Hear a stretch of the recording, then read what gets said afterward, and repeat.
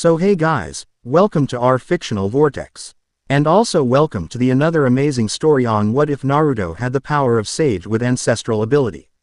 But before we start, if you want more amazing stuff like this, then be sure to subscribe to our channel and like this video.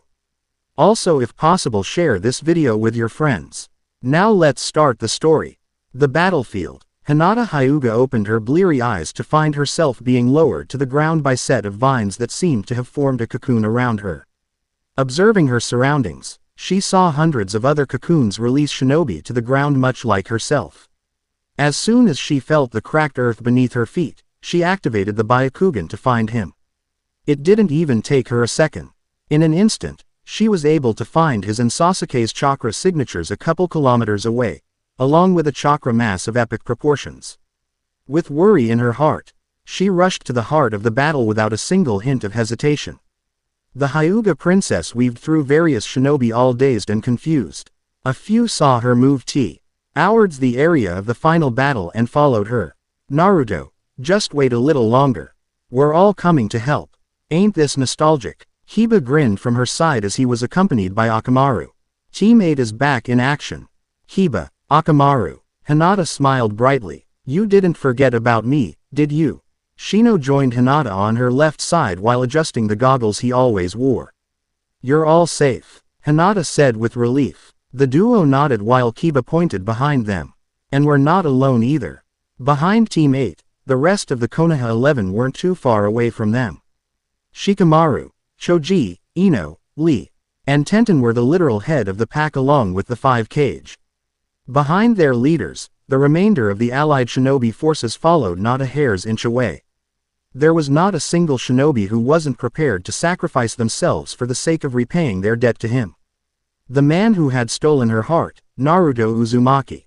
Everyone's all together again, Hinata murmured in awe. Hey, we can't let Naruto hog all the glory forever. Hiba smirked while Akamaru barked in agreement. Just as Hinata made to reply, an earth-shattering an ear. Deafening explosion rocked the earth from the area they were heading to. The gale force winds created launched a large amount of shinobi back while the stronger ones were able to stand their ground. Hinata covered her eyes with her arm while her hair flew back wildly. Through the gap in her arm, she looked forward only to confirm her biggest fears. The chakra signatures belonging to Naruto Uzumaki and Sasuke Uchiha were gone. An unknown space. Darkness. The encompassing black void wrapped around him like a cocoon. He couldn't see anything, he couldn't hear anything, and above all else he could not feel anything. His limbs were nowhere to be seen while there was no way to look around without his neck. Despite being lost in an unknown space, Naruto Uzumaki could only feel a great sense of accomplishment and pride. Naruto and his teammate Sasuke Uchiha had beaten Kagaya and sealed her away forever along with Black Zetsu. It was a grueling battle, one that took hours with many close scrapes with death. Kagaya, the progenitor of chakra, was an enemy like no other. The goddess was able to open pathways to different dimensions, and almost succeeded in trapping Sasuke forever. If he was honest, the duo would have lost if it weren't for the timely actions of Kakashi and Sakura. Yet despite existing as a being of near-endless power, Kagaya still had an even greater ability. The all-killing ash bones. A mere scratch was more than enough to completely destroy a person's body on a molecular level. Naruto knew what the ability was capable of firsthand. Obito Uchiha only smiled as his body fell to ash after he had saved both Naruto and Sasuke's lives. Thanks to the former Konoha shinobi's sacrifice, the team was able to seal away Kagaya for good. After the Uzumaki and Uchiha sealed away Kagaya, the Jubi fell apart soon after. That was the last thing Naruto saw before there was a flash of light and then darkness. Naruto felt nothing. Before his vision slowly returned as he blearily blinked his eyes. Where am I? Naruto wondered looking around. Am I dead? The blonde shinobi asked himself. Not completely. An elderly voice replied. Naruto turned around to see the legendary creator of Ninshu, the Rakuto Sennin Hagoromo Otsutsuki. The old sage wore a white robe with 9 black magatama surrounding his collar and back. He sat on 9 truth-seeking balls and held a staff across his lap. Hagoromo wore a small smile upon his weary visage as he watched the blonde youth. The Jinchuriki of the Kyuubi took the opportunity to observe his surroundings and was surprised that they were now standing on water, or in the sage's case floating above water. Oddly enough, the scenery reminded him of when he had first met Son Goku after the gorilla ate him. Of course he was able to make the gorilla vomit him out, but that was a new experience in itself. Ah, good times. A reminiscent smile appeared on his face as he recollected all the horrible and disgusting events he had been subjected to in his lifetime. My life really has not been great. But still, he wouldn't have traded those experiences for anything else in the world. His first mission to a rank mission where he ran into Haku and Zabuza, his rivalry with Sasuke, his training with Jiraiya, his meeting with Nagato and the Akatsuki, they were all precious experiences that he wouldn't trade for anything. You have beaten the Jubi, sealed away my mother, and have saved the world. You are truly worthy of the title, Child of Prophecy. Hagoromo spoke in a grandfatherly manner. Disrupted from his inner musings to hear the sage's congratulations, Naruto could not prevent the smile that made its way across his face. It was nothing I couldn't handle. The shinobi gave the sage a thumbs up as well as his signature grin. The sage's disposition fell at that statement and he sighed knowing what he had to do next. Naruto, during your last battle, the explosion of chakra killed you and Sasuke. Hagoromo solemnly said. Like he had anticipated, Naruto's expression turned ghastly white while shock had yet to fully hit him. For the blonde Jinchuriki, it was like the old sage had cast a spell. Just as he had regained his senses, it was as if they were mercilessly ripped away once more. The sage waited for the information to sink in while Naruto's heart sunk upon hearing his words. The blonde shinobi's face contained a mix of emotions: anger, sadness, but a strange sense of calm. Strangely, he couldn't find it in himself to scream in anger or curse the world. All he felt was acceptance, as if subconsciously he knew that he couldn't change his situation this time no matter what. Naruto's entire posture seemed to drop as a mirthless smile replaced his previous grinning one. So that's it, huh? I'm really dead. What happened after the battle? Naruto weakly asked. After you survived the battle, your former teacher and fellow pupil both survived the blast. The people who were imprisoned by the Mugen Tsukuyomi have all been freed. You saved them, Naruto. Naruto's mood slightly improved upon hearing the good news, but remained in despondent silence. And what about Sasuke? The silence between Hagoromo and Naruto was palpable. It existed as an invisible fog between the ancestor and descendant. The first son of Kagaya cleared his throat before finally answering. Sasuke Uchiha has chosen to move forward. Naruto's blue eyes slowly widened in disbelief. Sasuke gave up. Hagoromo nodded before speaking once more. He was the last of his clan and he informed me that he no longer possessed any ties to the elemental nations, with you dead as well. Naruto punched the watery surface, which was surprisingly more solid than it looked. A mirthless smile spread across his lips as he stared into his own reflection. He looked completely worn, the redness of his gaze a reminder of how brutal his final battle had been. His clothes that Jiraiya bought him were in tatters. His jacket was practically torn in half, his pants barely held on, and a mesh undershirt was his last line of defense. That bastard's always going ahead and doing what he wants. Soccer is probably going to be pissed. He chuckled with an air of melancholy. There's a reason why you're still here. The sage continued. The elder's voice held a tone of hope to it as Naruto's gaze looked upwards to meet his own. I wanted to offer you another chance at life. In a new world, considering your current one was spent fixing the mistakes of an old fool. Naruto was surprised by the offer. A new life? He tentatively asked. The sage nodded and tapped the bottom of his staff on the water's surface. The ripples created altered the endless bottom into a live image of a vast land. Towns, mountains, forests, numerous objects were shown. It was as if Hagoromo had used Gaara's sand-eye jutsu to peer into an entirely different world. This place is known as Earthland. It is a world similar to our own except with a difference. Chakra does not exist, but standing in its place is magic. Magic like those parlor tricks in the elemental nations. No, not like that kind of magic. Hagoromo amusedly chortled. The magic the people of this world use allows them to accomplish feats similar to ninjutsu. Manipulating the elements, creating runes, or even transformations. The possibilities are endless over there as they are here. Naruto was left in silent awe. Not only was he being granted a once-in-a-lifetime opportunity, but a chance to actually live his life. But, old man, I don't know if I should go. It's just, what are you waiting for? Naruto's eyes widened upon hearing a new voice while Hagoromo chuckled knowingly. Don't worry about us. A distinctly familiar and female voice added. Those voices. No way. Naruto slowly turned around, hoping with all his might that he hadn't hallucinated those voices.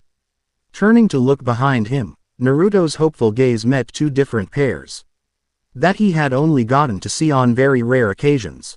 Mom, Dad, appearing in a blue, long-sleeved shirt and a pair of black pants, Minato Namikaze looked the same as ever with his trademark blue eyes and yellow hair.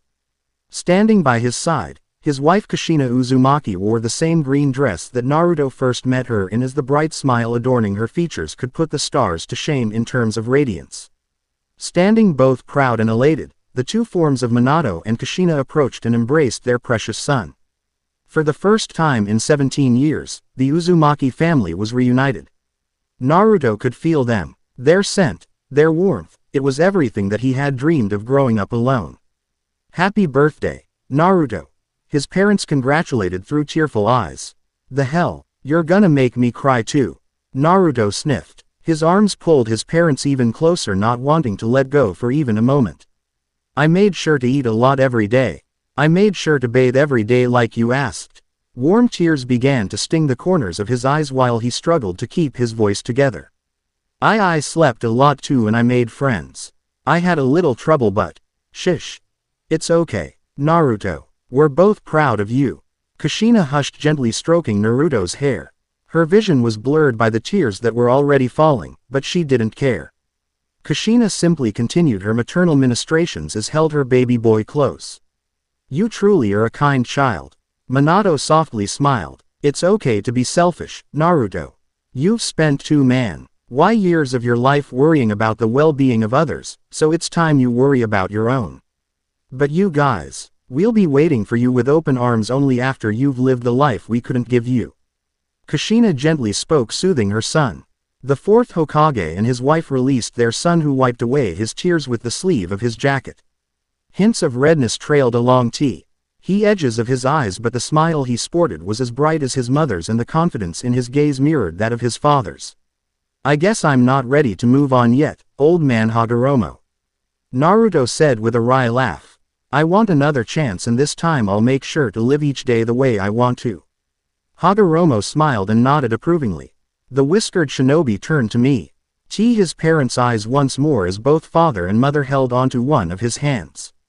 Guys. Before he could ask what they were doing, a scroll appeared out of thin air before it was grabbed by Minato. The former Hokage of the Leaf created a seal on his son's wrist as the scroll he was holding disappeared with its creation. The black lettering of the seal disappeared without a trace, leaving Naruto utterly confused as to what just transpired. Those were the fuinjutsu I was able to master in my lifetime. Hopefully you'll be able to learn from them before creating sealing jutsu of your own. Minato chuckled with slight grin. From his mother's hands, Naruto watched as chains of gold with a white glow emerged from Kushina's palms before entering his own. While he half expected it to be a painful process, the chains entered without a hitch before he watched the final link disappear into his body. The Uzumaki were known for three things. Kushina began with a mischievous grin. The first was their red hair. The second was their longevity, and the third was their fuinjutsu. There aren't many people who know about the fourth trait, the adamantium sealing chains. Unfortunately I can't pass down my hair color to you, but the least I can do is pass on our clan's renowned jutsu. Naruto was left stunned. He felt a great deal of gratitude, but he also felt undeserving. Is this really okay? He chuckled jokingly. At this rate I'll be a spoiled brat. And you'll always be our spoiled brat. Kushina giggled, placing her hand on his cheek. Listen to your father, Naruto. Be a little more selfish with your choices. But don't be too selfish now. I don't want my son turning into a rotten apple, you know. Kushina continued to rattle off mental checklist of reminders and do's and don'ts, yet with each rule spoken her frame began to tremble and her voice began to fade. an arm belonging to her husband wrapped over her shoulder, soothin'. Gly stroking her back as Minato tried his best to ease his wife's heartache. Naruto wiped his eyes and laughed, giving his mother one last hug as he felt her tears of pride wet his cheek while her trembling began to quell.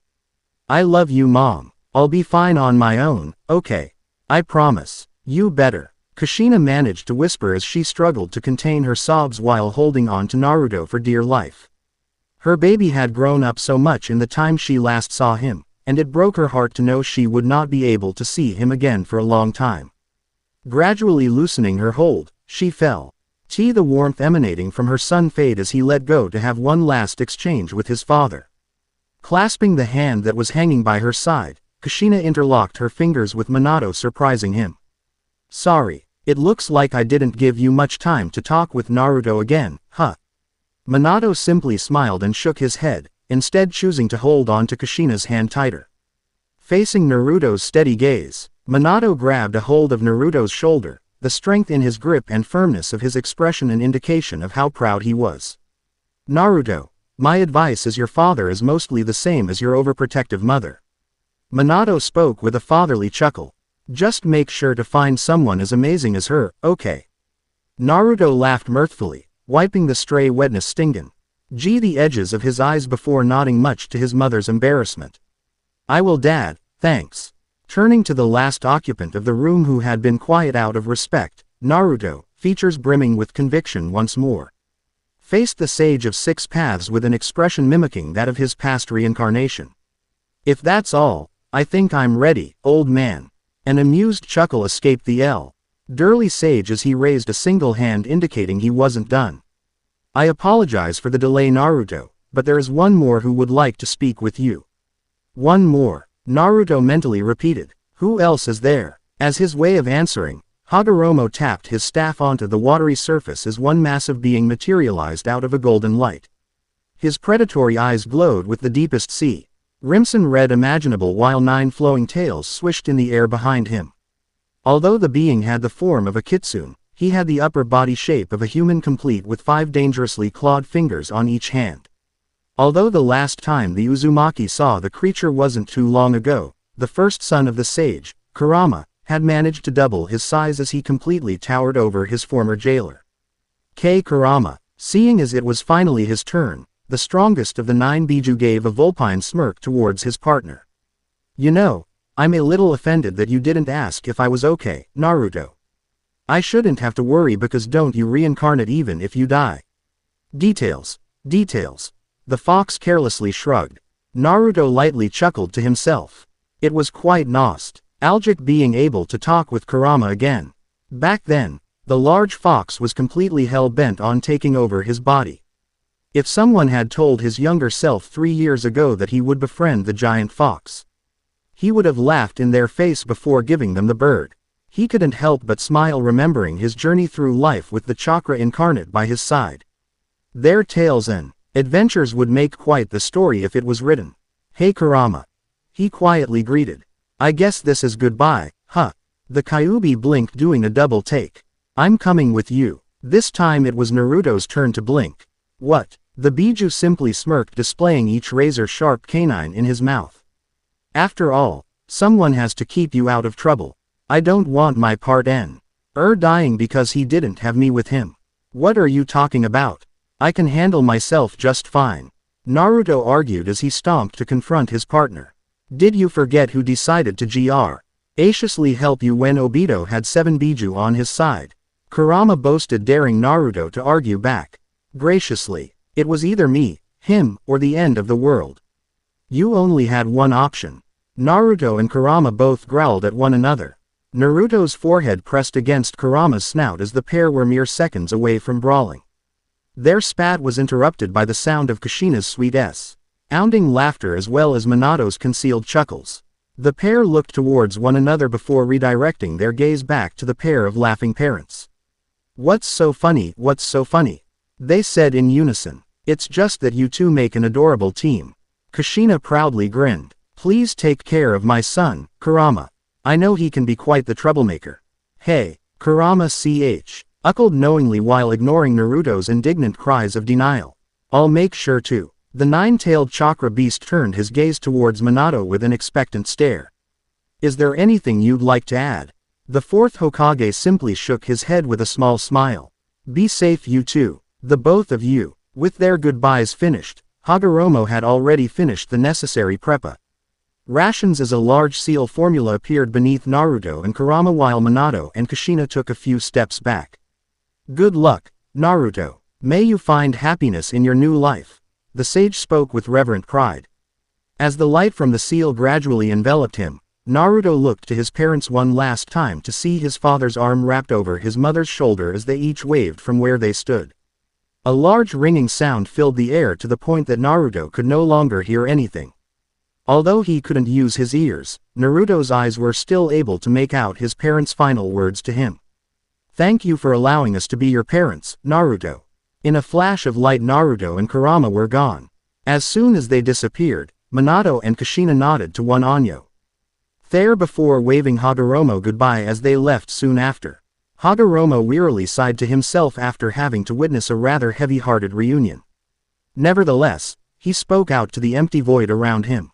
As you can see, he's made his decision. Now the question is, what do you intend to do knowing the choice he has made? The only response Hagoromo received was silence. Hey, coming from him. It was a rather common answer. In a forest somewhere in Fury.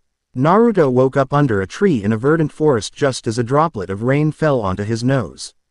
His eyes blearily opened themselves to reveal the wilderness that encompassed him. The weather was quite chilly while the rain didn't help in terms of warmth. He assumed that night had already fell but it was hard to tell the vast sea of storm clouds that hid the sky and rained upon the earth. The shinobi looked down at his clothing and was surprised to see a black cloak with a red outline on the connecting center and edges of the garment. It was highly reminiscent to the formal Akatsuki's uniform minus the red clouds. Underneath the cloak was a new red jacket like the one he had received from Jiraiya on his training trip. His pants and signature sandals remained the same from the ones he previously owned, with the only difference being that they were new. Tentatively touching his forehead, Naruto found that he had still kept his former leaf headband. So many thoughts flooded his head at the same time. What would he do now? Just what kind of things awaited him in this new world? Deciding to gather his bearings first, Naruto sat up and leaned his back against a tree. The first thing he needed to do was check his chakra reserves. Closing his eyes in concentration, he felt himself court to the boundless ocean of chakra that belonged to Kurama and himself. It looked like the fox hadn't fully recovered from the war since his snores were heard loud and clear. Then again, he had no idea what kind of toll interdimensional travel would have on the beast, so he wisely decided let him rest. Ignoring the Kyuubi's steadily recovering chakra, he finally found his own pitiably low reserves. It looked like he had fully recovered either after going toe-to-toe with the goddess of his old world. Sighing to himself, it looked like he wouldn't be using chakra anytime soon. I wonder where he sent me anyway. Naruto wondered to himself as he sat up. The heavy splats of rain hitting the ground filled the entire forest with nature's peaceful melancholy. His moment of relaxation was cut short by a loud bestial roar that shook the forest in its entirety. Wildlife scattered as they ran away from the source of the roar while an expression of wariness appeared on Naruto's face. Whatever that was, it definitely didn't sound friendly. Without a single moment of hesitation, the shinobi was up on his feet and bolted full speed towards the unknown. Little did he know that his presence would drastically change this new world. For better or worse, Naruto Uzumaki was going to shake the very foundations of Earthland's core. The hero of the fourth great shinobi. War leapt from tree to tree much like his previous life in Konoha. If there were any humans nearby, they would only see a barely visible blur of blonde hair flying past them in an instant. Following the source of the tremors while keeping an eye for toppled trees, Naruto found the source.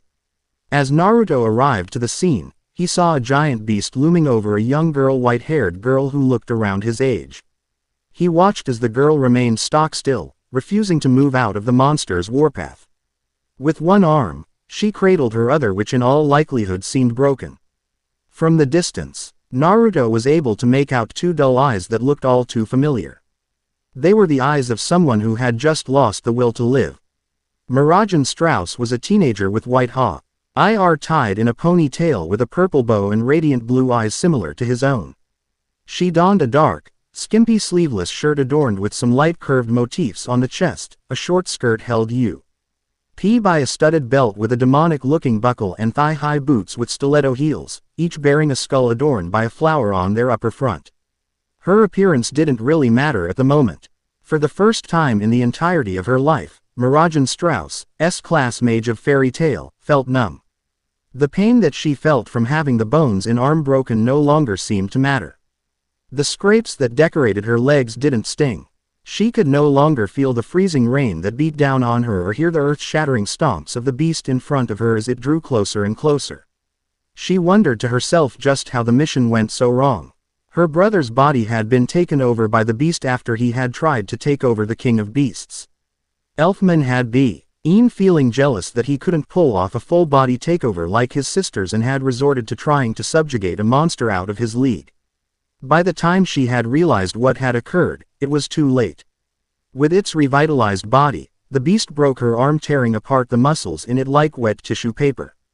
Like the appearance that she prided herself on, her broken arm didn't matter. Lysina Strauss was a short, petite girl and wore a short, dark red dress with a white collar and bow.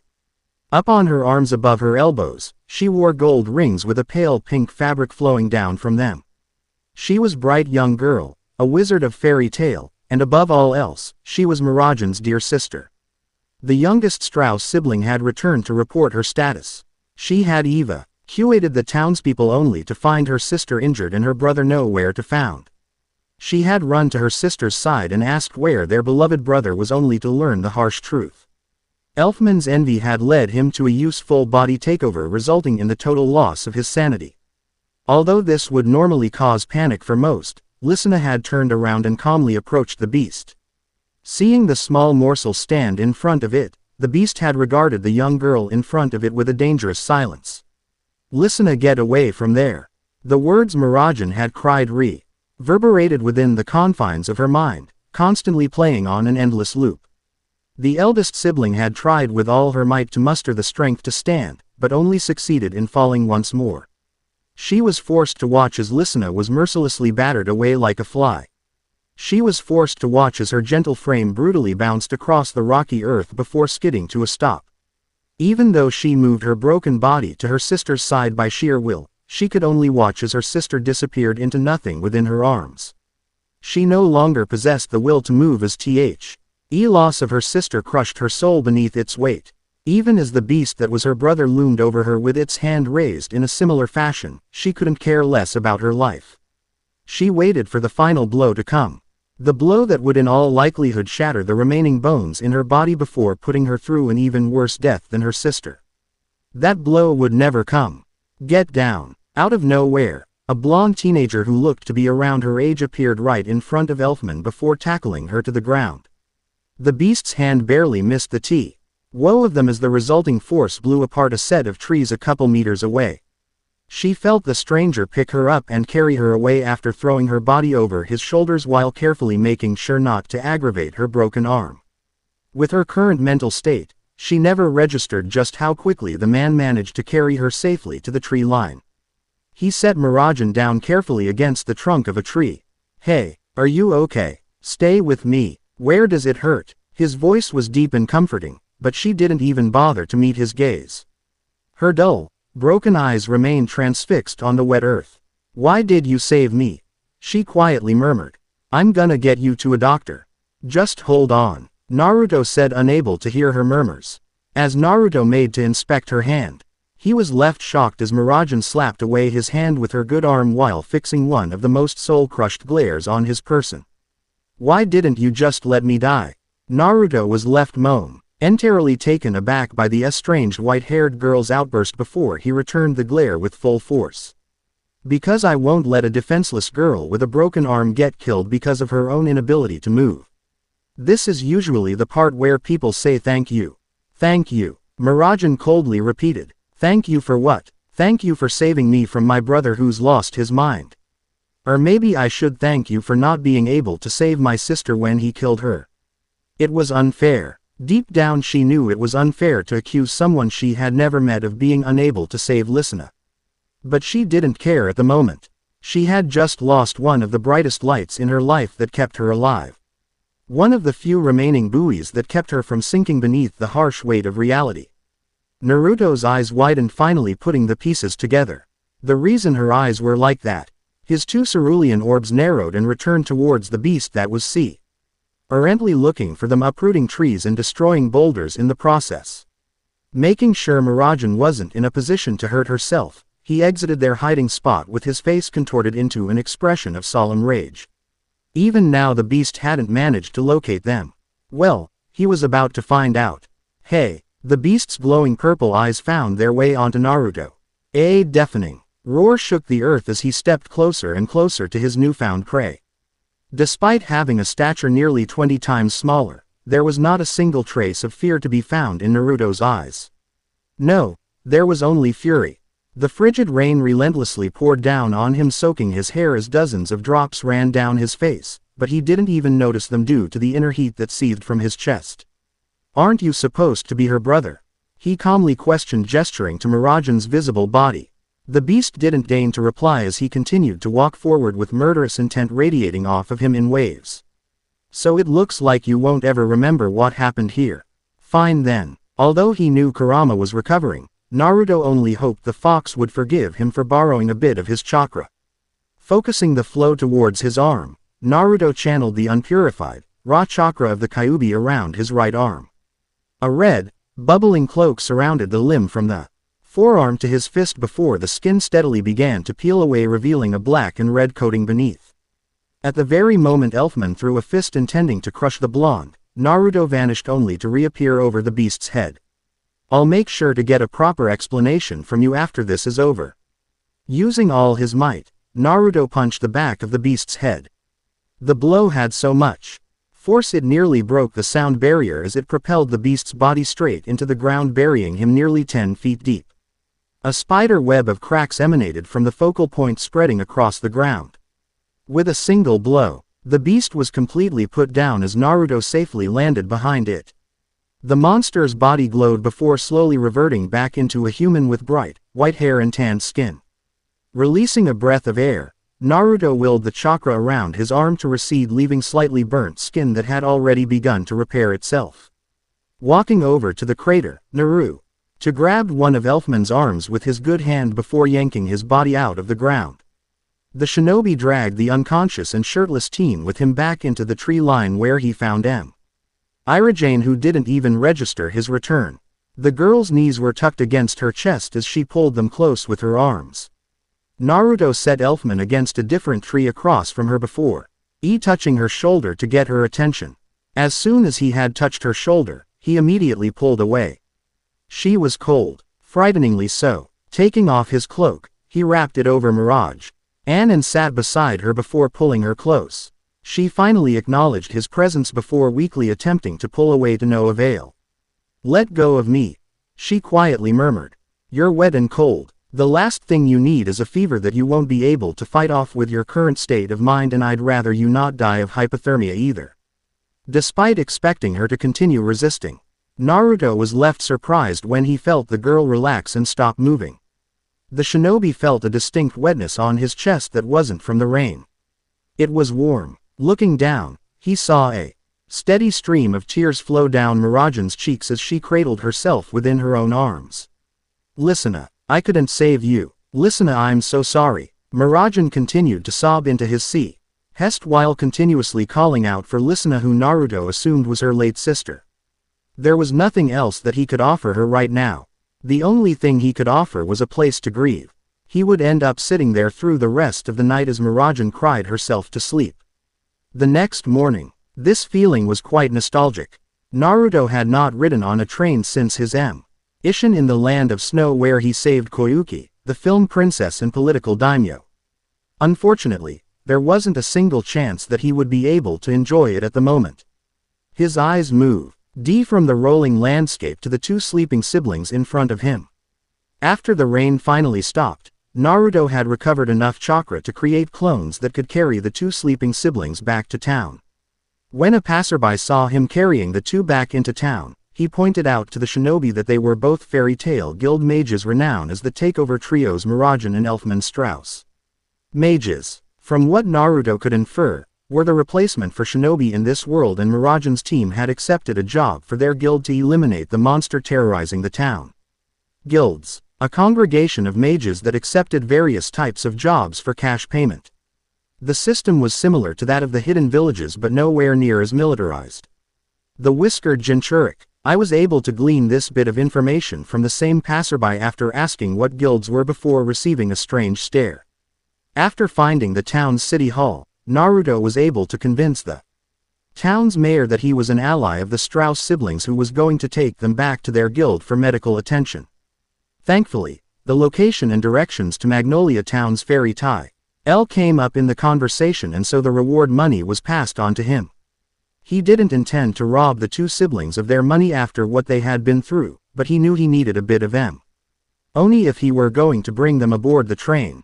To be honest, he had no idea if either of them would even accept the reward money after what transpired the previous night. These events then led to their current situation. Naruto's thoughts were brought to a halt as Mirajan slowly began to stir. Heavy, black bags beneath her eyes showed just how weary she felt as her vision finally returned. Her clothes were ragged, exposing even more of her body than it did before. Naruto could practically hear Jiraiya's tempting him to look down.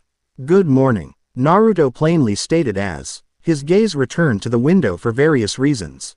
Like those mountains. Yep, those were a nice pair of mountains. Mirajan slowly looked around to study her surroundings. Where are we?"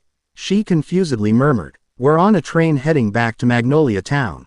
You two are part of a guild named Fairy Tale, right?" At the aforementioned name of her guild, Mirajan's eyes snapped open as she looked around the cabin for her sister, desperately hoping that last night was a nightmare and nothing else. "There's no one else here besides us three," Naruto softly spoke. "So then, you really did save me last night," Mirajan said, choking back a sob. "If he was here, then that meant listener really was." "I'm sorry," the shinobi gently murmured. Mirajan's eyes slightly widened in confusion. What was he apologizing for? Her expression lit up as the accusations she made the night before popped into her mind. She lowered her head, ashamed and humiliated. "No, I'm sorry. I wasn't thinking straight, and I blamed you for my mistakes." The ivory-haired girl wiped the corners of her eyes with her thumb as she settled her gaze on the boy in front of her. He looked to be around her age while she observed his rather distinct traits. His vibrant eyes were cerulean blue and closely matched her own in terms of color. His striking blonde hair was one of the brightest she had seen that could only be compared to the grandson of Makarov Dreyar. Finally letting her curiosity get the better of her, Mirajan decided the anonymity had gone on long enough. "Who are you?" she warily asked. Seeing that he was the one being addressed, Naruto ceased his sightseeing to focus on his inquisitor. "My name's Naruto Uzumaki. I sked about you two around town while you guys were asleep. You're Mirajan, right?" The girl in question silently nodded. "Can you tell me what happened last night?" At that very moment, Elfman began to stir as he groaned before opening his eyes. The big man was currently wearing a shirt donated by one of the townspeople to replace his destroyed one as a thank you for defeating the beast. "Big sis, what happened? Why are we back on the train?" Naruto's expression hardened as his hard gaze stayed fixed on Elfman, who had yet to notice him. As Elfman looked around for one particular person, he finally asked the question about the one person Naruto wanted to learn about. "Big sis, where's Lisana?" Mirajan winced hearing her sister's name. Her hands balled themselves into tight fists as they rested on her lap. She lowered her gaze onto her hands as she tried to keep her voice together. "Lisana." Mirajan swallowed hard. "Lisana is dead, Elfman." There was nothing but silence. Elfman's expression said it all. Spread across his face was the reflection of utter disbelief and growing desperation. "Hey, sis, that's not funny. Where's Lisana? Come on, she's hiding around somewhere, isn't she?" "Elfman," Mirajan began. She held onto her broken arm that had been wrapped in a makeshift sling. It most likely came from Naruto, she surmised. The S-class mage bit the corner of her lip, trying to say with all her might the words that wouldn't come. You killed Lysina. You lost control of the full-body takeover and you killed her. Elfman's lips slowly quivered while the corners of his eyes watered. No, you're lying. That can't be true. Not seeing Mirajan deny his claims, Elfman's heart sunk. His large shaky arms slowly say to hold his head as the tears began to fall. No, I couldn't have. All I wanted was to use a full takeover like you two. I didn't mean for this to happen. He choked. It didn't even last a second. Elfman suddenly found himself being hoisted up by the collar of his shirt as Naruto slammed his back against the cabin's walls. Naruto, wait, are you kidding me? The shinobi lowly muttered. Who are you? Elfman asked with wide eyes, finally noticing Naruto's presence. You endangered the lives of your sisters and killed one, but for what? Out of jealousy. From despair to fury, Elfman's eyes changed as a burning rage flared brightly in his eyes. Who the hell are you to mention my sisters? Naruto, please stop. Mirajan jumped out of her seat and tried to remove Naruto's arm from Elfman, but it was to no avail. The shinobi's arm was not going to be moving any time soon.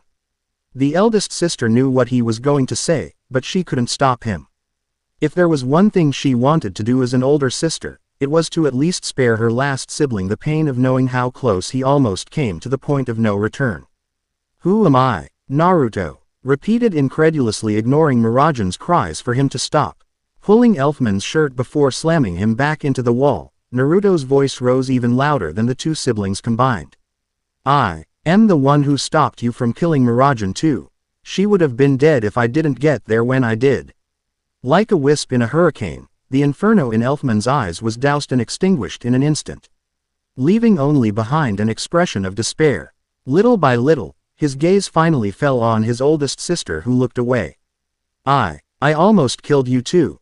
Mira gingerly nodded as her eyes started to tear up once more. Naruto released his hold on Elfman, causing him to fall to the ground. The large mage collapsed to his knees, cradling his head within his hands. Slowly and progressively, the large man began to sob uncontrollably. His frame shook with grief while his cries of anguish filled the cabin. Mirajan could only watch remorsefully as the image her brother had tried to build fell to pieces. Looking on, she watched as Naruto's face softened as he sat back down to watch the window. His face no longer reflecting anger, but self-deprecation. Magnolia Town, Fairy Tale Guildhall. Not a single word was spoken for the remainder of the trip. As they traversed the streets, the beat-up bodies of Mirajan and Elfman drew the stares of many Magnolia residents. For those who knew them more closely, the silent question as to where their youngest sibling remained kept to themselves. After being urged to regain his bearings at the soothing words of his sister, Elfman had finally managed to climb back to his feet, and with heavy heart, carry himself back to the guild.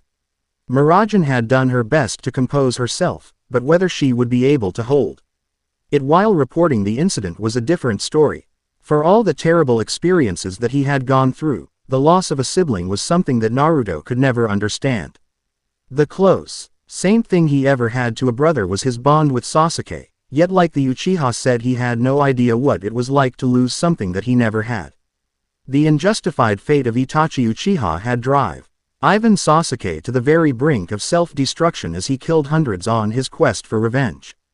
The fact that Mirajan and Elfman could hold themselves together after losing their precious little sister was something that Naruto couldn't even imagine as he walked with them. He inwardly chuckled, wondering just how his supposed second chance at life could have possibly gotten off to a rockier start. Shaking his mind away from those thoughts, Naruto instead chose to focus on studying the architecture of Magnolia. From the quaint bakeries and shops to the grand cathedral, everything seemed to be closely located next to each other. Looking around, he could see that there were a variety of different citizens, ranging from a young couple, to a small family, a group of kids, or even an elderly couple. There was one thing they all had in common despite their numerous differences. They were all happy. The realization that this town was truly a home for them dawned on Naruto. He had begun walking towards the Fairy Tale Guildhall, and Naruto quietly enjoyed the sights and sounds of this new world by himself. The streets of Magnolia were made of cobblestone while a built-in canal was in the middle of the street. Lanterns could be seen every couple meters while Naruto could only marvel at the sheer complexity of their homes compared to the ones back in the elemental nations. As the guild hall came into view, Naruto noted that it was somewhat simple. The building was a two-story wooden building with a pagoda roof and had a sign above the door that said, Fairy Tale. The name was pretty clever in Naruto's opinion. The Strauss siblings moved ahead of Naruto and opened the door. Naruto had been expecting many things, but total pandemonium was not one of them. The entire guild hall was engaged in an all-out brawl that destroyed nearby tables and chairs and knocked out mages left and right. The inside of the guild was just as quaint as the outside minus said war zone. The floors of the guild were made of long wood boards which was currently covered in splinters and debris from shattered furniture and tableware. As soon as they entered, it was as if a switch had been turned and the entire fight had came to a close. Every fairy tale mage looked to the door at the new arrivals and suddenly stopped all raucous activity. They noticed the condition of the two elder siblings and immediately moved towards the group with looks of concern and worry. What the heck happened on your mission? Are you guys okay? Where's Listener? All K. Ick your ass if you're the one who did this, new guy. The group was bombarded with questions until a powerful voice decided to make itself known. Enough. Makarov Drayar, third master of Fairy Tale, stepped forward with worry in his eyes after seeing his children's condition. He moved towards the Strauss siblings as the crowd parted to let the master through. The elderly man carried a wooden staff with him that rhythmically tapped the ground with each step he took. Elfman was covered in bandages while Mirajan had a broken arm. Needless to say, the old man was significantly worried or his children's condition and could only speculate on what happened during their job. Makarov was a short man who had a nearly bald head, but retained hair surrounding the edges of his skull. He wore a simple white t-shirt that was covered by an orange hoodie that surprisingly fit his small stature and a matching pair of orange pants. Are you two okay? He worriedly asked. Where is Listener? Yeah, we're fine, master. But can we talk about this somewhere else? Mirajan forcefully requested. The ivory-haired teen didn't like all the looks of worry she and Elfman were receiving and desired to talk about this in a more private setting. There was a lot to discuss, more so concerning Listener's whereabouts. Of course we can go to my office. The old man immediately replied us, herring the other members away to create a path. As the trio followed the master to a nearby office door, all eyes returned to the blonde who had arrived with the two siblings. They stared and then blinked. Naruto stared back. A few seconds passed before Naruto decided it would probably be best to rejoin his newest acquaintances considering the fact that nearly everyone was currently staring at him with a "who the hell are you?" expression. Master's office. The three mages and shinobi made themselves comfortable in the confines of Makarov's office. Elfman decided to sit down, while Mirajan and Naruto opted to stand. The latter which was curiously looking around at the various decorations of the room. Makarov's attention was brought towards the newcomer as he turned to look at the unfamiliar figure in the room. The boy held a curious gleam in his eyes as he observed the various common magical items Makarov's office contained. His spiky head of blonde hair seemed like a brighter shade compared to his grandson, yet his attitude was the polar opposite. Noticing the master's gaze on him, Naruto gave him a polite wave. Makarov chuckled at that. Now who are you, young man? I saw you enter with my children, but we haven't been formally introduced. My name is Makarov Drayar, he said as he held his hand out for a handshake. The blonde shinobi was temporarily taken back by Guild Master's sudden introduction before he met the master's grip with one of his own. Since he had made a respectful introduction, it was only fair he returned the courtesy. Naruto Uzumaki, at your service. Naruto respectfully replied, giving a cheesy one-handed salute. Makarov chuckled while Mirajan slightly smiled at the blonde's presentation. Makarov's head turned to the takeover duo as he decided to quickly address the matter at hand. Two of them looked heavily injured while the third was missing. Now what on earth happened on that mission? The guild moss. Chair asked with an expression of deep worry. I know this was an S-class job, but it shouldn't have posed much difficulty for someone like you, Mira.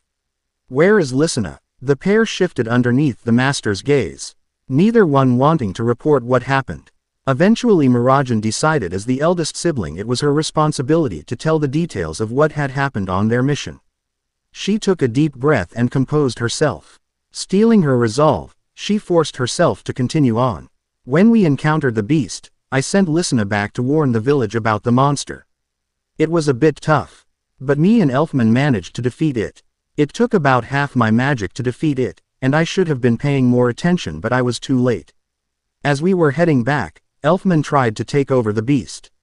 She spoke. Elfman lowered his head down in shame as he clenched his teeth in regret and self-loathing. He knew it wasn't intentional. He knew that she was only stating the truth. But the truth hurt. The truth was that he killed his little sister all for the sake of his foolish pride. He had no right to call himself a man. If anything, he was nothing but a jealous child, considering his beyond stupid reasoning for acting as he did. At first he seemed to have retained control, but the beast's will overpowered him. He caught me off guard and broke my arm, and by the time I had run out of magic, Lysina returned.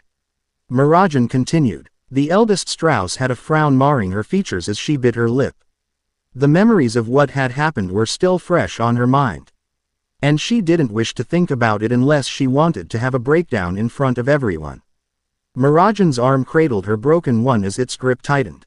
She tried to reason with Elfman, but she paused to take a breath. She ended up getting fatally wounded. Mirajan managed to finish. Mirajan could no longer retain her composure as she collapsed to her knees.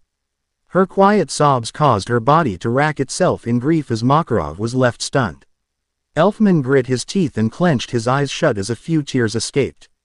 Makarov seemed to age considerably as his facial features contorted into one of solemn heartache. The giant of fairy tales' fist clenched themselves so tightly that his desk began to crack beneath the weight of his power. The loss of a building or two was irrelevant, but the loss of a child was something that Makarov would normally never allow to happen. A parent should never have to outlive his own children. As much as the elderly wizard wanted to immediately leave the room and destroy the nearest forest, he still needed to have one thing answered. I found Mirajan and Elfman by luck. Naruto suddenly said, earning Makarov's attention. I managed to save Mirajan before Elfman could hurt her too, and I knocked him out.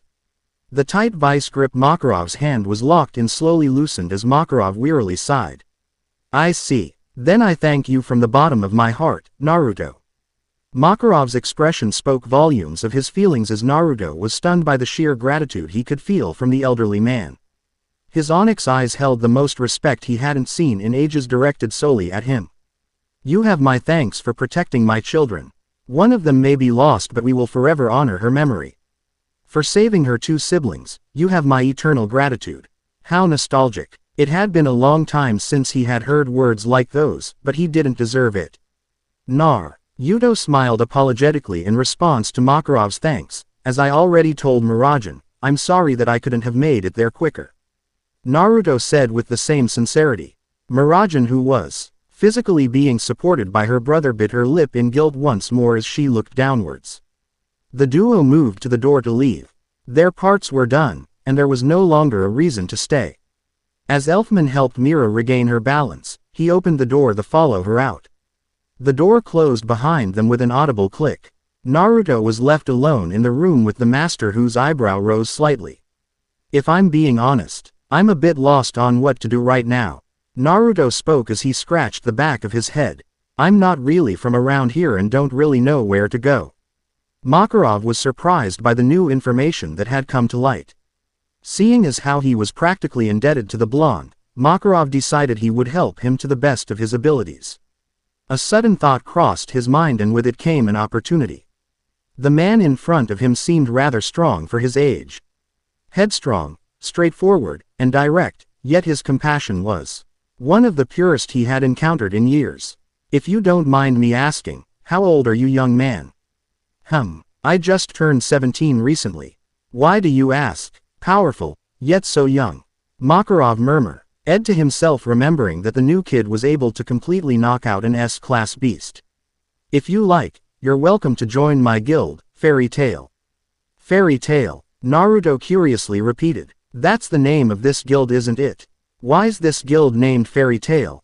A small smile that seemed to grow with each passing second appeared on Makarov's face as he heard the shinobi's question. The third guild master still remembered the day he had asked the same thing to his predecessor, Precht Gabold. Speaking in a voice that could only be matched by priest of Zentopia, Makarov began to recount the significance behind his prized guild's name. Do fairies really have tails? Do they even exist? Like them, this place is an eternal mystery. A never-ending adventure. These were the words passed down by the first master, which were then passed to him. He had engraved them onto his heart to remember for the rest of his life during his youth. Fairy tale is a family for those that desire one. Everyone here has a past that haunts them, but here they will never be alone. There will be times when we've lost all hope and no longer have the strength to stand. Makarov paused, offering a kind, grandfatherly smile to Mirajan and Elfman through the window. But together, we will continue to move forward.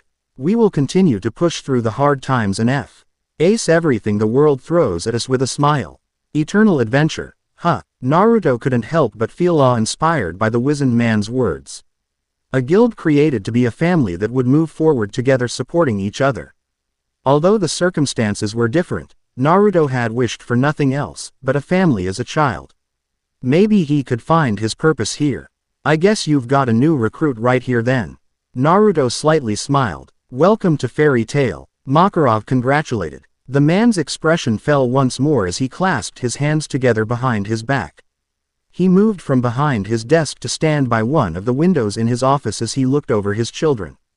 If it's all right, I'd like to postpone your official induction and briefing. I'd like to inform the rest of the guild of our loss and schedule a funeral. Naruto's grin fell as a sad smile took its place. Of course. His eyes moved to the window where he saw the two Strauss siblings get swarmed once more. The rest of the guild would learn the truth soon, it would seem. Makarov bowed his head in thanks before moving to open one of his desk's drawers.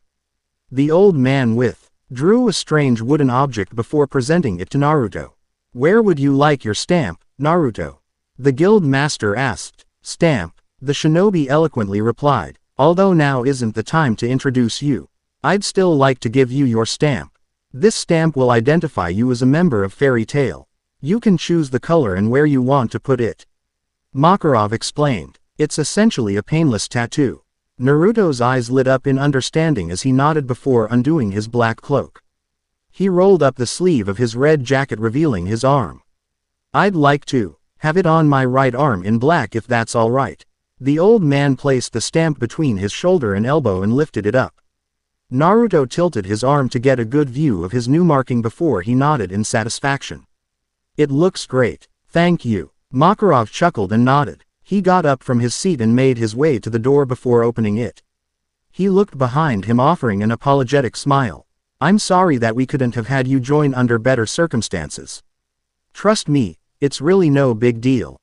If you need any manpower for the service, I'll help you out to the best of my abilities. Naruto smiled, leaning against the nearby wall. Thank you. I am truly grateful. Makarov left Naruto to address the rest of the guild, leaving the Jinchuriki to stir in his own thoughts. Downstairs, Naruto could already hear the cries of disbelief and the sobbing of others.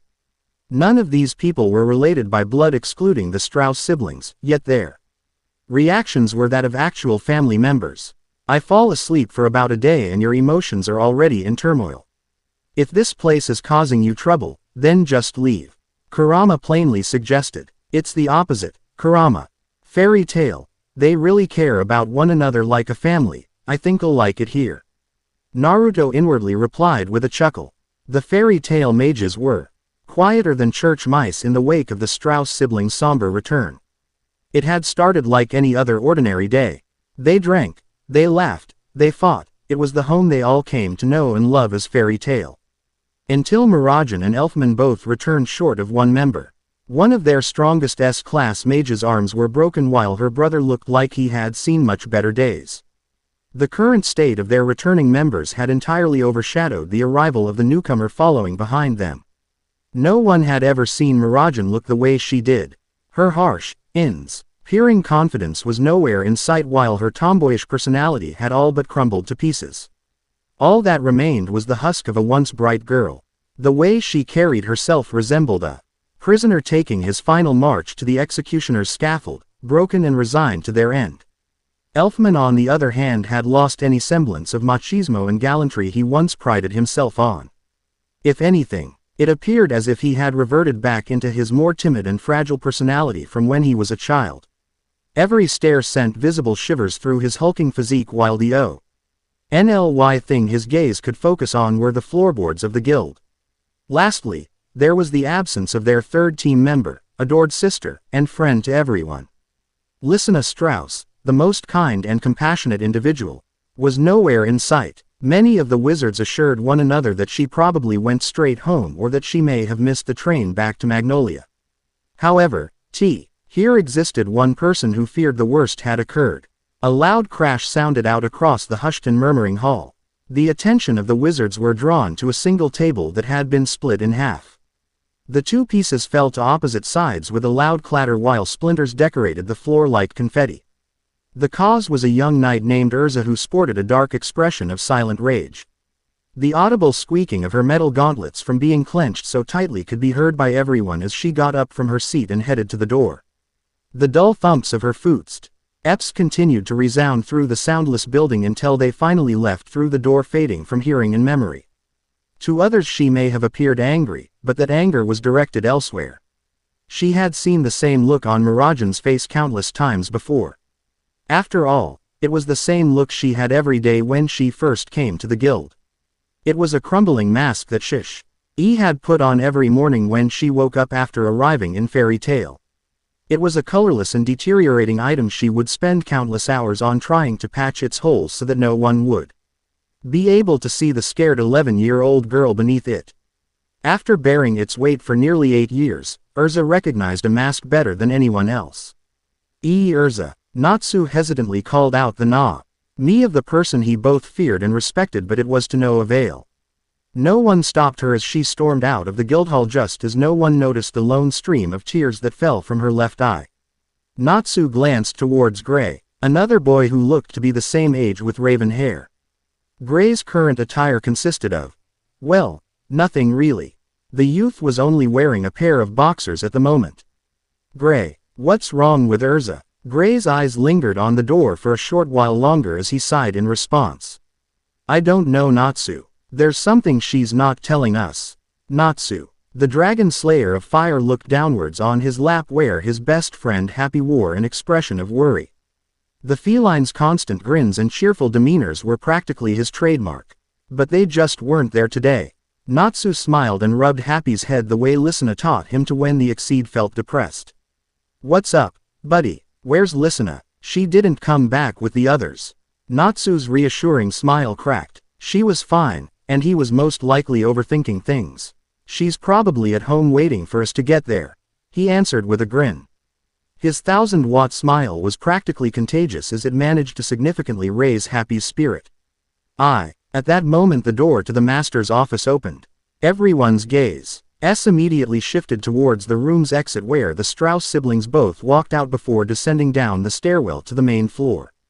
If it were even possible, Mirajan appeared in an even worse state than before. Her eyes were bloodshot from what looked to be hours of crying, while her expression was absolutely disconsolate. Oblivious to her current state, Natsu decided to speak over despite the others silently urging him not to. Gray had noticed as well and reached a hand out to Natsu, but he was too late. Hey Mira, how'd the job go? Did Lysina just go home? We all promised to go fishing together. Happy chirped. Elfman stepped forward and placed a large hand on Natsu's shoulder, confusing the dragon slayer. Elfman. Natsu was the last person the guilt-ridden giant wanted to speak to at the moment, as a large lump formed in his throat. Natsu, I'm sorry. Lysina's dead, Natsu. Whatever chatter and whispers remained died with those 3 words alone. The youngest generation of wizards stared at Mirajan's collected, unmoving visage that had answered Natsu. The snow-haired girl's sapphire eyes were a murky blue that looked like they belonged on a dead fish instead of a human. Her calm demeanor was an obvious lie revealed by the quivering of her lips as she bit down on them. The veteran wizards said nothing else as they lowered their heads in grief. The kids had yet to learn just how dangerous their occupation was, but to lose someone like Lysina, it was gut-wrenching. It was like a painful knot being hatefully twisted around inside of them. They would never be able to comprehend how Natsu felt. As soon as the words were spoken, Gray had practically bolted from his chair into Natsu's side, but he was too late. "What did you just say?" Everyone stood paralyzed as Natsu's tone was the coldest anyone had ever heard him speak. His fists balled themselves so tightly that his nails turned white from the pressure while exposing a bulging vein on the side of his temple. As he took a sharp breath of air, the surrounding wizards could have sworn they saw embers come from his mouth. Happy's reaction was even worse. The blue cat looked catatonic, as if his small heart was being ripped out of his chest. "No, you're lying." Small tears emerged from the corners of his eyes before slowly rolling down his cheeks. "Listena's not dead. She's not." Natsu went straight for Mirajan. Seeing this, Gray quickly took action and used his two arms to grab Natsu from behind and hold him back. "You were supposed to protect her. You said that you could handle the quest without me. Let go of me, Gray." Natsu's screams of outrage tore through the hall while Gray struggled to keep his hold on Natsu. Mirajan's frame trembled with each shout and accusation directed towards her. Her strength to stand here continued to corrode as she could practically feel her composure crumble apart. Happy sat on the barren floor of the guild, oblivious to his surroundings. The winged cat repeatedly murmured to himself that it couldn't possibly be true and that Lysina was still alive. His heartbroken ramblings was almost a chant as he tried to cast a spell to change the reality before him. He wasn't trying to convince Mira and Elfman that they were mistaken. If anything, he was trying to convince himself. "That's enough, Natsu." Standing by the second floor's banister, Makarov Drayar had watched on with a stern gaze before jumping down from the upper railing to the ground floor. The old mage had seen enough and would take on his child's fury himself if necessary. Besides her siblings, Natsu had been the closest person to Lysina since they were kids. Makarov had watched the two grow up together for years, and it pained his aged heart to see Natsu like this. If Natsu bottled up these feelings, they would only hurt someone else, or worse, the boy himself. Watching the scene unfold from above, Naruto shook his head from side to side, his expression one of bitter understanding and regret. It was painfully apparent that Lysina had existed as a GHT son in the lives of many of these good people, just as Naruto's parents had been in his. Casting a scanning gaze over the crowd below, Naruto opted to study the rest of Fairy Tail's members. In the far back corner, he found a group of 3 close to his age, comprised one of girl and 2 boys. The blue-haired girl was silently crying to herself while being comforted by her teammates. His keen eyes picked out a particular girl near the counter. She had long, flowing chestnut hair, brown capri pants, and a bikini top on as her preferred style of dress. He safely assumed that she was quite the drinker for her age, judging by the large barrels of what he could only assume contained alcohol set next to her. However, she was as sober as can be. Her expression was one of anguish, as the intensity of the negative emotions he felt from her was greater than the others. Before she left, Naruto had also noticed the scarlet-haired mage leave the guildhall with feelings equally as intense as the brunette. However, there were only 2 who really stuck out. That pink-haired brat's releasing a lot of negative emotions right now, Naruto. "Shouldn't you step in?" Natsu was his name. The shinobi had heard his name murmured numerous times since his arrival, and he wouldn't be forgetting it anytime soon. His eyes darted towards Mirajan, the second source. The amount of pain, heartbreak, and guilt she gave off only continued to grow, and he could practically feel how close she was to breaking. "Yeah, I know. It wasn't her fault." Before Naruto could respond, a loud shout momentarily overpowered Natsu's multiple ones. Naruto and a few others winced at the sheer volume of the masculine voice that belonged to no one other than Elfman. Everyone's eyes fell on the gentle giant who looked more fragile than glass, a single flick being all it would take to shatter him.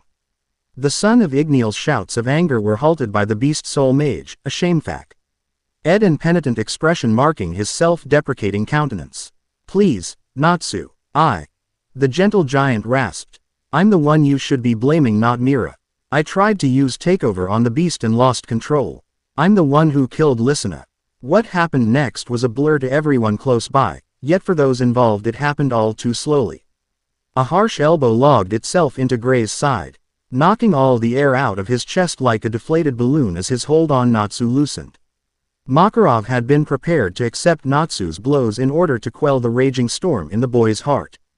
Yet even he didn't anticipate the amount of strength that had bubbled to the surface as he was shoved aside into a table, knocking it over with a clattering bang. The dragon SLA.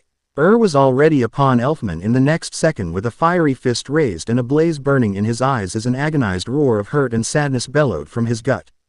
Makarov's eyes widened as he already used his giant magic to enlarge his hand and reach forwards in an attempt to block Natsu's attack.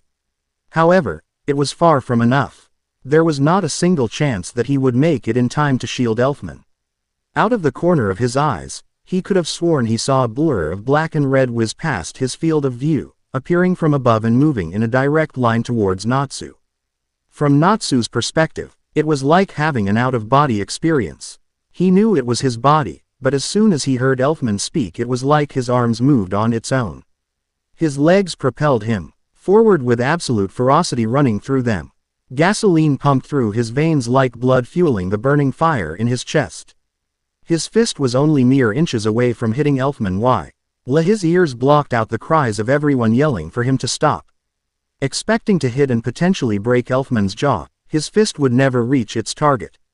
A loud crack echoed across the hall, a sound created through the clash of two humans. Now in between Natsu and Elfman, Naruto had the fire mage's burning right hand firmly captured within his left before completely snuffing out the flames.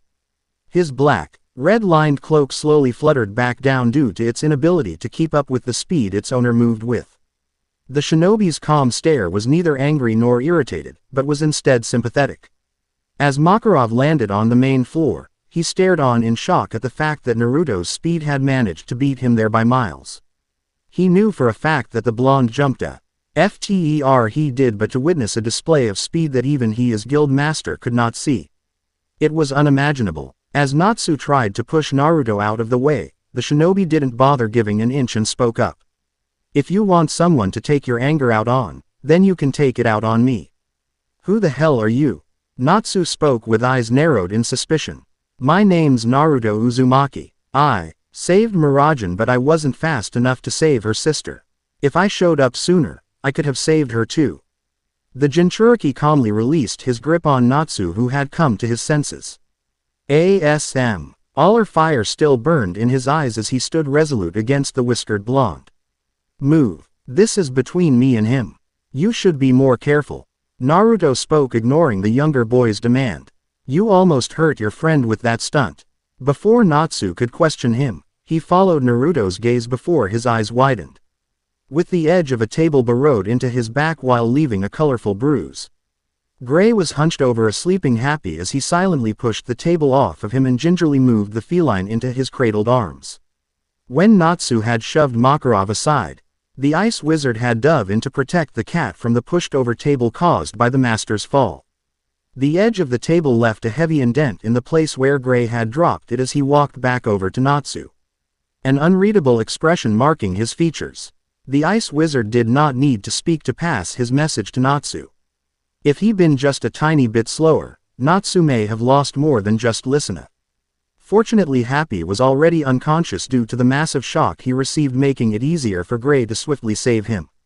Natsu's facial features slowly turned pale while his entire body started to tremble. The realization of just how close he was to losing someone else sinking in. Gray slowly approached the trembling dragon slayer before carefully giving Happy back to Natsu. The Exceed's peaceful snores soothing his partner's nerves. Wordlessly, Natsu rigidly turned around before leaving the guild. Everyone's eyes followed his departing back until he finally exited through the doors. As if nothing happened, Naruto turned around and walked towards Miragen while ignoring them, the countless wary gazes being directed towards his back. She hadn't even noticed Natsu almost attacking Elfman. Her eyes were shadowed by her hair while her quivering had yet to cease. Each step he took drew him closer until he finally stood directly in front of her. Elfman's sideways gaze were focused solely on him just like the others, but he paid them no mind. The shinobi placed a hand on her shoulder before lowering his mouth to the side of her ear. Your sister must have been a wonderful person to be cared for by everyone here, he gently whispered. Her shivering calmed for only a brief moment, but the Jinchuriki could tell she had heard. Straightening up, he noticed by her expression that she was back in reality. Her tear-stained complexion still remained as torn as it had been, but she looked better. His resolute cerulean eyes were locked with her sapphire orbs, silently telling her that it would be okay. He offered one last smile before turning to leave.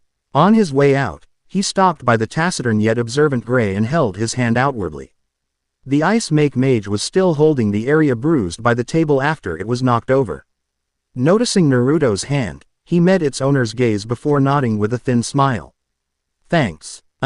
In the heat of it all, no one else besides Makarov would ever think about just how fast he had moved to save Happy and block Natsu at the same time.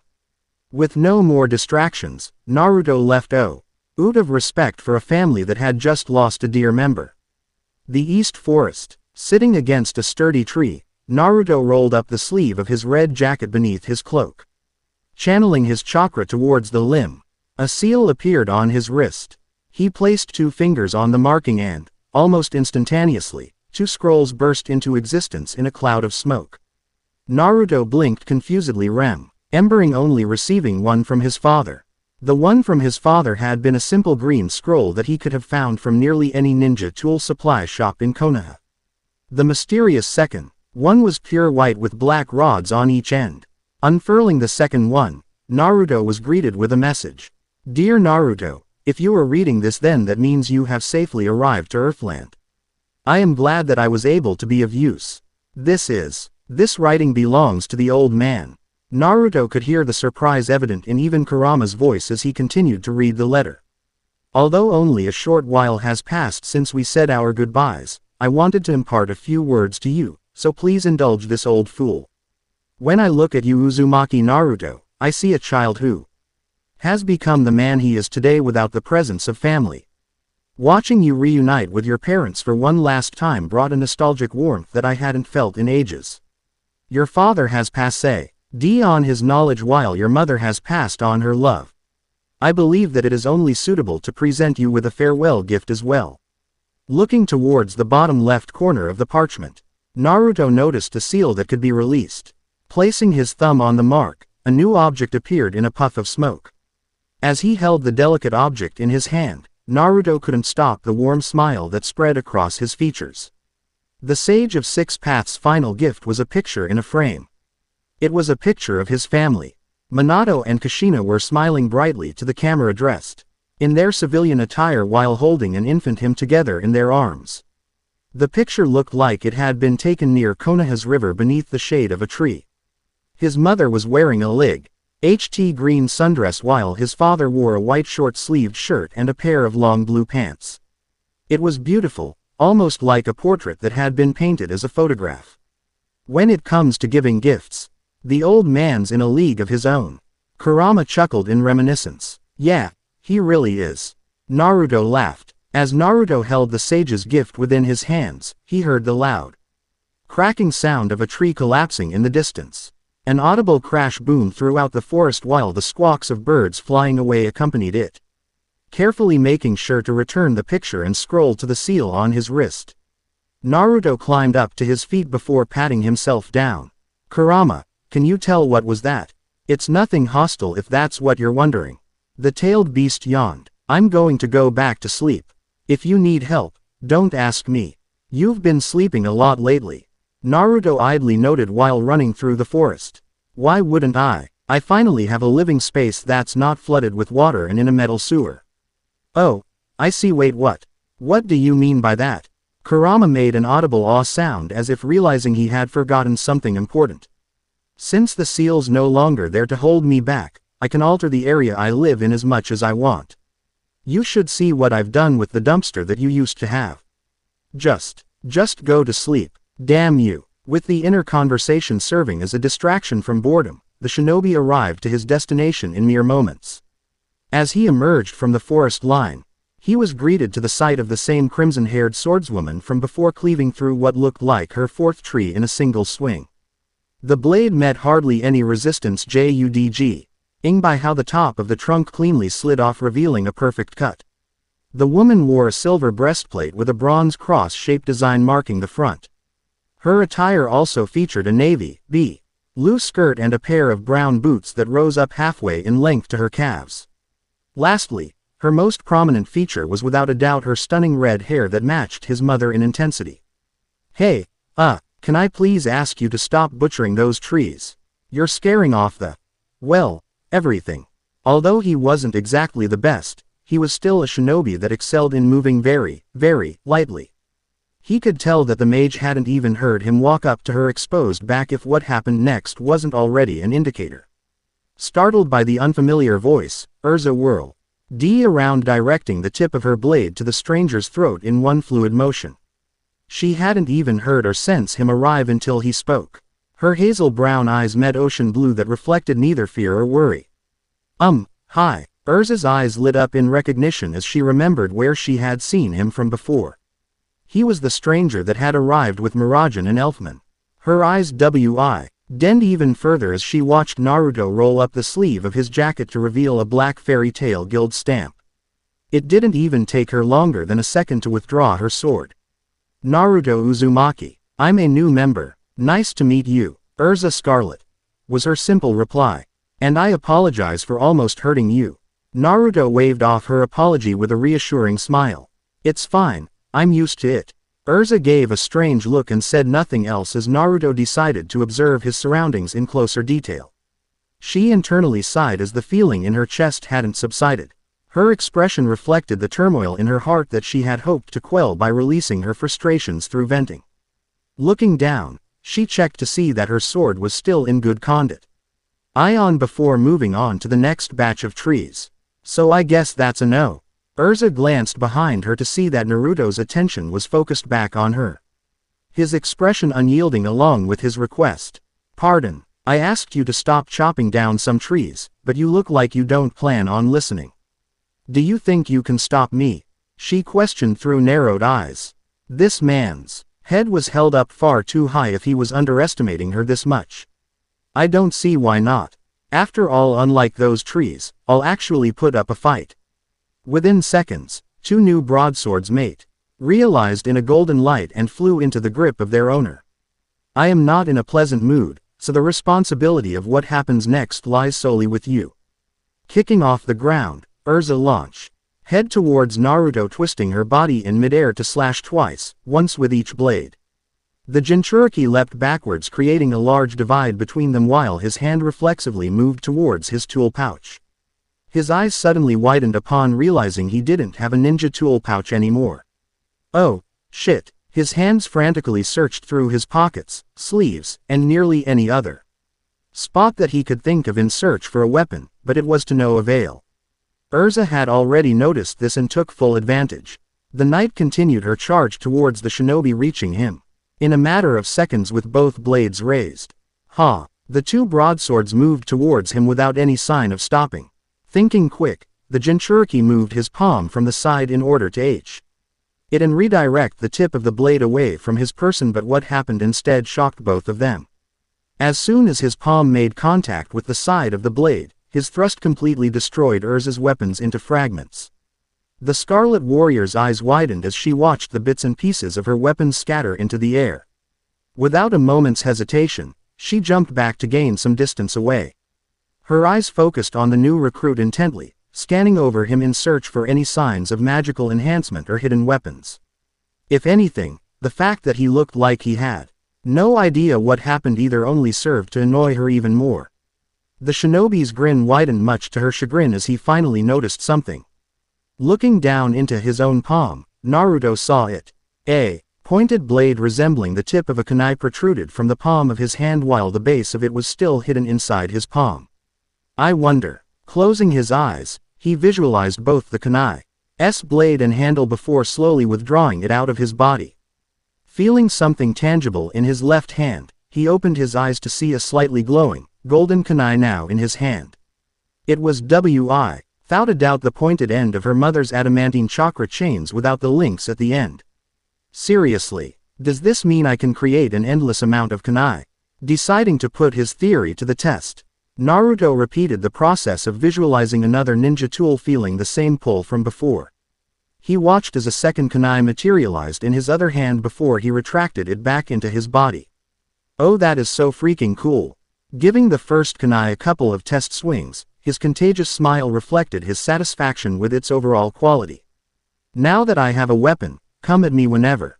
Urza glared at the easygoing blonde, her body already gathering the magic necessary for what followed after. Don't be so arrogant, requip. Naruto's eyes blinked in surprise while his mouth had an O shape. Urza was finally giving him a display of magic firsthand. Her body was enveloped in a heavenly light that clung to her form like a second skin. Ripples in the air formed around her hands before in a flash of light it was over. The standard armor plate that she donned before had undergone a total transformation. 2 wings of steel emerged from her back while a matching winged headband sat upon her head like a crown. Her breastplate had extended into a skirt mail with fur edges, but what really made the armor intimidating was the continuously circling blades behind it. Heaven's Wheel armor. She confidently spoke.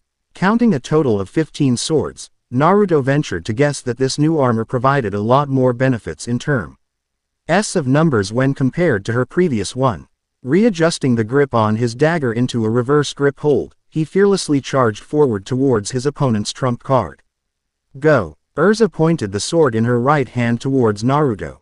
And as if they possessed a mind of their own, the floating swords behind her all pointed their tips at him before soaring towards him at breakneck speeds.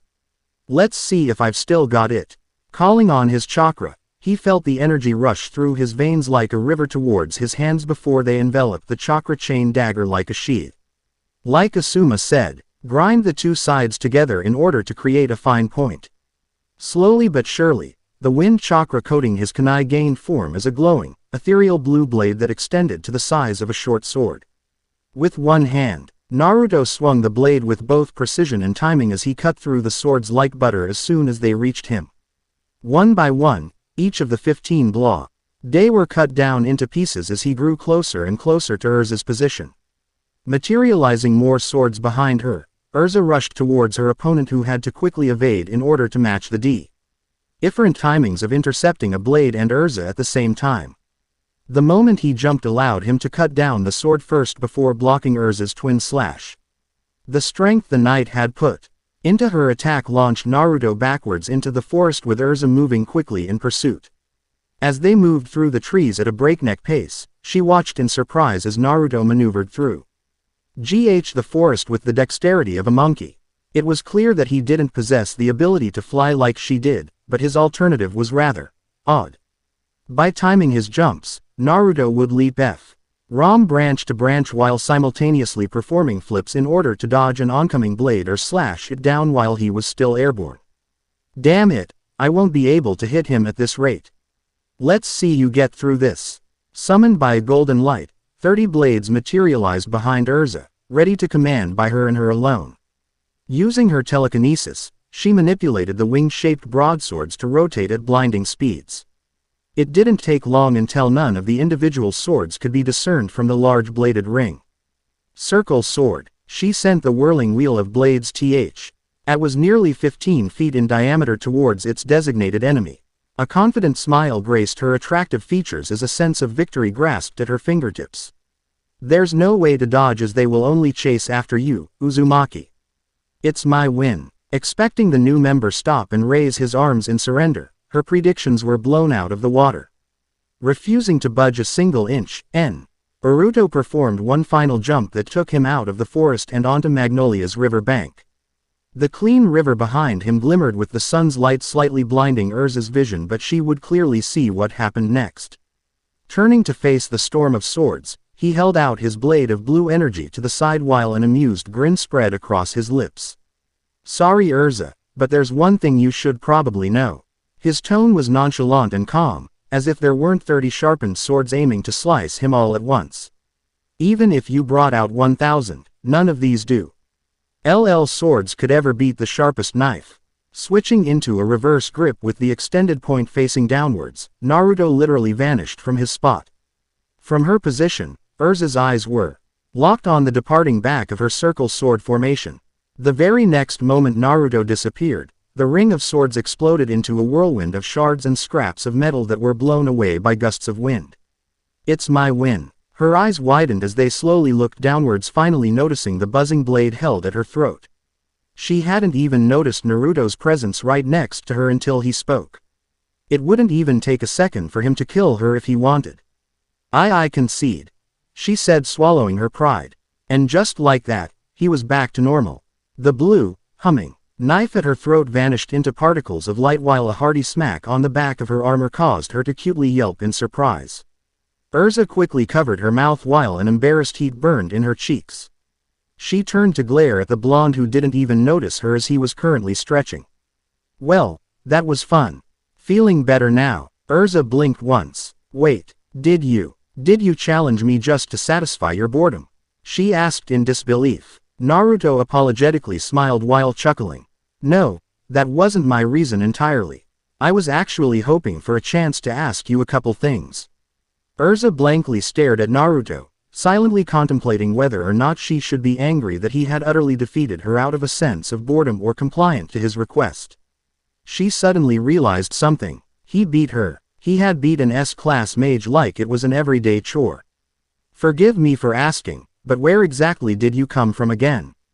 Naruto tilted his head in confusion at the rather abrupt change of subject. I was walking through a forest when I found Mira. No, I meant your previous affiliation. Do not take this the wrong way. But I'm one of the strongest members of Fairy Tail, yet you defeated me without suffering a scratch. This begs the question as to who and where you originally worked for. Urza explained with a slight glare.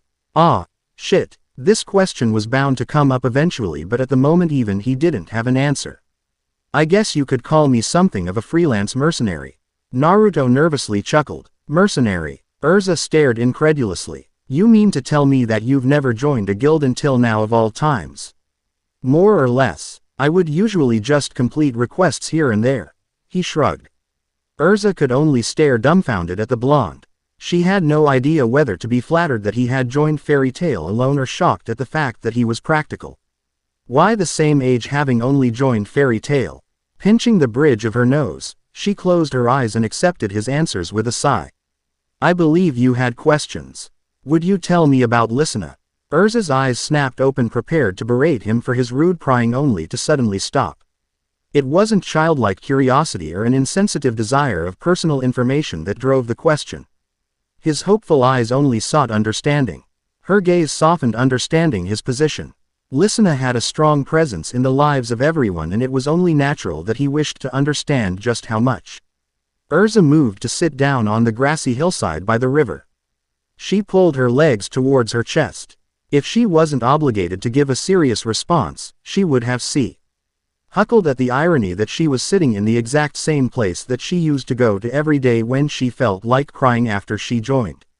She didn't feel like crying for herself this time. Listener was a kind soul. Urza smiled in sad reminiscence. Following her example, Naruto sat next to Urza on the grassy hill, silently listening. She didn't like fighting among ourselves and often took it upon herself to soothe ruffled feathers and preserve the peace. She loved everyone and took care of us like a mother, even though she was the youngest out of all of us. She slightly chuckled, and this happened quite often with Natsu the most. She paid him the most attention, always making sure he was on his best behavior and respectful towards others. Were they close? Urza's gentle gaze watched the steady river as it continued to flow through Magnolia at a mellow pace. She sometimes envied nature's simple habits, always moving forward without ever stopping. She was Natsu's first friend and Happy's mother.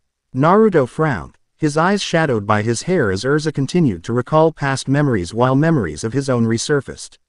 It seems like it was so long ago when they first found Happy's egg and raised him in a small home they built. I see. Urza turned to give Naruto an inquisitive stare, the shinobi remembering that she had departed early. After you left, Natsu almost attacked Elfman after learning that he was the one who accidentally killed her. Urza's expression mirrored her utter disbelief and doubt. Elfman did it. Is he okay? Physically, yes. I managed to stop Natsu and send him away. Emotionally, Naruto paused, remembering the state of the older brother before he left. I really don't know. An uncomfortable silence fell. Urza couldn't possibly imagine how Elfman felt, knowing that he had to live with the fact that he killed his sister. How did you know? Urza's was brought out of inner turmoil by Naruto's sudden question. How did you know what happened to Listener even though you weren't there? Urza's eyes reflected a heart-pained sadness. The reason that she knew was the same reason that she was in the forest in the first place.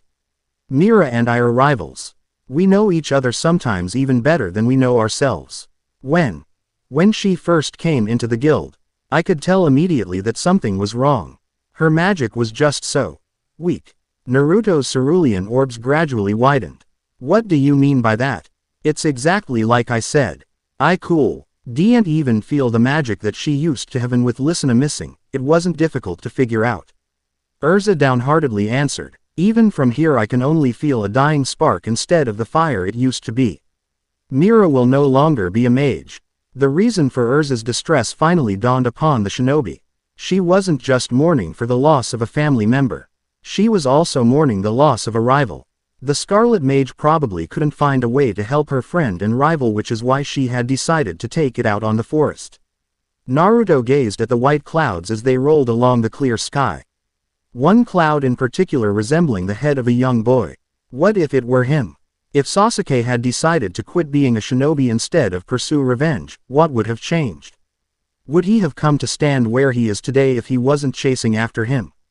Would have grown stronger without the shadow that he desperately tried to escape from? No, I won't let her. What? Urza stuttered, gaze flickering over towards Naruto while wholly believing that she had misheard him. I don't know what it's like to have a brother or a sister, but if it were me I wouldn't let Mirajan run away and give up. Urza stared wide-eyed in disbelief. The boy before her seemed different in contrast to his less than serious attitude from before. And Naruto, what are you talking about? What do you intend to do? Although she could feel her own worries and doubts claw at the edges of her mind, Urza's plagued thoughts were soothed by the genuine smile spread across Naruto's features as he chuckled warmly. I'm going to be a friend. Any problems with that? Urza intended to rebuke him, arguing that Mira would not let anyone get close to her in the state she was in now. Yet the knight stopped herself. Urza had spent years under the oppression of monsters, and experienced the wickedness humans were capable of firsthand at a very young age. As a result, Urza had sharpened that sense during her growth in magic, and was often able to distinguish the true nature of others. She could tell when someone was hiding their depravity beneath a false face, no matter how well it was constructed. It was due to this sixth sense of hers that she felt that she could trust Fairy Tail's newest edition. There was something different about the way he carried himself compared to the others around their age, but there was no denying that she could only feel sincere honesty emanating from his words. Maybe, just maybe, he could help Mira through this ordeal. No, none at all. Urza sighed with a thankful smile. Even if she tries to lock me out, I'll keep trying, so count on it. Naruto chuckled. Urza stared incredulously at the whiskered teen's face. The fact that someone this interesting could fly under the radar for years astounded her to no end. She lightly chuckled once more before standing to her feet and dusting off her skirt. For a mercenary, I must say that you are rather strange. The shinobi returned the smile in full with a confident grin of his own. To be honest, I was never really good at my job. Hours later, somewhere deep in the East Forest, the sun still clung to the afternoon sky, but it was slowly starting to descend. The clearing in the forest was tranquil and quiet except for the consistent sound of metal scraping rock. Sitting cross-legged in front of a small hut made of straw and sticks, a boy with pink hair held a knife, using it to carve and engrave a tombstone.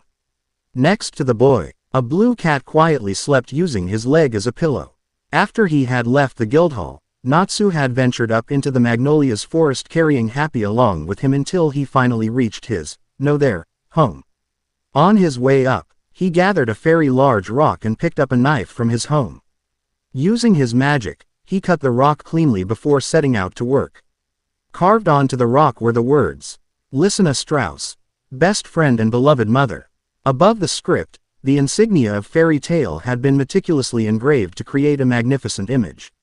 Carefully moving Happy to avoid disturbing him, Natsu softly smiled, watching his partner's sleeping face. Although he would deny Lysina's presumptions that he was Happy's father, he would never say that the three of them weren't a family. Setting the stone into a pre-dug hole, Natsu Dragneel refilled the crevices to hold the stone in place before standing up. It was an uncharacteristically beautiful aesthetic work of art for someone like him. But if it was for her, he would do anything. His onyx eyes looked tired, as if he hadn't slept in ages. The pain in his chest hadn't gone away yet, and neither had his anger. Angry at who he didn't know. Mirajan for bringing in Lysina on that mission, or Elfman for foolishly denying his help. He often wondered what his life would have been like if Lysina hadn't come into his life. That day he came home carrying what he believed was a dragon egg at the time, was also the very same day he met Lysina Strauss. Back then he didn't have the first clue on how to raise an egg. Yet Lysina was the only one who readily volunteered herself to help.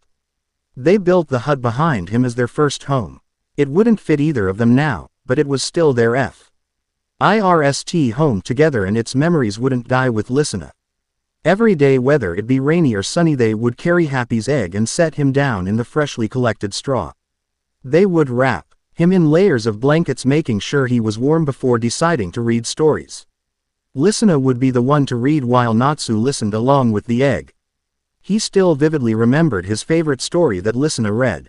Long ago, a kingdom's king and queen sought to marry off their daughter into a foreign land in order to gain more power. The princess chose to reject her fate and had run away from her castle. She crossed over rivers and traversed through forests for 2 days and 2 nights with barely any provisions. As she collapsed due to hunger and weakness, she arrived at death's door awaiting his cold embrace.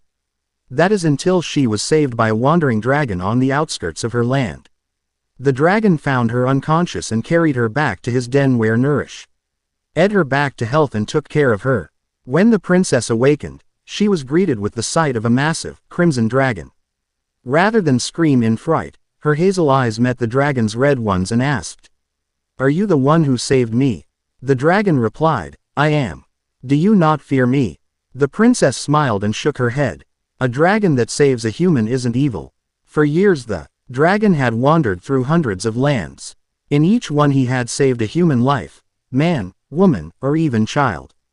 And nearly every time he had been met with fear or betrayal.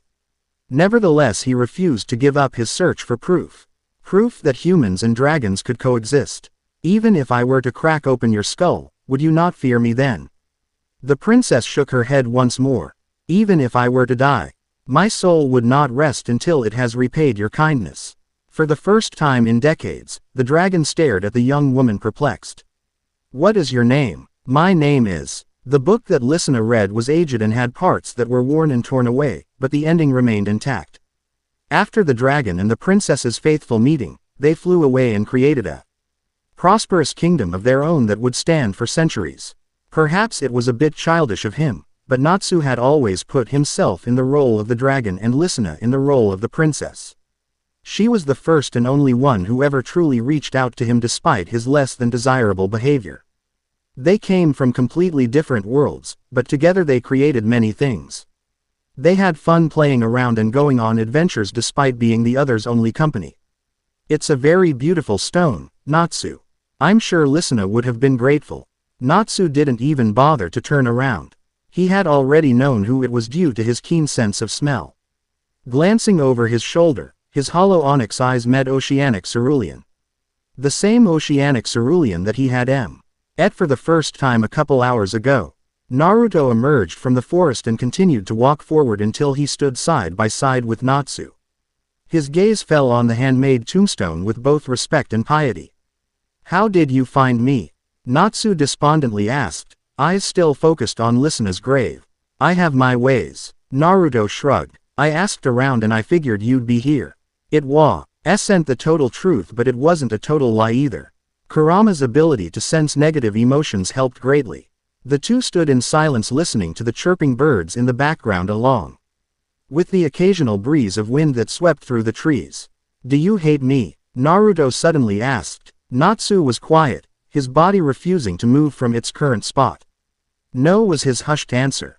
Naruto carefully observed Natsu from the corners of his eyes, gauging his reactions.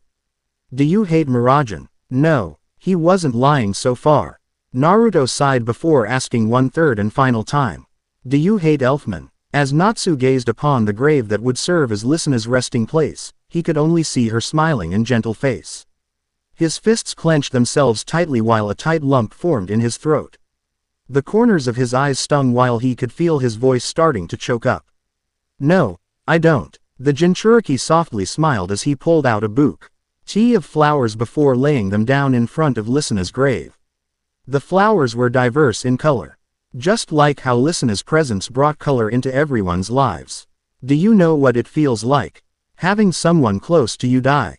Naruto glanced towards Natsu, who had asked the question. The Dragon Slayer's eyes had finally begun to show an emotion other than anger as tears started to cascade down his cheeks. The passionate inferno that raged in his heart had died into weak embers and ash. He closed his eyes shut and choked back his sobs, forcing himself to remain standing. Naruto's gaze softened as he looked at the grave in remembrance. The image of the grave he made for Jiraiya rising to the surface. After his teacher had passed away, he felt nothing but hollowness and anger that would have consumed him if not for the people around him. He would never get the chance to make Neji's grave. I do. Natsu collapsed to his knees and punched his fist into the ground. His sobs visibly causing his body to tremble in grief and sorrow. It's not fair. It never is. Does the pain ever go away? Naruto wryly smiled. He stuck his hands into his pockets before shifting his gaze onto the orange sky.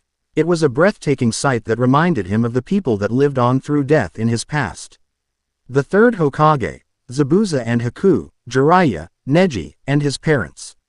No, it doesn't. Naruto crouched down and placed a hand on Natsu's shoulder, his eyes drifting towards Lisana's name.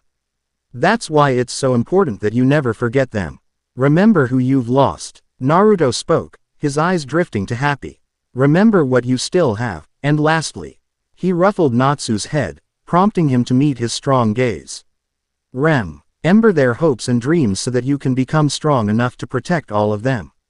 Become so strong that you'll never have to lose someone you love again. Even if they aren't with us anymore, they'll live on in our hearts. So keep living for them. Natsu looked downwards one last time before regaining the strength to stand up. He wiped his eyes dry and sniffled. I'll do it then. He quietly murmured. The son of Igneel scooped Happy into his arms before turning to face Naruto, his expression one of determination and fortitude. I'll get strong enough to protect everyone at Fairy Tail. Naruto chuckled and smiled. I'll be right next to you when you do. For now, please go back to the guild. They'll want you there for her funeral. Natsu nodded, slightly lifting Happy in his arms before deciding to ask his question. Are you coming too? Even if you just joined, you're a member of our family now. The blonde lightly laughed in a reassuring manner. Don't worry about me, I'm just going to stay with Lisana for a bit. He waved goodbye until Natsu was no longer in sight. He turned to face the grave once more before sitting down cross-legged. A comfortable air of silence and tranquility formed around him as he admired Natsu's handcrafted work. I really wish I got to meet you, Lisana. You have a wonderful family here. The shinobi spoke with a melancholy smile. They're a rather quirky and interesting bunch. They like to fight, they can be pretty crazy, but I can see why you loved them so much. Most people would consider him crazy for talking to graves.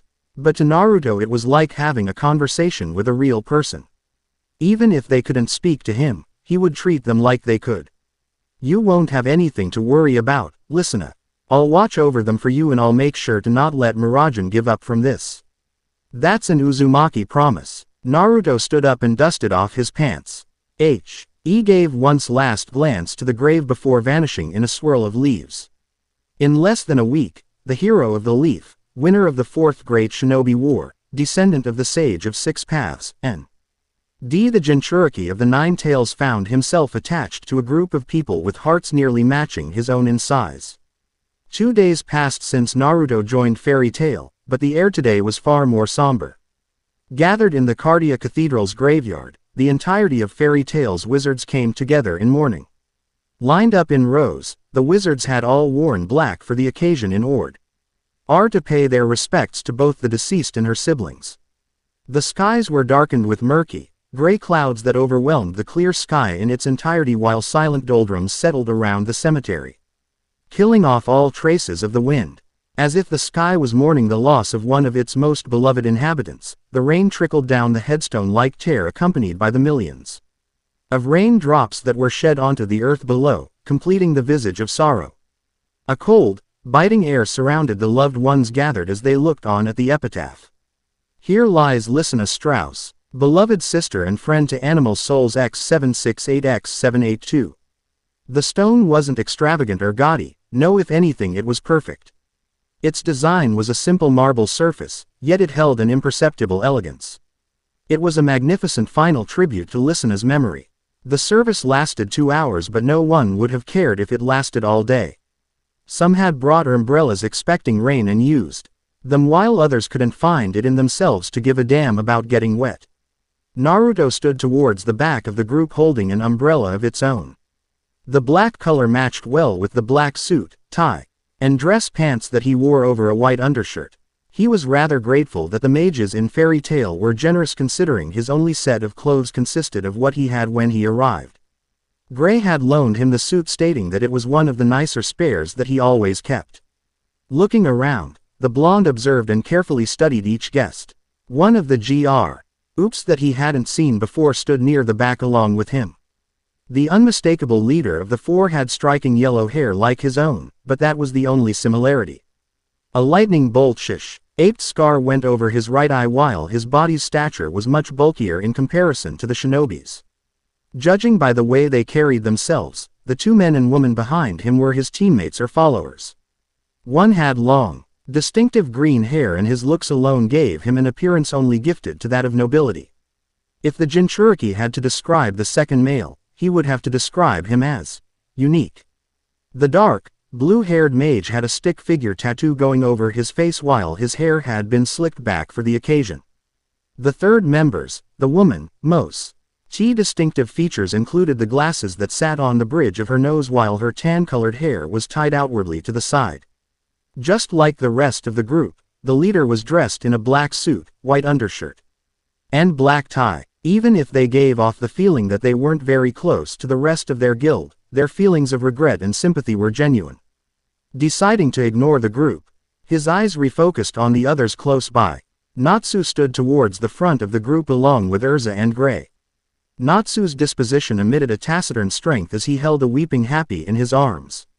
His honest and straightforward eyes never left Lysina's name, even as he tried to soothe his friend.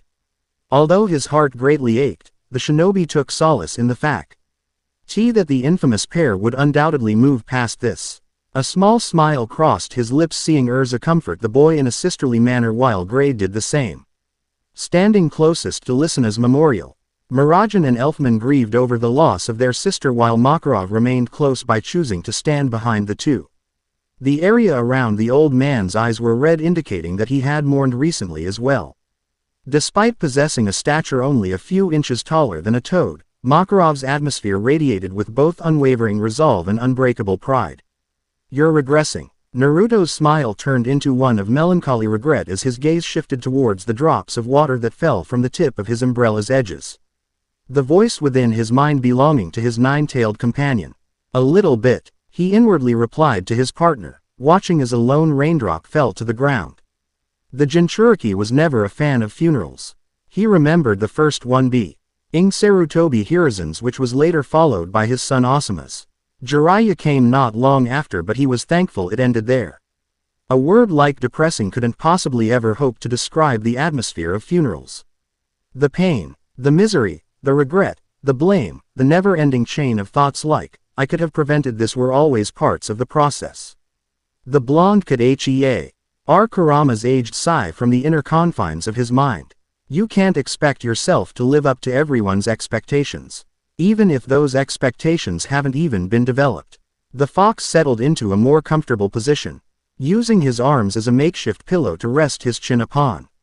He closed his heavy eyelids while he yawned tiredly. Whenever you meet new people, you always end up sacrificing your own happiness and well-being to protect theirs. A lone crimson eye opened, reflecting centuries of experience. "You're doing the same thing as last time. You should be more concerned about yourself." At Kurama's words, a wry grin etched itself onto his well-defined features. Gaze scanning over the friends that he had made so far. "If I ever get to that point, I know I'll be able to rely on these people to bring me back." Kurama's gravely chuckles reached the shinobi's ears. Still a stubborn brat as always. The conversation between the strongest remnants of chakra ended with the sound of wet footsteps exiting the cemetery. The shinobi's ocean blue eyes drifted towards the exit where an older man with slicked back blue hair while carrying a sleeping boy around the age of 4 in his arms started to leave. You leaving already, Macau? Macau. Naruto would make sure to remember the man's name. Yeah, I don't want Romeo to catch a cold in this weather, Wakaba. The shinobi continued to note that the man with a pompadour was Wakaba, who had nodded before moving to hold his umbrella over the father and son. Slowly but surely, more fairy tale mages began to file out. One by one, two by two, they all left soundlessly, leaving the siblings that had lost a piece of themselves to lament over their sister. Naruto wordlessly watched until Natsu, Urza, and Gray were the last ones to leave, leaving behind Makarov, himself, and the Strauss siblings. Makarov turned away from Mira and Elfman and silently made his way towards Naruto, who had remained towards the back for the duration of the service. The wizened mage stood next to the shinobi, head hung low and eyes closed in thought. So you're a former mercenary, I hear. The blonde's eyebrow quirked itself upwards in curiosity at the sudden inquiry. Urza told you, more or less, but that's not really what I wished to ask you. Makarov evenly answered. Were you serious? Eyeing Naruto's expression of slight confusion, the third master decided to elaborate. Were you serious about your decision to help Mira? Ah, so that's what this was about. Naruto gave Makarov a reassuring smile as well. I never go back on my word. For a brief moment, Makarov saw the image of countless people standing behind the newcomer. Numerous amounts of men, women, and kids of all ages smiling just as brightly as he, expressing their unyielding support as if to demonstrate his mettle. The old wizard tiredly smiled in resignation before continuing to walk forward towards the exit of the cemetery. Then, I'll leave her in your hands. Over towards Lisena's grave, Elfman stood next to his older sister, who was kneeling on the wet cobblestone. His typically tall and proud disposition was now hunched slightly forward, as if his spine couldn't find the strength to uphold the rest of his body. After getting a check-up from the guild's reclusive doctor, Perliuzica, his head was wrapped in a bandage with a remedy that would soothe the aching in his head. Mira. We should head back. Not yet. Her voice was so soft that Elfman had barely heard it over the sound of the rain. Her left arm was now elevated by a proper cast prepared by Perliuzica. Knowing that her injury was also a result of his actions twisted a hard knot in his gut. Elfman quietly nodded in acquiescence, knowing that she wanted a few moments to herself. The second sibling turned around at the sound of footsteps that nearly blended itself with the light thrums of rain. His dreary countenance reflected surprise upon meeting the owner.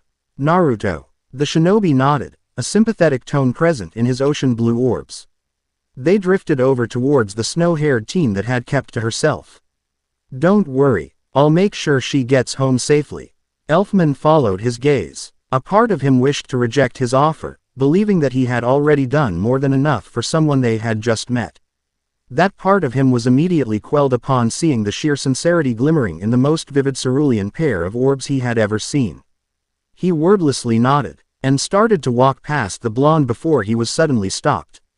Elfman. He looked over his shoulder, meeting the newcomer's small smile. Natsu made Lisena a grave by their first home. I'm sure he'd be happy if you went to see her there too. Elfman bit the bottom of his lip, eyes stinging with a warm and moist feeling as he held on to his composure like it was a lifeline. Yeah, I'll make sure to. He strainedly rasped, his fists clenched tightly in an effort to keep himself from breaking down. The gentle giant soundlessly left as the only sounds he made came from high-s shoes squishing against the wet cobble. As he watched the beast mages departing back, Naruto turned around to see the rain endlessly pour itself down upon Mirajan. The girl didn't even bother putting on the hood of her black coat. From Mirajan's position on the ground, she had thought Elfman had already left after she had requested him to do so, leaving her as the last one in the cemetery. The mage had remained completely oblivious to the proceedings behind her due to having her attention focused on the last remnant of her sister. She didn't expect another umbrella to move cover and shield her from the rain. I'm going to take you back home, okay? Her eyes slightly widened upon realizing the voice didn't belong to her brother. For the first time since the service, she lifted her head to look behind her. Seeing the last person she ever expected to see. Naruto, is that you? initially believing herself to be hallucinating. The blonde's comforting smile and hand on her shoulder was firm proof that he wouldn't be leaving her anytime soon. "I'm really here. I'm going to take you home, okay?" Regaining her senses, Mirajan fervently shook her head and lowered her gaze. "And no, not yet. I'm going to stay for a little longer." Naruto sighed good-naturedly and clasped onto her shoulder, earning her attention. "If I let you stay, you'd be here all night. Your clothes are wet and you're only going to get yourself sick, you know." Mirajan was going to deny Naruto's request but stopped after finally noticing his disposition. He wasn't asking her. No, he was pleading her. His ocean blue orbs were laced with concern and worry while the corners of his lips shook slightly, showing just how much he was trying to maintain a reassuring smile. She downcastedly lowered her head, accepting the hand that pulled her back to her feet. She felt herself stumble as soon as she stood up, a sign that her legs had gone numb after kneeling in front of her sister's grave for hours. Before she could fall to the ground, she was quickly caught by a pair of sturdy arms that held her close. "It's okay. I've got you." She couldn't meet his gaze, yet felt Naruto's left arm wrap itself around her waist while he allowed her right arm to be wrapped over his neck. His left arm that went around her waist was careful not to put any pressure on her fractured arm and held her securely while his right hand held the umbrella firm, making sure to keep her as dry as possible. Holding on to young woman, Naruto started to walk forward alongside Mirajan. The way she moved resembled that of a puppet, without a mind or a soul. Her body moved on its own as if being guided by invisible strings attached to her hands and legs. The shinobi match had each step he took with one that Mirajan took, as her mind had automatically began to retrace her usual route home. The pair moved past the cemetery gates, surrounded by the melancholy and silent world of rain around them. The quiet sounds of their footsteps pressing against the wet pathway were the only sounds as they moved past the empty shopping districts and street markets. There was not a single soul in sight besides the two fairy tale members. Naruto's cerulean eyes eventually looked down to see that Mira's gaze wasn't even focused on the path in front of her. Rather, they had been directed towards the right. Following her line of sight, Naruto's crescent blue orbs drifted towards Magnolia's famous canal system as he watched millions of raindrops create ripples in the water. Some ripples were large while others were small. Others constantly impacted the same spot while others periodically altered their course. The water continuously melded its appearance to various shapes and forms. Yet it didn't change the fact that it was a mesmerizing spectacle to behold. The two stayed like this for the rest of the way. Mirajan, whose legs would move on their own, after having walked the same way home for years, while Naruto followed each of her moves without a single misstep. The calm, tranquil atmosphere that encompassed the pair like an intangible blanket had brought a warm air of comfort for Mirajan that she had not experienced for what felt like months. Her heavy-hearted eyes that carried so much heartbreak managed to tear itself away from the rive before refocusing on the man next to her. Even as he managed to guide her while simultaneously matching her stride, the steady grip he had around her waist and hand did not waver in the slightest. His eyes that seemed like the brightest blue that she had ever seen seemed unreadable. She couldn't garner any hints or clues as to what he could possibly be thinking about. Her thoughts came to an end upon noticing that she now stood in front of her home. Naruto had stopped walking as well after following Mirajan's line of sight that fell onto a specific home. "Can you stand on your own?" Mirajan mutely nodded as Naruto slowly released her from his hold. If it were any other day, she would have grinned in amusement when the blonde's hands hesitantly let her go as if they were afraid she'd crumple without them. And both were already prepared to catch her should she fall.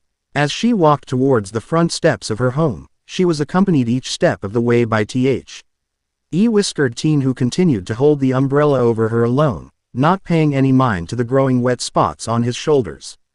Mirajan twisted the knob on her door and opened it. She turned to meet Naruto's watchful gaze, his eyes never once leaving her observant stare. She found it rather strange. The yellow-haired, blue-eyed youth that she had only met a few days ago somehow had a unique presence. As if he had always been here, right beside her to keep her safe.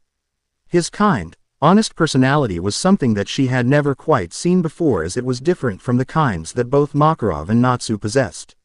From Naruto's perspective, His eyes scanned over each nearly imperceptible motion that Mirajan made. From the slight shivering of Myra's hands that he had tried his best to soothe when he held her to the almost mechanical gait that she walked with, Naruto's eyes studied her carefully, cerulean eyes fixated on discerning her well-being. Despite how heartbroken she appeared, she possessed an unmentioned air of grace. Her resplendent, clear skin and magnificent snow-colored hair seemed to glimmer with the radiance of a white flower in its dreary, gray surroundings. He would be lying if he said she didn't look breathtaking. For the first time that day, Mira smiled. It wasn't one that could be considered sizable or noticeable, but it was there. As small as it was, it spoke volumes of her appreciation. Thank you. If it were anyone else, they may have not heard a tiny murmur of thanks that was akin to that of a whisper in the wind. The shinobi waved his hand in a disregarding manner with a smile of his own. It really wasn't much, but just please get some rest. He watched as the young woman gave one last glance before disappearing behind the door that slowly creaked shut. The shinobi stood in front of the door for a few seconds longer before turning around on his heel to head back to his temporary place of residence. Guess I'll see ya tomorrow. The next day, Monday morning's first rays of sunlight pierced through the pale, translucent curtains adorning the windows of Mirajan's room. The dark, mahogany floorboards were illuminated in various places like a spotlight on a stage by the sun's rays, while sounds of its occupants' soft breathing drifted out around the room. Mirajan blearily opened her eyes, sitting up while yawning into the back of her hand. Her hands fell onto the smooth sheets of her bed, which acted as a second layer over her white nightgown as her eyes wandered around her room. Her eyes didn't linger long on the pictures of her siblings lined up on her desk in frames, and instead chose to clearly see just how lonely her room was. Part of her believed that the funeral yesterday was just a bad dream, but the heaviness in her muscles and the feeling that came after crying denied that possibility. Listener was really gone, shaking her head while trying to avoid thinking about things that would only hurt. She tried to shift her attention elsewhere. Outside her window, she could hear the early birds chirp as they flew past, along with the chatter of the few pedestrians who had jobs to go to before noon. Tap. Mirajan blinked at the strange and abrupt sound. There was a pause, and just as she intended to chalk it up as a figment of her imagination, she heard the same noise yet again. Tap. Her sapphire blue eyes wandered over towards the source, her window. This time, she was able to see a third pebble bounce off the pane of her window. Swinging her legs over the side of her bed, Mirajan walked towards her window and pushed aside the curtain to allowing enough room for a small peek. Looking down, she was greeted to the sight of Fairy Tale's new edition standing outside her home with a bright smile, holding a large sign that said, "Help needed. Urgent." Her face was expressionless as Mira sighed and released the curtain before climbing back into bed. She pulled the covers back over while turning her head away from the window. Tap. Her eyes wearily opened as she grabbed her pillow and stuffed her head beneath it, hoping to block out the sound. Maybe if she didn't answer, he'd believe she was still asleep. Tap tap. Needless to say, it didn't work. A look of annoyance crossed her countenance as Mirajan climbed out of bed and peeked through the curtains once more. Her scowl grew more noticeable upon noticing that the Uzumaki had apparently prepared another message on the other side of the sign. "I saw you peek through the window," it read. Mirajan unlatched the locks on her window before pushing the two open. The blonde's grin grew after successfully drawing out Mira, as he seemed all too cheerful at this time of day. "Good morning." The eldest Strauss felt the slight chill of the morning and held onto the upper sections of her arms with her hands. She felt less pain when kept silent, as it kept her emotions bottled up inside. "Is there something you need?" Her voice was quiet and hoarse, but if Naruto noticed, then he didn't really care. The shinobi blinked at the fact that he did not receive a good morning in return before shrugging it off. He could easily tell that she was annoyed, but as far as he was concerned, it was better than being depressed. He flipped the sign around so that the first message was visible once more. "As you can see, I'd like your help." He sheepishly chuckled. "I'm sorry, but isn't there anyone else you can ask?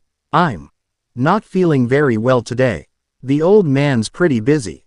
Natsu and Happy took a job early this morning, and the same goes for Urza and Gray." Naruto replied, counting off each person with his hand. Mirajan sighed, once more knowing that the whiskered newcomer had a valid reason for coming here, but she still was going to decline. I'm sorry Naruto, but I'm not in the mood, so please leave. Yeah, I don't think I can take no for an answer. Naruto nervously grinned, scratching the back of his head. It's kinda important. The snow-haired beauty's eye twitched slightly. Dark bags beneath her eyes practically held the top of her eyelid to the bottom while she still couldn't find it in herself to go outside. The buildings and corners that she would see would only remind her of the daily trek tea.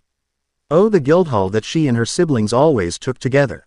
I'm sorry, but the answer's still going to be no.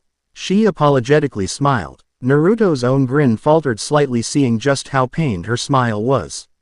But he wasn't going to give up either. At Miragen's declination, the blonde mischief maker simply held up a sizable pile of pebbles, wearing an innocent smile the entire time. People call me persuasive. Miragen never wanted to be able to mute her surroundings more than she did now. Her hair and face were a mess, and put bluntly, she felt like complete crap.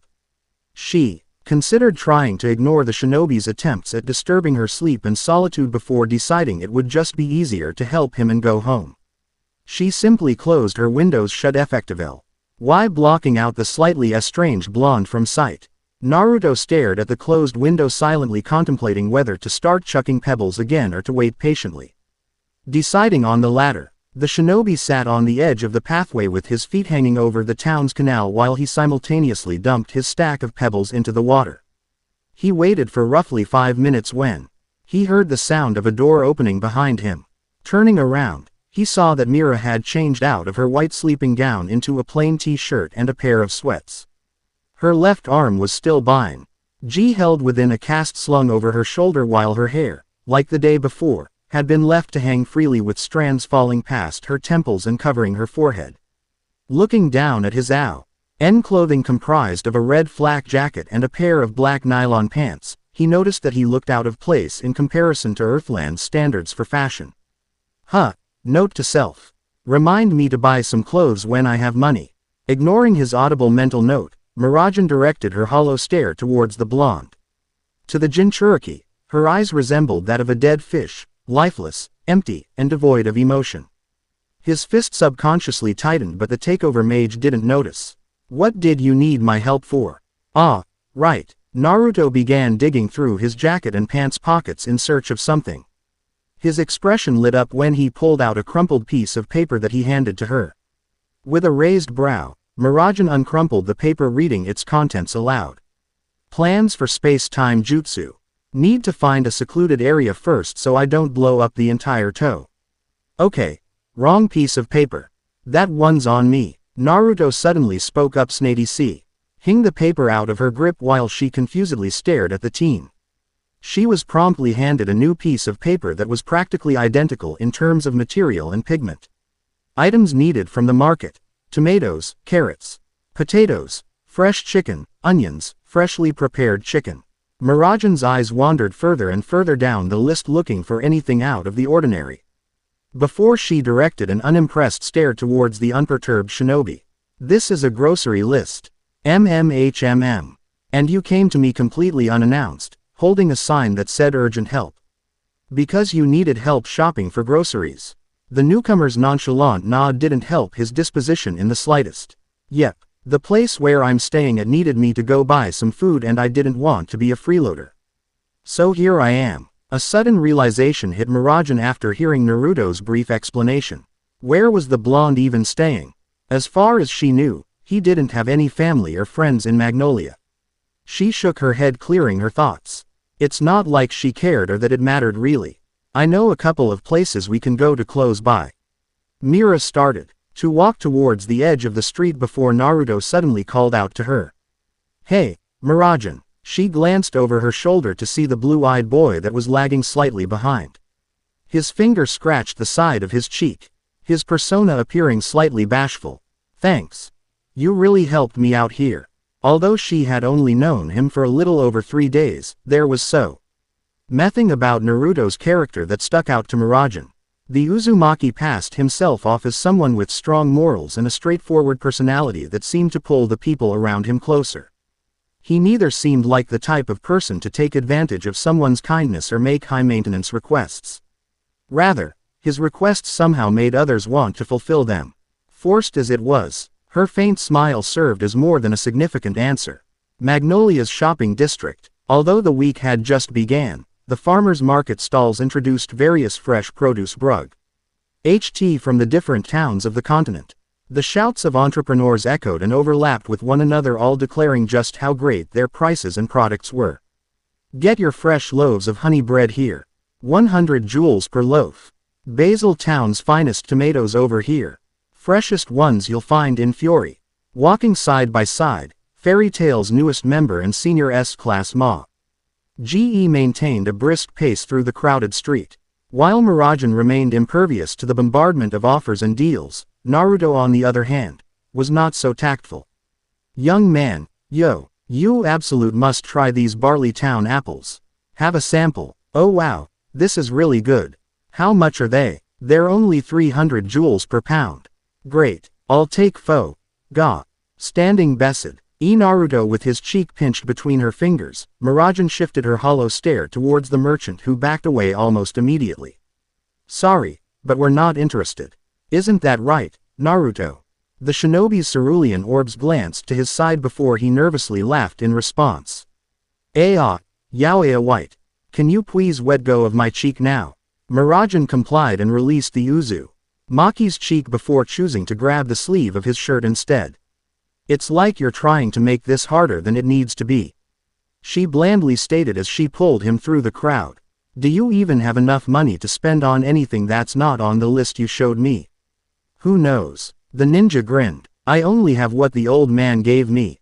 The whiskered teen pulled out a CK of coins before handing it to Mira for inspection. The mage opened the parcel, doing a rough inspection before concluding it should be sufficient for what they were looking for. I'll hold on to this so you don't get distracted by any of the other merchants here. The blonde nodded, giving his approval before stuffing his hands in his pockets while following closely behind her. Finding the first potato stand on the bustling street, the pair's arrival to the stand was noticed by its boisterous owner. The kind elderly woman gave a polite smile and waved before moving to tend to other customers swarming her stand. The list says a dozen, so grab a 12 and let's move on. The shinobi's eyes monitored her facial expression carefully as it shifted back into its blank state. Ms. Chiva's grin spread across his lips as a new idea came to mind. Okay, leave it to me. Naruto energetically responded, grabbing one of the shopping bags provided by the merchant.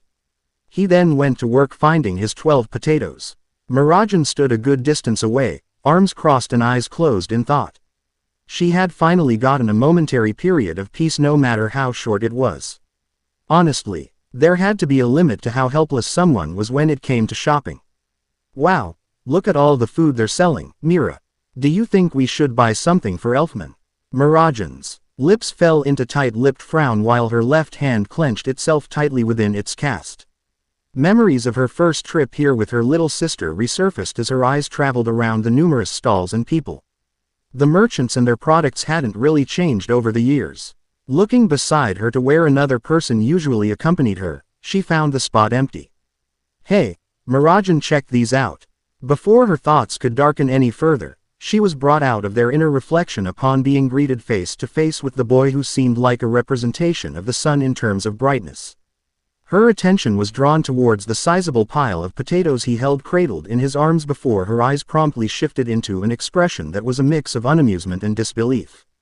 Naruto, she began as she grabbed one potato from his pile. Yes, please tell me how in the actual world you managed to pick the worst potatoes out of all of those. If the potato is green and soft. She demonstrated her point by squeezing the vegetable to the point her fingers made a temporary, yet visible indent. That means it wasn't grown properly and that it will probably taste bitter. The vegetables they sell here are usually always fresh, so again, how did you even manage to find 12 of these? Naruto innocently blinked at Mirajan's incredulity before looking down at the potatoes he had chosen. I just found them and thought they looked pretty good. Mirajan sighed before leading Naruto back to the stall where she immediately made place the potatoes back onto the racks, holding them. Quickly and efficiently scanning over the selection, Myra's experienced eyes managed to pick out a dozen golden, brown potatoes that possessed a significantly more natural appearance than what Naruto had picked out. grabbing each potato one by one before placing it into the bag. They handed the old lady a few coins before giving the bag of potatoes back to Naruto. She internally sighed, hoping to get the shopping trip over and done with. Somewhere in Magnolia, 2 hours had passed since they arrived to the farmer's market before the two fairy tale wizards, or rather wizard and shinobi, finally finished. It was now late in the afternoon, with both of the teens walking back to wherever Naruto was leading them to. Man, I'm grateful you were there to help me out. Speaking of which, the blonde in question had a positively bright smile on his whiskered features even as he carried 3 grocery bags in each hand filled to the brim with vegetables while one had meat. You really don't go shopping at markets, do you? What makes you say that? When we went to shop for carrots, you picked the slimiest and squishiest carrots out of the entire bunch. When we went to pick out the onions, you picked out the ones that were practically falling apart. And to top it all off, you managed to find 9 of each one in a fresh market. Haha, I am pretty skilled, aren't I? Naruto grinned at Mirajan's look of doubt. The snow-haired mage sighed and pinched the bridge of her nose. You have everything now, don't you? I'll see you around. As she turned around to leave, she was suddenly stopped when a hand clasped onto her shoulder. She glanced around to see 2 cerulean blue eyes and a small smile being directed towards her. The place I'm heading to is that building over there, Naruto said, pointing to an area that lied just behind a wall. Can you come with me for a bit? Irajane sighed in response before speaking. Naruto, it'll only be for a bit, and if you don't want to stay then you can leave. She just wanted to be alone. Mira lowered her crestfallen gaze to the ground, her eyes covered by the strands of her hair. She didn't want to talk to anyone. She didn't want to be near anyone. All she wanted was to be alone, safe within the confines of her room. Every street, every building, and every person she saw around town only served to remind her of her sister, and with every reminder came a painful stab of pain in her chest. The 3 of them, Elfman, Lysina, and herself, had come to this town together. Growing up without parents had always been a rough experience, but they had gotten through it with the support of each other. Eventually, Magnolia had finally become a home to them, while the people at Fairy Tail had become their family. Now with Lysina gone, it was as if a large hole had been torn open in her heart. Looking at her broken arm, Mira doubted she could go on jobs even if her arm healed. With each passing day, she could feel her magic slipping away, as if it were water pouring out of a leak in a tank. Irajane, she lightly gasped, realizing that she had been completely oblivious to Naruto repeatedly calling out her name. She turned around and saw the eccentric teen take on a look of worry. Hey, are you okay? Why yeah, I'm fine. Mira answered as she shrugged off Naruto's hand on her shoulder. Sorry, I just had something on my mind. The shinobi's troubled stare made it blatantly clear that he didn't believe her. In an attempt to ease his suspicions, the ivory-haired takeover mage sought to change the subject. Oh, yeah, didn't you say the place we were heading to is just around the corner? Although his hands were both holding a handful of groceries, the Jinchuriki crossed his arms over his chest, a hint of concern lacing the corners of his eyes. Are you sure? Seeing her hastily nod in the affirmative, the reincarnation of Asura led her to the entrance to the area behind the wall.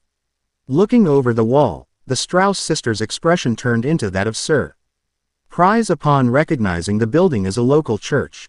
The church was surrounded by a grayish stone wall that appeared to have been cleaned recently. Engraved over its iron-barred gates was a cross, matching the sculpted version that had been placed on the church's roof. The building itself looked aged in comparison to the newer structures in Magnolia, yet it still maintained an image of fortitude and endurance. I'm back, Naruto called out as he kicked open the gates before letting himself inside. As Mirajan followed behind him, the 2 of them were greeted by an elderly priest Dre. SSED in rather colorful garments along with tall papal hat. The man emitted an aura of warmth and generosity as he chuckled heartily at the youth's eccentric entrance. Welcome back, Naruto. Rust that you were able to buy the ingredients for tonight. Upon entering, Myra's gaze had wandered around and observed its surroundings. From the dusty ground to the patches of grass, the church possessed a rarely found tranquil atmosphere. The shinobi apologetically grinned, holding up the bags of groceries. To be honest, I would have had a little trouble without Mirajan's help here. Father Brock's sincerity-filled eyes shifted towards Mira as the man lowered his head in thanks. You have my thanks as well, young one. Ah, it really wasn't much. Mirajan immediately responded, waving her hands for emphasis. At that moment, Myra's attention was drawn towards the sight of a new arrival who emerged from the inside of the church. The familiar head of striking blonde hair and ocean blue eyes were too similar to mistaken for anyone else. Oh, you're finally back. The new arrival spoke as Mirajan's eyes slowly widened. She blinked once. She blinked twice. She even closed and rubbed her eyes for good measure as she looked to the blonde standing next to her and what seemed like his identical twin in front of them. Knowing the exact feeling Mirajan was experiencing, Brock chuckled in mirth while the two Narutos observed a frenzied Mira with barely concealed amusement. How? What? Why? I mean, how are there two of you? Hey, boss, where should I put these? The newly revealed clone holding the groceries asked, while presently ignoring Mirajan's mind-blown state. The original Naruto that had been in the church for the entirety of the day took the vegetables from his copy's hands before directing his head towards the complex's courtyard. For now, can you go help the others with the kids? I'll go set up in the kitchen. You got it. As the clone ran off to find his fellow brethren, Father Brock spun back around to head back into the church. I'm going to check up on how your other selves are progressing with the repairs. Once again, thank you for your help. Nah, don't mention it. I wouldn't have a place to stay if it weren't for you, old man. The partner of the Kyuubi waved goodbye to the priest before finally turning to address a shell-shocked Mirajan. The girl's jaw was slightly dropped while her eyes were wide with shock. A few strands of her hair seemed to be sticking out, perfectly defining just how flustered she was. Motioning for her to come closer, his trademark grin didn't seem bothered by how unnerved she was after seeing just one of his clones. He didn't blame her really.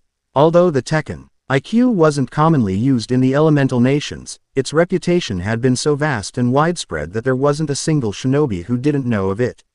On the other hand, after asking Father Brock about any similar magic, the closest thing that existed to the shadow clone technique in this world was something called a thought projection, and even then it was extraordinarily limited in application.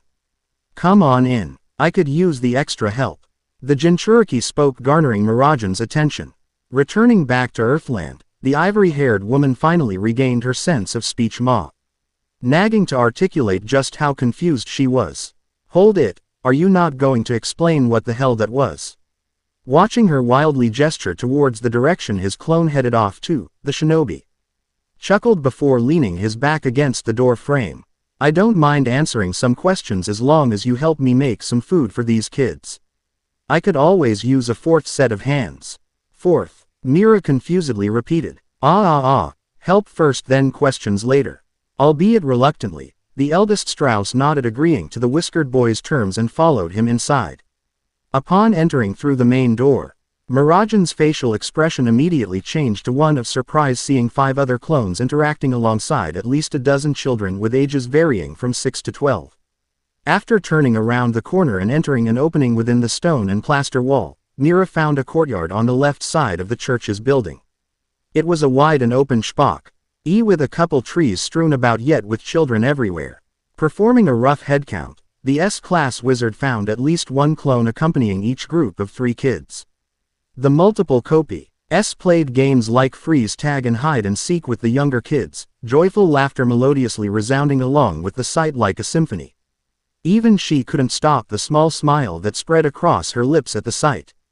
Standing on the church's roof, another set of 5 clones were shouting out orders to one another as they took apart old, moldy boards from the roof before replacing them fresh new ones.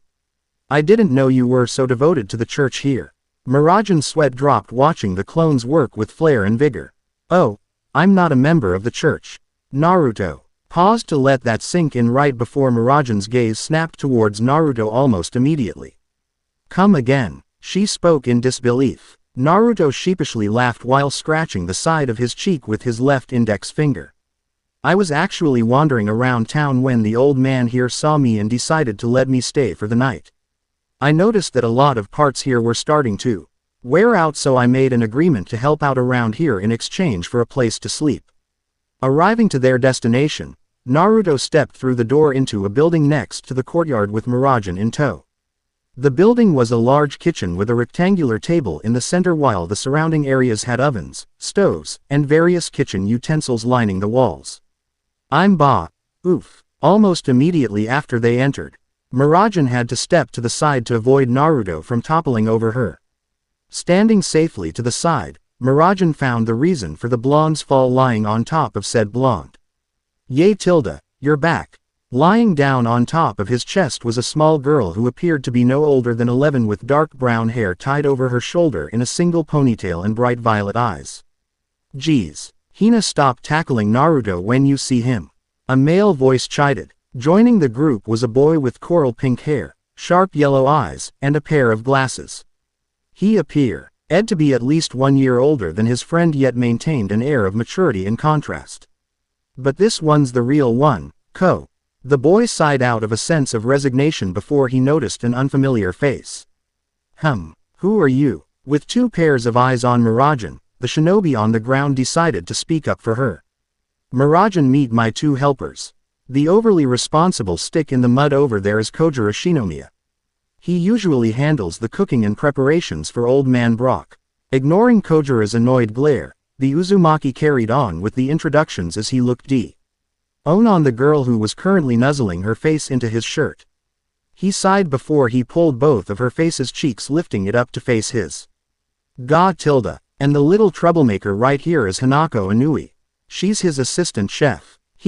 I don't quaz tuable. Naruto and Kojiro's simultaneous disbelieving stares proved her argument otherwise. Most of the time. Releasing her cheeks, Naruto sighed and ruffled her hair playfully, Hanako enjoying the gesture immensely. You're lucky you're endearing, you know. When Hanako was going to respond, she suddenly stopped, noticing the presence of an attractive lady in the room and effectively clammed up. Anyway, these 2 have apparently been cooking for the orphanage since they got here, so I think they'll be able to handle the work. Kojiro crossed his arms over his chest while adjusting his glasses so that they sat on the bridge of his nose. If anything, I'm more worried that this vagrant's going to mess something up, he stated, fully directing his comment towards Naruto. The ninja simply grinned as he lifted a petulantly sulking Hanako off of him. Anyway, I know you 3 will get along, so let's get started. Oi, can you really not cook? Kojiro shouted. Kojiro groaned and sighed, muttering something about a freeloading hobo before holding his hand out towards Mira. Nice to meet you, Miragen. You can call me Kojiro. Clasping the hand, the snow-haired beauty shook hands with intelligent youth. Likewise, and just Mira is fine. Kojiro nodded before crossing his arms over his chest, while directing a bland glare towards the girl who currently standing awestruck in front of Mira. Hanako, do I need to remind you that it's rude not to introduce yourself, and it's even more rude to stare at guests? True to his words, Hanako was indeed staring at no one other than Miragen. Violet eyes bore onto Sapphire as tiny hands reached out and balled themselves tightly while her grip on Naruto's shirt tightened. Hey, Naruto, she called out, still staring at a slightly perturbed Miragen. The blonde poked Hanako's cheek yet did not earn a response in the slightest. Somewhat unsettled as well, he responded with a hint of hesitation in his tone. Yes. Hanako's head whirled towards Naruto while literal stars flashed in her eyes. That lady's super pretty. Is she your girlfriend? Kya. Before she could finish her question, she was promptly flicked on the forehead by the whiskered world traveler who lifted her off of himself. Hina, Naruto began in a manner similar to a scolding parent. Don't be rude and introduce yourself properly. Seeing the unyielding stare directed towards her, Hanako bowed out and conceded. She looked towards an entertained Miragen before lowering her head in apology. Hanako Inui. That's better, Naruto said as he dusted himself off. He picked up the groceries he had set down prior to being led and moved them to the large island table in the center of the kitchen. Alright, Kojiro and Hina, can you guys take care of the onions and carrots? Yep, leave it to us, Hanako confidently answered, flashing Naruto a grin and thumbs up. Naruto's expectant gaze shifted towards Kojiro, who nodded readily. And I'll make sure she doesn't blow up the kitchen and us with it. Expression utterly serious. Naruto gave Kojiro a thumbs up as well. Yash, I leave it to you, Kojiro. You guys are so mean. Kojiro chuckled before pushing Hina along towards the second sink in the kitchen carrying the bags of carrots and onions with him. Yeah, let's go Hina. And make sure you guys wash your hands. Naruto called out as they left. And what will our job be? Miragana said while sliding a hair tie off of her wrist. She used the band to tie her hair up in a ponytail behind her head as a precaution to avoid any accidents in the kitchen. Hefting the large sack of potatoes onto the counter, Naruto began to put them into a large collective bowl. Our job will be washing and skinning the potatoes, he answered before moving to the sink and washing his hands. Looking at the ingredients on the table, I'm guessing we're going to be making curry rice for the kids. Mirajin asked as she followed after Naruto to wash her own hands. Yep, I'm not exactly a great cook, but I won't let you beat me. Naruto challengingly grinned. As Mirajin picked up the skinner and held it in her hand, a particular fragment of a memory resurfaced in her mind. I challenge you to a cooking showdown. Mira nay. Mirajin softly smiled before grabbing the first potato to start. Just watch me. A couple hours later. It's so good. Thank you, Naruto. Seconds please. After finishing the cooking, Naruto's clones had used some of the spare wood from roof reparations to build a large picnic table that managed to fit at least 10 people on each side. Each aisle was packed with children all eating the homemade meal from small bowls thanks to Naruto, Mira, Kojiro, and Hinako. Father Brock stood by the food table managing servings while making sure each child got to eat. Sitting away from the table, Naruto and Mirajin watched with empty bowls sitting in their laps as they sat next to each other while leaning on one of the courtyard's trees. Man, you really know your way around a kitchen, Naruto said with a sigh of satisfaction. It's my loss. Looking over to his left side, he saw Mirajin staring into her empty dish, quietly stirring in her own thoughts. If you have any questions you'd like to ask, I'll gladly answer them. A promise is a promise, you know. Resting his hands behind his head, the shinobi relaxed into the almost nostalgic feeling of cool bark pressed against his skin. Mirajin's head rose up and looked towards the lackadaisical blonde before recalling her question from earlier in the day. Then, can you tell me how you made those copies of yourself? I've never seen anything like that before. It's called the shadow clone technique. Naruto smiled in reminiscence. And right now it's an ability unique to me alone. You alone, Mirajin curiously repeated. What do you mean by that? Calm blue eyes drifting towards the gently flowing leaves, the ninja smiled in amusement deciding to regale the girl with slightly altered tales of the truth. Well, Mirajin, I guess you could say I'm a little bit different than the average mage. The place where I came from had a lot of skills like the ones you guys have here. But there are a lot of different ones as well. I see. Mira quietly murmured after deciding to accept the rather ambiguous response. Also, why do you always call me Mirajin? Naruto tilted his head, slightly confused, and adopted an expression curiosity. What do you mean? You always use my full name when no one else does. It would be a lot easier to call me Mira instead. I see. The blonde faintly chuckled. Well then Mira, do you have anything else you want to ask? As Mirajin thought about it, there had always been one particular question that had constantly tugged on the edges of her mind. It had come up time and time again whenever she ran into the Uzumaki, yet she could never figure out its answer. Why? It was a single word but with a limitless amount of answers. She had neither yelled the word nor did she mumble it. It was short, clear, and easily heard. Why what? Naruto repeated, slightly unsettled at the sudden and abstruse question. Why are you doing all this? Walking me home, asking me to help you with things like shopping, trying to show me someplace like this. What are you trying to do? There was a hint of anxiousness and desperation laced into her tone, a stark contrast to the Jinchuriki's unchanging and calm demeanor. It's easy really. I'm just fulfilling a promise. Promise? What do you mean by that? Mira asked, caught off guard by the cryptic answer. Whose promise are you fulfilling? She felt a sudden pang of pain within her chest at the thought that he was only doing this out of a sense of obligation. At the very thought that he wouldn't have bothered talking to her if someone hadn't asked him to. Who asked you to do this? The snow-haired woman despondently murmured, eyes covered by the fringe of her hair. Someone who cares about you. The shinobi tenderly smiled. The successor of the sage placed a hand on Mirajan's shoulder. For the young mage, as soon as the blonde's hand made contact, she felt her surroundings completely shift. In one moment she felt the support of the old tree behind her and heard the continuous laughter of the church orphanage's children. And the next everything had changed. The presence of the tree faded away in the blink of an eye as if it never existed. The sounds of the kids and merriment were gone, and in their place settled an eerie silence. Mirajan Strauss was no longer in church's courtyard. She was no longer anywhere near Magnolia, in fact. Standing up while sweeping her gaze over her new surroundings, her eyes widened as the familiarity and significance of the place dawned upon her.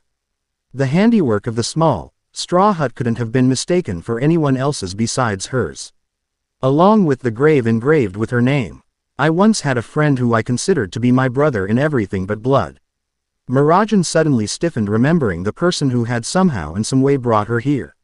She turned and watched as the person she previously thought she knew more about than anyone at the guild approached the beautifully made grave and crouched down in front of it. His voice carried over the mountain like a calming wind after a storm, and the tenderness he exhibited could match even the sun with its warmth. He was arrogant, annoying, and a total pain in the neck. Naruto chuckled in remembrance, but he was still the person I considered my best friend. The Uzumaki's eyes gained a tinge of regret and heaviness as the image of his worn and bloody teammate appeared in his mind. However, one day the village gave his older brother a mission that resulted in the deaths of their entire family. The person who I thought was my friend lost himself to his grief and became obsessed with his revenge. He lost his entire family and was swallowed up by his pain, eventually leaving him trapped in the dark. Standing to his full height, he walked towards Mirajan until he was no more than a few steps away. His features, kind and full of life, were face to face with her stunned disposition. I made a promise to myself that I never wanted to see anyone else suffer like he did.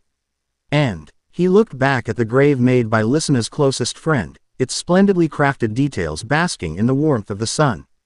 I also made a promise to Listener that I would make sure you didn't give up being a wizard, too.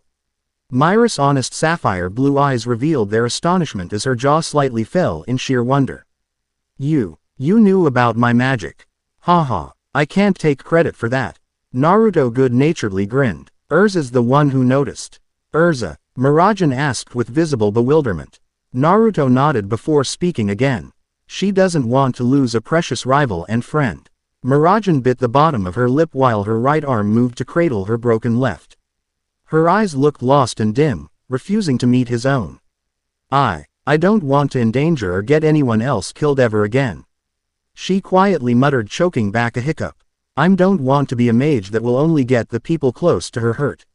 I know you don't. Mirajan inclined her head upwards as two hands placed themselves on her shoulders.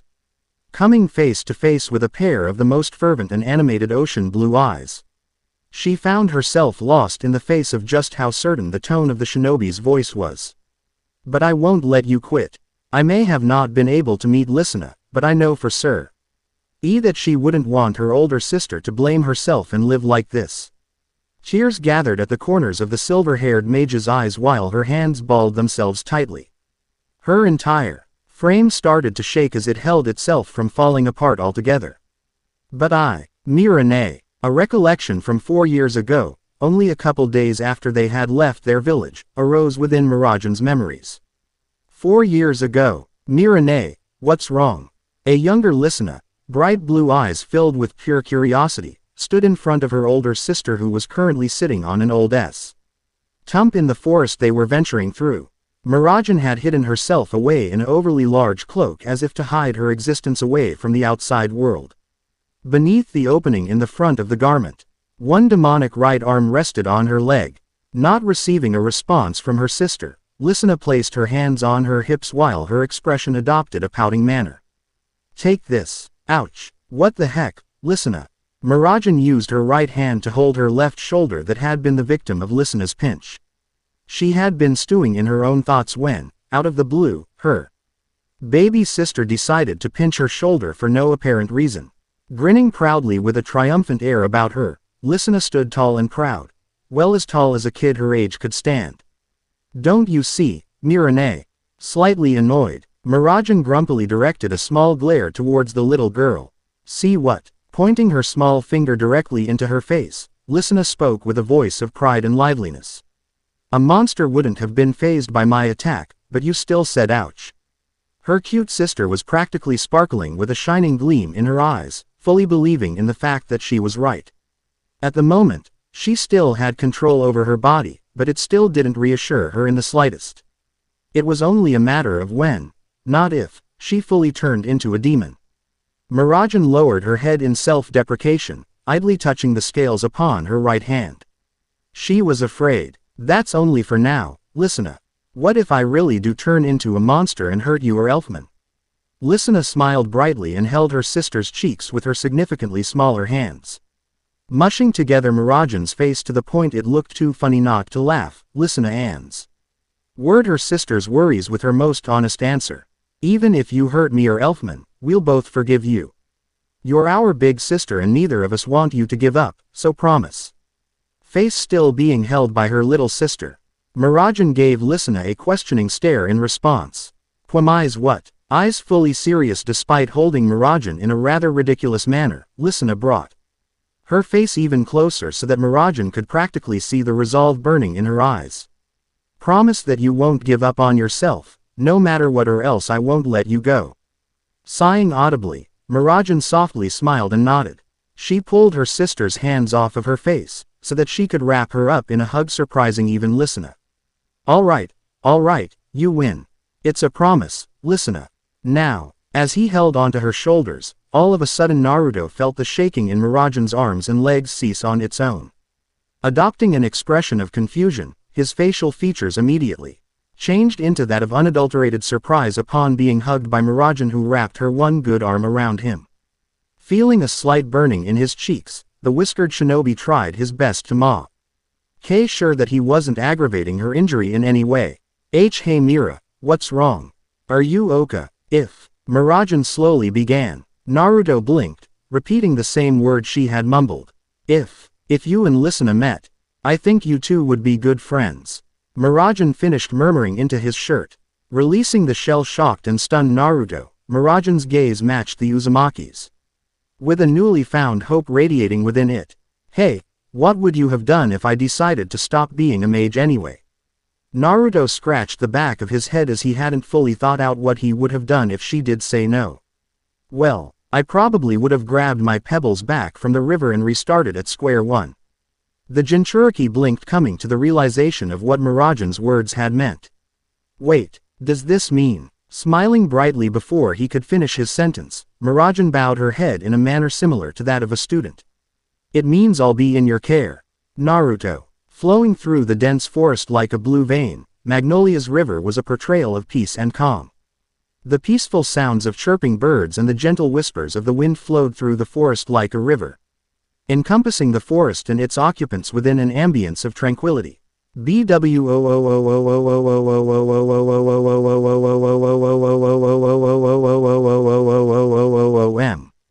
Before it was promptly destroyed by the echoing reverberations of an explosion.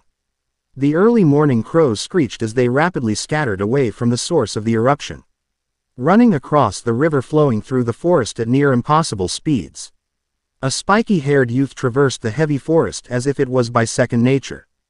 Defying the laws of physics, he ran across the surface of the river at a breakneck pace, passing the muddy riparian banks and tall cattails growing near them. The almost rhythmic sounds of his footsteps impacting the watery surface with tiny splashes were the only echoes haunting the eerily quiet forest as he jumped over a stone jutting out of the river. His senses screaming out to him, Naruto Uzumaki performed a mid-air flip, dodging an explosive shot of magic that blew apart the area he previously stood, sending splatters of water up into the air. The shot had been so potent that it had left the space temporarily unoccupied, forcing the river to refill the empty patch. She's gotten better, he inwardly mused, the attempted attack not deterring his run in the slightest. Not long after, the shinobi was referring to appeared before him in a matter of seconds. Jet, B. Black bat-like wings sprouted from her upper back while an undulating crocodile tail was moments away from slamming into his face much like a bullwhip. Her hands were covered in scales while her fingers were frighteningly sharp. Mirajan Strauss's long silvery hair jutted upwards defying gravity while her typically passive blue eyes glimmered with a purple tint. It's good that you're able to use takeover again, but... Naruto dropped to his knees sliding across the water's surface while allowing the demonic tail to harmlessly pass by mere inches away from his nose. As soon as he had avoided the ligament, he pushed himself off of his knees and back onto his feet, pivoting on his right foot to turn around.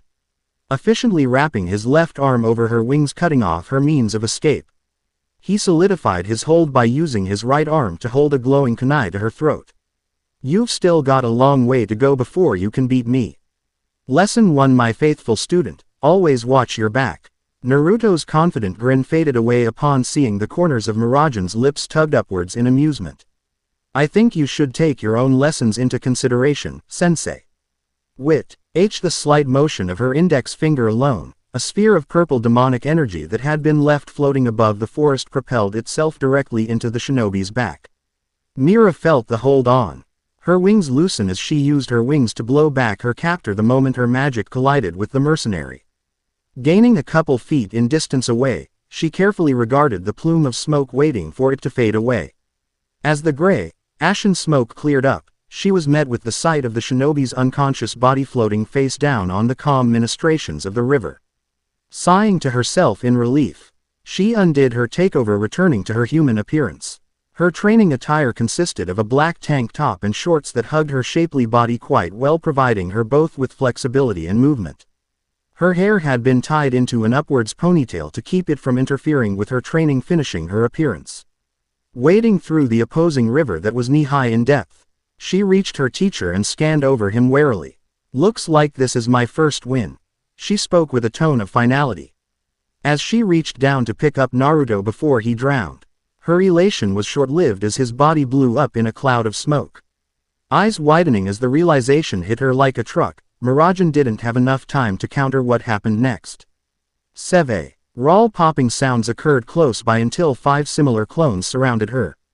Not wasting a breath, numerous chains burst from each clone's hands seizing her hands, ankles, and waist. A 5th Naruto approached from behind her, morphing the chain in his hand into the shape of an ethereal, glowing knife, and held it next to the side of her neck. Of course I take my own lessons into consideration. I wouldn't be the sensei otherwise, student. If he were to be honest, Naruto couldn't deny that he was having fun. Although he had promised to help her regain her strength, he was having just as much fun messing around in fights like this. Back in the elemental nations, there were never really any chances to fight against his friends in the Konoha 11 or 12 if you included a certain Uchiha. Everyone belonged to different teams that ventured out of the village on missions at completely random times.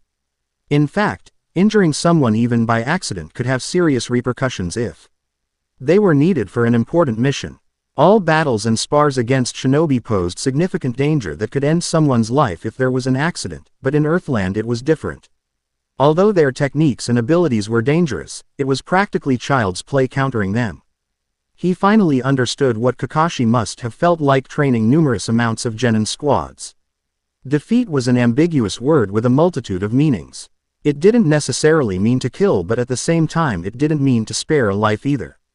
For the mages of Earthland, the word defeat meant to fight and disable. Killing was strictly forbidden by this world's government according to Mirajan, and doing so could result in prison or in worst cases execution. Naruto Suppo said this was why he was able to treat nearly everyone around him as a non-threat, because back in his former world defeat meant something else. To defeat meant to either kill or leave barely breathing. Until a target's usefulness had expired. Although it was the former shinobi mentality, he had still been taught the olden ways at the academy before reforms could take over. Of course he was never one to kill indiscriminately. That didn't change the fact he knew perfectly well that there were some minds that could not be swayed no matter what. Every mage in fairy tale was rather harmless in comparison to him, which made teasing them so damn fun. Mirajan sighed, this time with an underlying tone of annoyance. Damn it, fine, you win. Just like that, the chains keeping her tightly Bound released her while each clone cheekily waved goodbye before dispersing into thin air. Mirajan rubbed her wrists mindful of the marks left by the chains from tightly constricting her before erecting an unpleased glare towards their owner. How? She blandly asked. I disguised myself as rocks in the river and waited to lure you here, was his swift reply. The blonde had nonchalantly answered her question before walking back towards land. Following behind, Mirajan groaned as she pinched the temples upon her forehead as an even bigger headache started to arrive. So I fell for another one of your traps again. Feet now on earth, the Uzumaki started his trek back to the area they had set up camp in with the Strauss glaring daggers at his deceptively undefended back. You know, at this point I'm thinking of keeping a score just to see how much I can mess with you in training. The shinobi grinned, placing his hands behind his head. How many times have I beaten you again? I don't remember. Mirajan muttered, crossing her arms beneath her chest. Well, I've beaten you at least 100 times. Not even close. It's 9-0. Mira immediately interjected. A shiver traveled up her spine as the blonde glanced over his shoulder with the same damnable teasing glint in his eyes. Spending 1 week training with the insufferable teen allowed her to practically predict what came next. So you did remember Tilda. Just because she knew it was coming didn't make it any less irritating. Speeding up, Mira soon left behind a laughing Naruto, a slightly red-denned face due to the embarrassment of being so easily baited. Jogging to catch up to her, Naruto good-naturedly wrapped his arm over her shoulder in a friendly manner, with his need for teasing thoroughly satisfied. Anyhow, you've improved a lot since you first started, you know. There it was again, Mira idly noted. She found that the blonde had a habit of saying you know quite often. It was kind of similar to how Natsu would always say how fired up he was, except in this case it was slightly less annoying. There was a very small gap between the two. Sighing before shrugging his arm off of her shoulder, she unenthusiastically maintained her trek back to their training area. How do you figure that? I haven't beaten you a single time since we started last week. Simple. Do you know how long our fight lasted? Mira's eyebrow slightly arose at the question before shrugging once more. I don't know. About 45 minutes, give or take. Close enough. And do you know how long it was yesterday? Mirajan's features slightly scrunched up in thought before finding answer. About 15 minutes. Do you see a pattern? Mirajan stopped in the middle of the dirt path, directing a look that said, what are you getting at? Towards Naruto's expectant features before the reason finally dawned upon her. I fought you longer in my takeover today than I did yesterday. Seeing Naruto's fox-like grin indicating she was correct, Mirajan remembered that she had only lost yesterday due to the fact that she couldn't manage to maintain her takeover. Today, however, she was released it of her own volition, and she even felt that she could have held on to it even longer. I was hoping to see how long you could hold on to it today, but I didn't attack you soon enough. Naruto sighed in disappointment as he continued to walk while withdrawing a book and pen. You sound way too disappointed, Mira blandly stated as she stared at his departing back while following not too far behind. She noticed that he seemed to be drawing something in his book. Naruto's head glanced over his shoulder, ocean blue eyes emitting childlike genuineness. Of course I am. In 1 day, you're now able to hold on to your transformation for more than twice as long as the day before. The rate you're growing at is incredible, so why wouldn't I want to see how much further you can go? In Naruto's mind, Mirajan's training and abilities highly reminded him of his own. He had spent years in training trying to use Kurama's power, and was met with very little success. She and Elfman's use of takeover to draw on their respective inner souls' powers were highly reminiscent to that of the Jinchurikis. It's not that hard to keep a demonic hatchling under control, brat. I could have squashed the demons of this world right after being born, and I doubt that even you would be taken over by a hatchling back when you were a kid. Are you complimenting me? Hearing the derisive snort of his partner, the shinobi internally chuckled, cracking a small smile on his features. I know what you mean, furball, but compared to me back then I could barely even hold your first transformation for more than 10 minutes without ending up in a hospital afterwards. If you look at it that way, I guess you can say that She-Devil's progress is quite remarkable from your standpoint. The Great Fox mused. Are you insulting me now? Hey, I've been meaning to ask you this, but what have you been drawing these past few days? Mirajan suddenly asked, drawing the blonde out of his inner thoughts. Her curious blue eyes looked over the significantly taller teen's shoulder as he drew foreign markings and intricate circles. Over the past week, she had noted the Jinchuriki drawing in a notebook that he had procured from a local shop along with a pen. She couldn't make out the language he was writing in for the life of her or distinguish just what the drawings were supposed to symbolize. They're a surprise. Naruto grinned with a hint of mischief as he put the book into his red and black jacket's inner pocket. Mirajan frowned at the vague response as they finally reached their main training area. Her frown grew more prominent upon seeing a distinctive head of scarlet hair waiting for them. Urza Scarlet, the Titania, sat upon a log being used as a makeshift fireside bench with one leg crossed over the other while her hazel brown eyes drifted over towards the pair she had been waiting for. Over the past week, she had neither seen Fairy Tail's newest member nor her own rival. After asking Makarov, she learned that there was a rumor going around that the fairy's rookie was training the S-class mage in the Eastern Forest. She thought back to their heated but very brief spar back when he had first arrived and found herself perplexed. She did not consider herself to be vain, but as an S-class mage she knew that she was a recognizable icon among Fury. However, someone who managed to best her in combat with his bare hands and a knife so abruptly arrived at Fairy Tail's doorstep, and no one had ever heard of him to this day. According to his words, he had been a freelance mercenary who maintained a low profile, but it just wasn't logically possible for someone of his caliber to remain concealed from the public eye for so long. Therefore, she had decided to confront the boy to learn more about his origins herself. It wasn't hard to find their training site considering the vast amount of magic she recognized as Myris being thrown about. Coming from Naruto on the other hand, she felt nothing. She had not felt one speck of Etherano being used by the stranger, only adding to the shroud of mystery that surrounded him. This brought her to her second goal, challenging the blonde to a rematch in order to determine just what type of abilities he held as the newcomer and her rival now stood in front of her.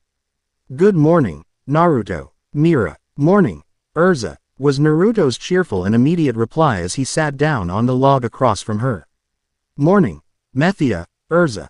Mira had almost rest to her usual way of greeting her rival, but managed to catch her slip before smiling innocently while sitting beside her sparring partner. Although she was given a slight glare from Urza, Ira huffed and looked away, refusing to acknowledge the irritating woman's presence. Following her rival's example, Urza redirected her attention towards the amused blonde who watched the exchange up close before noticing Urza's rather intense stare. "So is there something I can help you with?" Revisiting memories from the previous week of Naruto's first arrival, Urza remembered their previous bout and its rather humiliating result. Coughing into her metal gloves, she placed her hands on her hips, adopting an act of casual amiability and impassiveness. "Ehime, I had heard you were training in the forest from the master. And I wanted to join you as I feel that I can learn much from a fellow S-class." "S-class? Watson? No way." Naruto had intended to ask what she meant by fellow S-class before he had been abruptly cut off by Mirajan. Urza's eyes narrowed into a considerable glare, Myris matching it with an equal amount of intensity. From Mirajan's position, she was improving by large amounts every day, and having another person, especially someone like Urza, would impede on her training. It's not like she felt very possessive of her partner. No, that definitely wasn't it. "I don't recall asking for your assistance, Mira. So I believe that is in your best interests to back away from the strongest female in the guild. If it were even possible, Irajane's smile grew even sweeter as a darker aura wafted off of her, the amount of hostility and annoyance growing with each passing second. "And I don't seem to recall giving up that title to some two-bit mage who managed to get lucky and squeak by the S-class exam." She replied just as evenly. "Shall we settle our accounts right here?" Both mages stood up from their seats before stepping away from the clearing's seating area and into the open battle section. Opposing auras of scarlet and violet clashed against one another, scaring away nearly all wildlife. Streams of lightning ided in between the two opposing glares as the suffocating atmosphere was practically electric. The third person, who had concluded these two mixed as well as oil and water, had been all but forgot. Tenon uncomfortably made his presence known in the clearing with an uneasy smile. I'd rather not have you two fight right here. The shinobi's first mistake was thinking that he could stop a conflict between two diehard rivals. The second and biggest mistake was involving himself. Two sets of eyes snapped towards him, each intending to demand he butt out before they suddenly widened, coming to a similar conclusion. Materializing a coat of light around herself, Urza donned a black winged armor set and pointed the tip of her two-handed blade directly at Naruto's chest, giving a strange sense of déjà vu to the shinobi. Very well, we will both battle against you as a way to end our conflict. Wait, what? Surrounded in a purple storm of magical power, Mirajan emerged, transformed into her Satan soul form. Upraised hair, elongated claws, and a dangerous grin bundled all in one. And the winner gets the right to train with you. Kurama, little help here please. As the superior being, I will allow this challenge to satiate my boredom. Really? What? I'll give you some tips if you're that scared. For example, dodge right now. Bastard fox. Naruto outwardly shouted, right as Mira and Urza both began their attack. The two S-class mages struck downwards with a fist and a sword, splitting the earth apart with dangerous force. The blonde a mentioned traveler nimbly avoided the conjoined attack on his person by leaping backwards while withdrawing his sketchbook from within his coat. Flipping to his most recent section of the book, he too re-out a few pages right as he jumped over Urza's forward thrust. The dignified knight's step in was so strong that it had taken her from nearly 10 feet away to directly in front of him with a blade ready to pierce through him. Oh, she's not bad, Kurama commented from within his cell. I'd estimate she'd be a top-tier samurai of the Iron Country. Naruto's facial features mirrored his inner displeasure as his body moved as if automatically. You're really enjoying this, aren't you? Urza's eyes widened as the shinobi, with the grace of a cat, jumped off of her sword like a sprint. G-board using 2 feet to accurately land on the blade's hilt. Naruto flipped forwards over her head while in midair, where he was met by Mirajan, whose fist was enveloped in a sphere of demonic energy. Flexing her clawed fingers, she did a large, sweeping slash that launched 5 wide claw-shaped waves of magic. Kurama devilishly grinned, revealing the rows of razor-sharp elongated fangs that could pierce through even the toughest metals with ease. Of course not. I'm just very interested in this world's magic. The White One's manipulation of it is also quite interesting. Not even bothering to hide his annoyance, the shinobi held out one of the pages he tore out in a defensive manner against the oncoming slashes of magic power. Diaresis, what's he thinking? There's no way a piece of paper can block my attack. Diaresis. Mirajan's eyes momentarily widened as the words the ocean blue-eyed teen spoke moments ago rang in her mind. To her surprise and horror, a practically unnoticeable void the size of a pin needle began to draw in and absorb her attack, sucking in each individual magic claw until there was nothing left. A new symbol in black ink appeared on the piece of paper wielded by the eccentric ninja. Surprised, he asked as he landed safely on the ground, his insufferable grin annoying her greatly. Urza stared in awe at the seemingly normal piece of paper that somehow absorbed an attack that would have given even her some damage. She had never witnessed anything similar to that form of magic, believing it to be something akin to runes. The longer this battle progresses, the more uncertain I become of our combined chances, she thought, eyeing Mirajan as the grip on her sword tightened. Mirajan, however, remained indifferent, knowing that giving the blonde a reaction would only fuel his amusement. The boy trumped even her as a sadist when it came to teasing.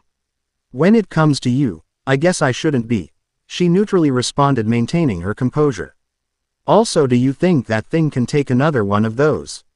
Myra's hands were enveloped in a purple glow once more, her clawed, demonic hands becoming 2 times more intimidating. Ritu. RNING. Back to reality with the questions of her rival, Urza subtly moved behind the shinobi's line of sight in preparation for an attack from the rear. Naruto's confident grin widened further in response to Mirajan's threat as he held up his remaining 2 pages that he had torn out from earlier, one held in between each of his index and middle fingers. Diaresis, I've got more than one trick up my sleeve, you know.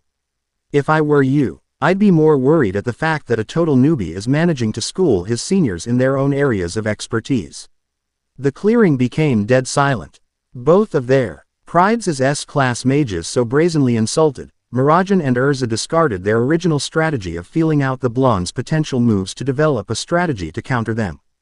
Their eyes darkened, ed considerably while their magical power output skyrocketed as their goal became one in the same. Beat him down. Dark, stormy whirlwinds surrounded the two rivals as they gathered everything they had towards thrashing the pest in front of them. Urza's black wing armor and sword glowed with a scarlet hue as the swordswoman sharpened her blade to its very limit. The weapon's sharpness was enhanced by the sun as the metal reflected the rays of light, giving it a blinding glint. Bringing her hands close together, a purple sphere of magic materialized within Mirajan's palms, growing larger with each passing second. The orb of energy glowed a malevolent violet as a spiraling storm of magic was contained into a smaller shape that continued to expand in order to hold the sheer amount of magic within it. Practically dumping a gallon of fuel onto the metaphorical fire, Naruto's grin widened even further as he made a come-on motion with his hands, adding the last straw that broke the camel's back. Soul extinction. Moon flash. A nigh unstoppable torrent of demonic energy magnified in waves rushed towards the unperturbed ninja from the front while a flying cross-shaped slash approached from the rear. At that moment, two silver chains with a golden hue burst from his upper back before coiling themselves around each arm with movements as fluid as two snakes. The chains suddenly began to warble and melt, becoming an amorphous liquid substance that coated Naruto's arms in their entirety until solidifying into silverish gold segmented sections of armor. The ooze. Umaki's left and right shoulders down to his hands were surrounded in the adamantine chains until not a single space was left uncovered. With his newly acquired armor sleeves, he held his arms out each side, intercepting both the wave of demonic energy and the sword slashes with his hands. The two attacks slammed against his armored hands, one intending to pulverize his bones while the other intended to slash him apart. A loud screeching sound reverberated across the forest with magic grinding against metal, neither of the two giving an inch against the other.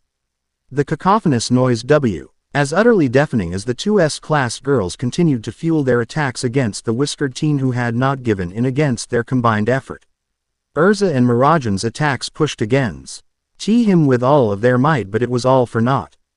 Their expressions changed to that of shock as both Soul Extinction and Moon Flash were obliterated mere seconds later. As the smoke cleared, Naruto's hands surrounded in chains were clenched, indicating that he had crushed both of the attacks with seemingly minimal effort. For Mirajan, this was the first time that she had witnessed Naruto using the chains for something other than chasing and capturing enemies. She glared at the whiskered teen whose metal-covered hands remained only slightly burnt from her strongest attack. For Urza, this was the introduction of something completely new. In their initial spar, the blonde had wielded a small knife whose material managed to cut through her steel swords like butter. She first believed that he had concealed the weapon in his sleeve, but that did not appear to be the case now. Eyeing the new armor surrounding his sleeves, she concluded that the rookie's abilities allowed him to control those strange chains as if it was second nature to him, while also being able to manipulate their shape to nearly anything he desired. Taking advantage of their flabbergasted state of mind, dozens of chains burst from the ground beneath the S-class mages, seizing their legs, hands, waist, and even neck for good measure. "It's my win," Naruto declared as the armor around his arms reverted back into chains and disappeared into his body. Mirajan sighed and undid her takeover, knowing that once she was captured there was no way of escape. After all, these chains were the reason why their current record was 9-0. "I give up," she readily conceded. Urza, on the other hand, continued to struggle, even refusing to release her sword that still remained in her grip. "Not yet. I can still fight," she argued as she continued to wrestle against the chains. "Hold on her." As the chains set Mirajan down, the S-class mage rubbed her wrists before staring at her rival's current position. She tilted her head to the side before a devilish smile stretched across her lips. Naruto stood in front of a still entangled Urza with Mira behind him, arms crossed over his chest, a weary expression marking his features. He didn't know how long it would take for Urza to give up, as she was almost as stubborn as him. "I really wish she'd just give up here. It's not like she's losing anything." "Bah, don't be such a downer," Kurama voiced with a tint of amusement laced in his tone. "I'm more eager to see just how long she'll hold out before she breaks." "What did you say just now?" "Hey, Naruto tilde." Glancing behind him to find the source of the sweet-sounding voice, Naruto's ocean blue eyes met a smiling Mirajan whose gaze was firmly fixated on her strug. Gling rival who had not bothered to listen in on their conversation. I can make her give up. Just make me a stick with those chains of yours. What are you going to do? Naruto questioned, eyeing Mira warily. Persuade her, was her almost immediate and overly cheerful reply. Against his better judgment, the ninja from another world nervously smiled before complying. He clapped his hands together before pulling them apart, creating a pole roughly a meter in length and 4 to 5 centimeters in width. Mirajan grabbed the item, chirping a thanks and moving to stand directly in front of Urza. This is gonna be entertaining. Okay, you wanna tell me what's going on since you seem to know more about this situation than I do. Naruto could practically see the fox's grin AF. Chair asking his question despite not being face to face with his partner. I want you to think long and hard about those books that toad of a teacher had you proofread and the situation in front of you. Naruto blinked once. He blinked twice. He blinked a third time before his jaw suddenly dropped, almost hitting the ground. His eyes inspected the chains protruding from the ground and realized the way they were holding Urza was rather provocative. Understanding slammed into the shinobi like a truck as he realized what Mirajan intended to do, but it was way too late to stop her. Urza momentarily ceased her struggling upon noticing her rival's presence directly beneath her. She still donned her black wing armor, but Mirajan's takeover was nowhere to be seen. Instead, Ra's lips were upturned in a cheerful smile while her demeanor reflected that of someone who hadn't lost. It looks like I am the victor through forfeit, Urza confidently stated, smirking victoriously in the face of her rival. Rather than get offended or annoyed by her declaration, Myra's smile only grew. Actually, you haven't actually won, as the bet was to see who could beat Naruto. Besides, if anything, you're the loser here. Urza's expression shifted to that of confusion before she suddenly gasped when she felt something touch her. Her hazel brown eyes followed the source too. A rod currently being held by Mira, who had pushed the chains wrapped around her legs considerably higher. The constrictions previously securing her at the middle of her legs had been pushed upwards much too close to her lower half. The knight could feel the cold metal dig into her flesh as her face began to burn brightly. What do you think you're doing, you harlot? With one hand adjusting the positions of the chains, Mirajan bit down on the index of her other while her eyes grew half-lidded. Harlot, that's quite rude. If anything, that name suits you a lot more. What did you say? Mirajan returned Urza's previously confident smirk with one of her own as Urza felt chills run down her spine seeing the gleam in her sapphire orbs. The rod traveled higher and higher along the side of her leg as Urza felt her composure begin to waver. After all, I bet you read about this situation all the time in those books of yours. And just like that, all color left Urza's face while her voice grew hoarse. Why you know about my books. Mirajan stepped even closer to the scarlet-haired warrior, their bodies practically pressed together, and brought her mouth directly next to her ear. Of course I know. I've had dirt on you for ages, Urza . Urza felt her face burn like never before as her cheeks grew redder with each passing second. Myra's hand softly caressed her cheek before sliding downwards, trailing down the nape of her neck towards the silver-edged breastplate that covered very little. I won't tell anyone as long as you admit that you lost. Mirajan continued to almost lovingly whisper. And if you admit that I'm the strongest woman in the guild. And never, Urza defiantly answered, shuddering under Myra's touch. Then, Myra's sweet smile became even more excited as the snow-haired girl practically pressed the rod to Urza's crotch. You leave me no choice.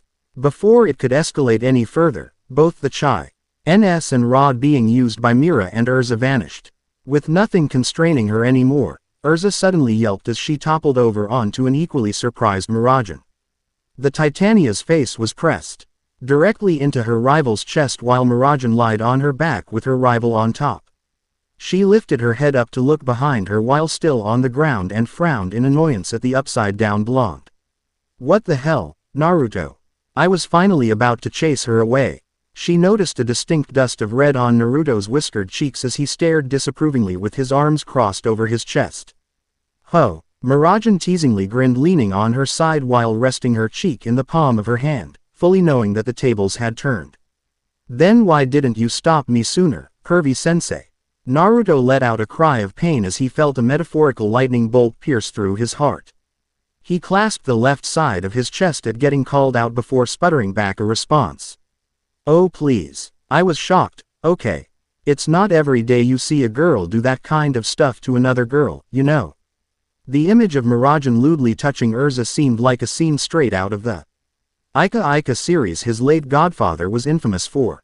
Not many knew that Naruto had been responsible for reading over the entirety of Jiraiya's work, making sure there were no grammatical errors. After all, the pervert had forced him to do so, stating it was a form of payment for the trip. After reading through all 3 Ika Ika installments, the Jinchuriki could safely say his late teacher had planted the seeds of a closet pervert and corrupted him. Besides, you guys are so unfair, challenging me when I don't get anything in return at all. Since I won, I want you guys to answer some questions I've had for a while, deal? Mirajan burst into a fit of laughter as she hugged the sides of her black tank top before standing back to her feet. Whatever you say, Pervy-sensei. Damn it, I'm not Ero Sennin. I'm not that guy. I'm not. Naruto internally cried. Keep telling yourself that, Pervy-sensei. Feeling heavy-hearted at the fact he had been branded with the same pet name as his godfather, Naruto decided to move things along and learn more about Fury. I've been wondering this for a while since Urza said it multiple times.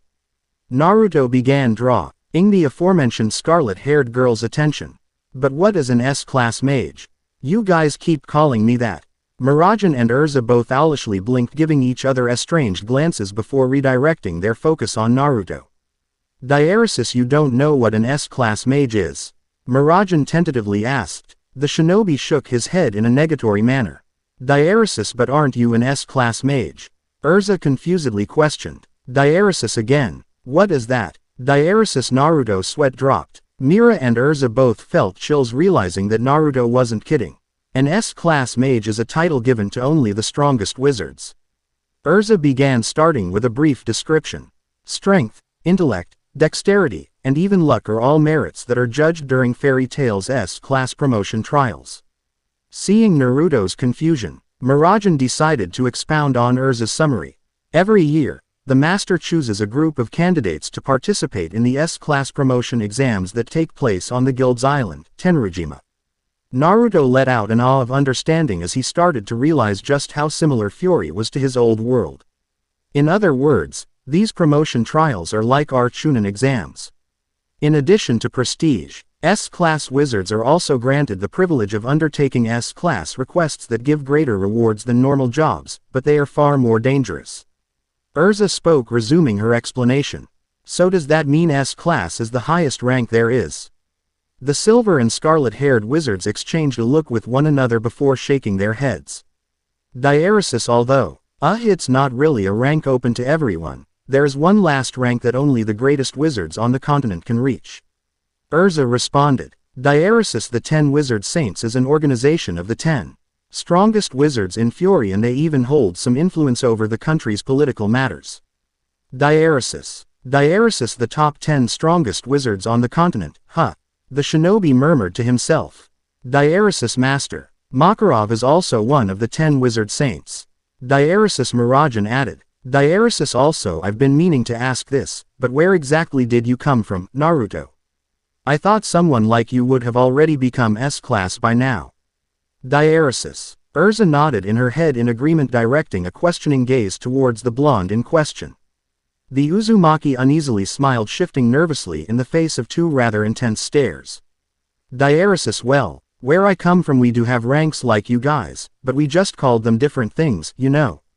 Diaresis. The 2 rivals' unsettled expressions eased up a bit upon hearing the whiskered boy's explanation, concluding that there were some remote regions that did have different standards than Fury. Only difference is our exams basically tell you to kill everyone or somehow survive until the end to pass. So what rank were you then? Naruto blinked at the sudden question, turning to Mira, who had asked the question. What rank did you formerly possess? Urza asked, repeating the question. Surely you were of high rankings. Although it could hardly be called accurate, his current and official rank was rather embarrassing, as the Jinchuriki sheepishly chuckled while averting his gaze. Well, back in my village, I'm actually considered the lowest rank, not counting academy students who are all 9 to 11 years old. Urza and Mirajan's facial features paled considerably. their minds going blank and failing to register what they had just heard. You've gotta be joking. Mira tonelessly spoke. Sadly, I'm not. Naruto embarrassedly chuckled. So why? Oh, you mean to say that there are even 10-year-olds who are as capable as you? Urza hollowly questioned. Oh, no, of course not. The whiskered Jinchuriki immediately interjected, waving his hands in an attempt to clear away the confusion. Seeing Mira and Urza relax albeit slightly, the ninja from another world decided to elaborate further.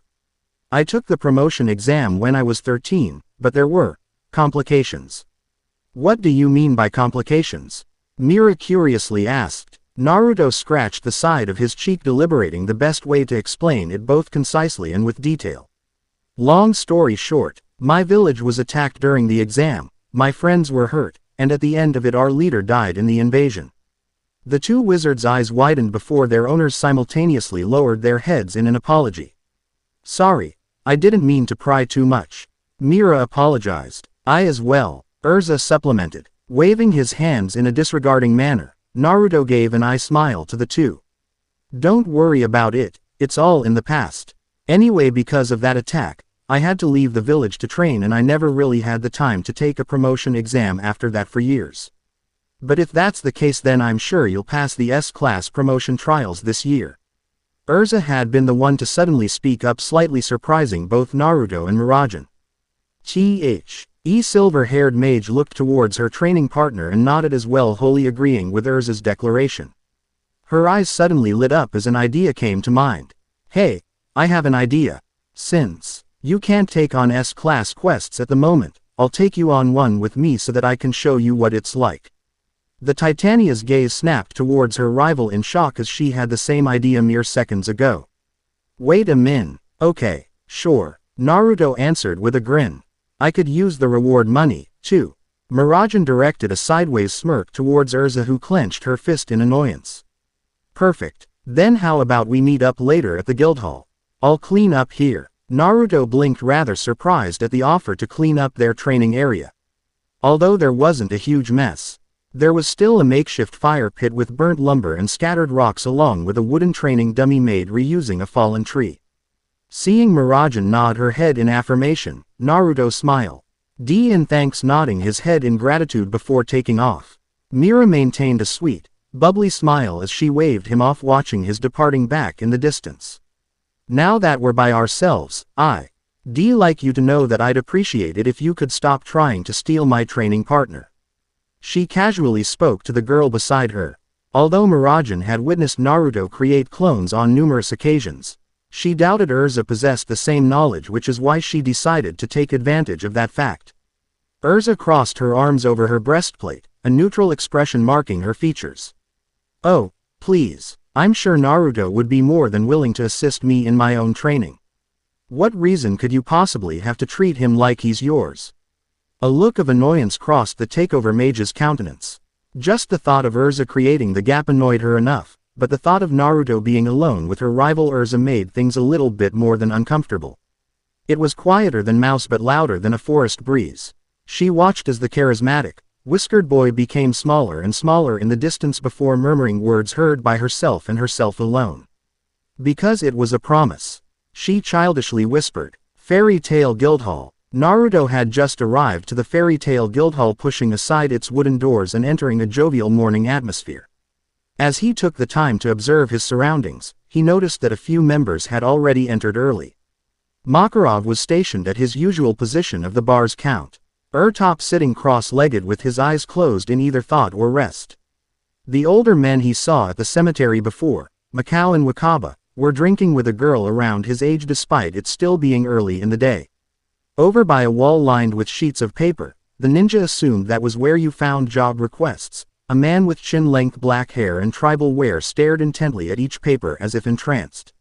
A couple tables away, a very bulky, roundish man used a brush and palette to create a portrait, carefully measuring each stroke with an attentive eye. There wasn't that much activity considering it was pretty early in the morning, but there were still a good amount of mages already ready to begin their days. Natsu was a prime example as he ran up towards the blonde along with a flying happy. Hey Naruto, what are you doing here so early? He excitedly asked. I'm actually waiting on Mira to get here. Natsu adopted a look of confusion, giving a strange glance to Happy, who returned the gesture. Why are you waiting for Mira to get here? Aren't you scared of her? This time it was Naruto's turn to be confused. Why would I be scared of her? Besides, she said she's going to take me on an S-class job to see what it's like. Natsu's expression was that of shock as his jaw nearly hit the ground. What? The shinobi's confused look was still apparent as he rubbed the back of his neck uncomfortably in the face of Natsu's intensive stare. Diaresis, is there something wrong with that? Natsu recovered from his initial shock, fumbling with his response. Diaresis, well, not really, since S-class mages can take non-S-class mages with them, but still, you just joined a couple weeks ago. They're supposed to be really dangerous too. Naruto gave an ISMI to the Fire Dragon Slayer before ruffling his hair in an amused manner. Diaresis, don't worry about it. I'm plenty strong. Diaresis, relax, Flamebrain. Diaresis Gray spoke up, entering their conversation as he walked through the entrance's doors. The Ice Make Wizard's attitude was as cool as always. In a way, it reminded the whiskered teen of how his former friend could have turned out if it weren't for the massacre of his family. Natsu's mood immediately soured with the exhibitionist's arrival, while Naruto and Happy gave a small wave to the composed mage. Welcome back, Gray. Happy greeted with his paw in the air. The Ice Wizard gave a nod towards the flying feline before returning back to his original thought. Diaresis, there aren't any members of our guild who can't take care of themselves.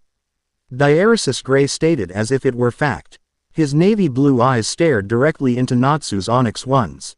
Besides, I'm sure Mira knows what she's doing. Haven't you noticed how much she's changed since she started practicing again with Naruto? Naruto's eyebrow slightly rose at that. Wait, how did he know? Oh right, Urza. Natsu grumbled, and I guessed to himself, knowing his rival held a pretty strong argument. But still, be careful, Naruto. The Dimension Traveler grinned reassuringly, projecting an air of genuineness. Relax, I can take care of anything this job throws at me. Oh, I'm not talking about the job. Natsu replied, shivering slightly. I'm talking about Mira. Mira. Natsu nodded, his facial expression reliving a past trauma of sorts, reflecting nothing but fear as his arms and legs trembled. When I was younger, she told me that if I wasn't careful around her, she'd cook me up and eat me. A bead of sweat rolled down the back of Naruto's head, realizing Ira must have scarred the poor boy a lot when he was younger. Natsu, I'm sure that's not true. He deadpanned.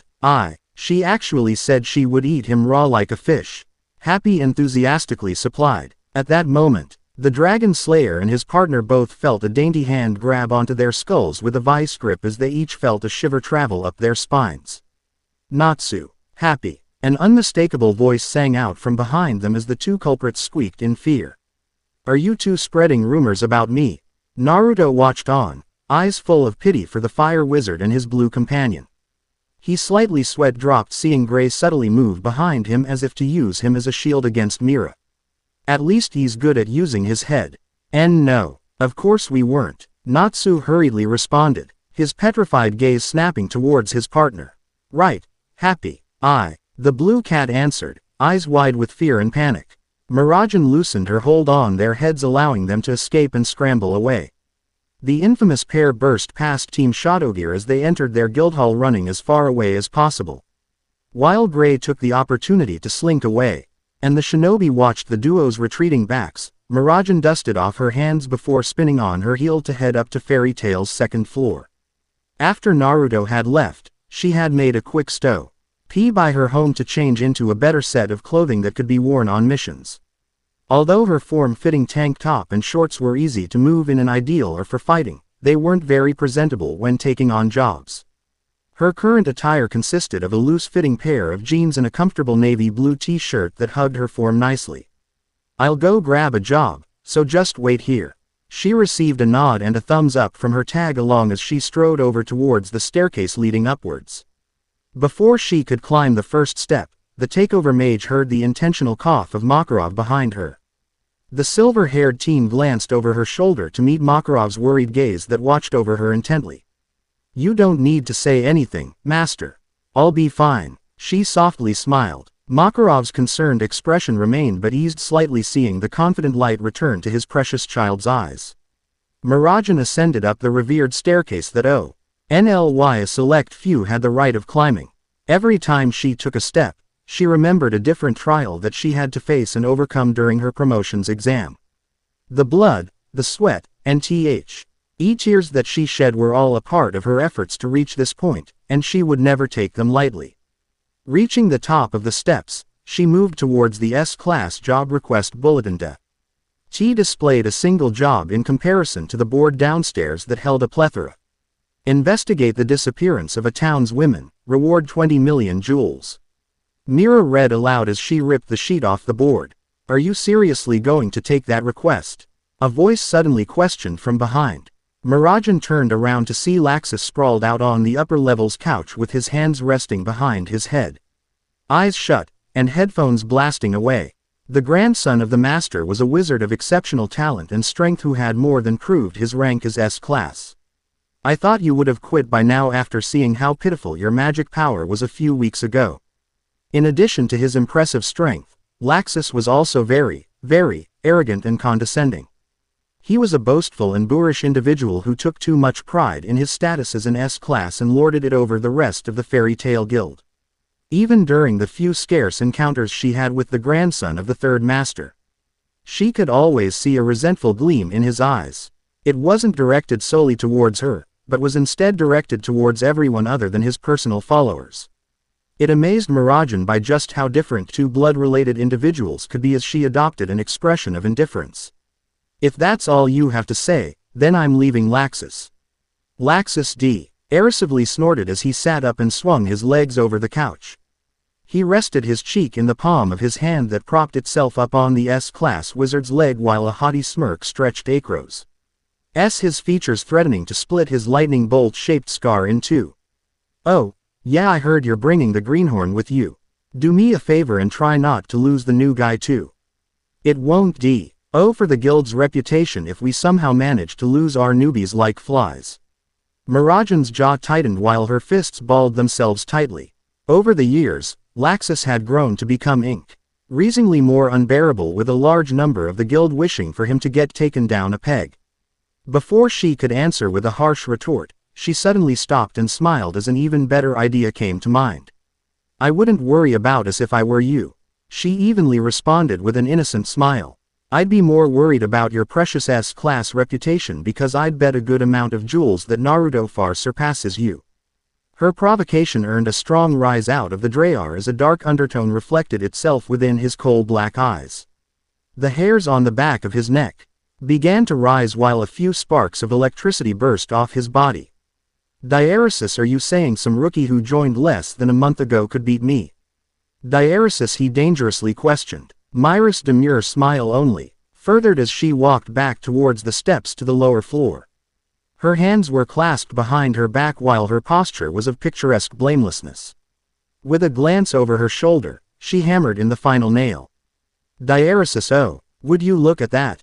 You actually can hear other people over the sound of your own voice. Diaresis. Mirajan didn't bother to turn around as she descended back down as S.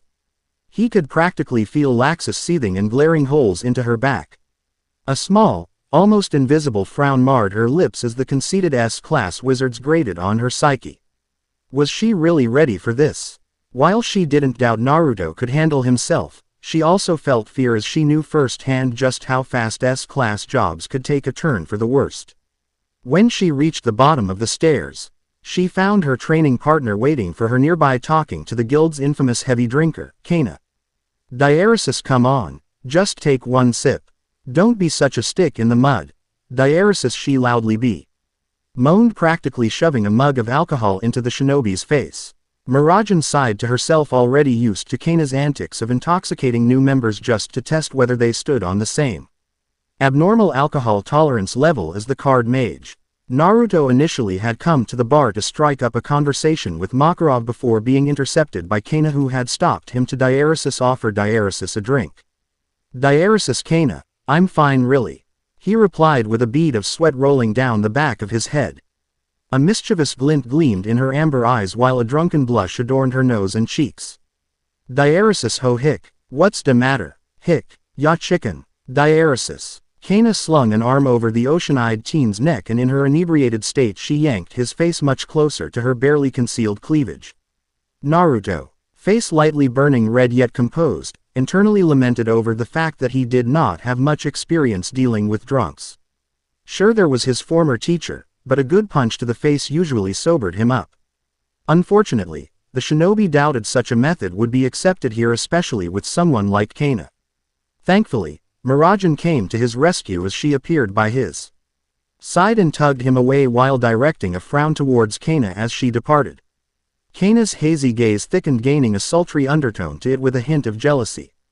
"Ho, you sure are bold, Mira Hick. Already making the newbie yours to play with Hick," she drunkenly slurred aloud as the duo was no longer within earshot and already out the guild's front doors. The card mage's boozy eyes eventually wandered back towards her empty cup, noting it was empty. "Someone refill my damn cup already." Train ride to Marigold Town. Despite having observed the scenery once on his way into Magnolia, Naruto still found himself in awe at just how beautiful the passing landscape truly was. Clean rivers flowed alongside the train into wide lakes, verdant hills and forests dotted the mountainside. Providing homes for hundreds of creatures, it was a land unmarred by conflict. Vivid images of the war-torn battlefields, barren wastelands, and destroyed coastlines were still fresh on the young Enja's mind as he shook his head to clear away the nightmarish days. Sitting across from him, Miragen occasionally snuck glances towards the blonde who went back to drawing in his pocketbook. The Uzumaki had not asked any questions regarding their mission and had been told only the basic info she had given him before they left. It made her rather anxious as she wondered if the whiskered boy was also nervous.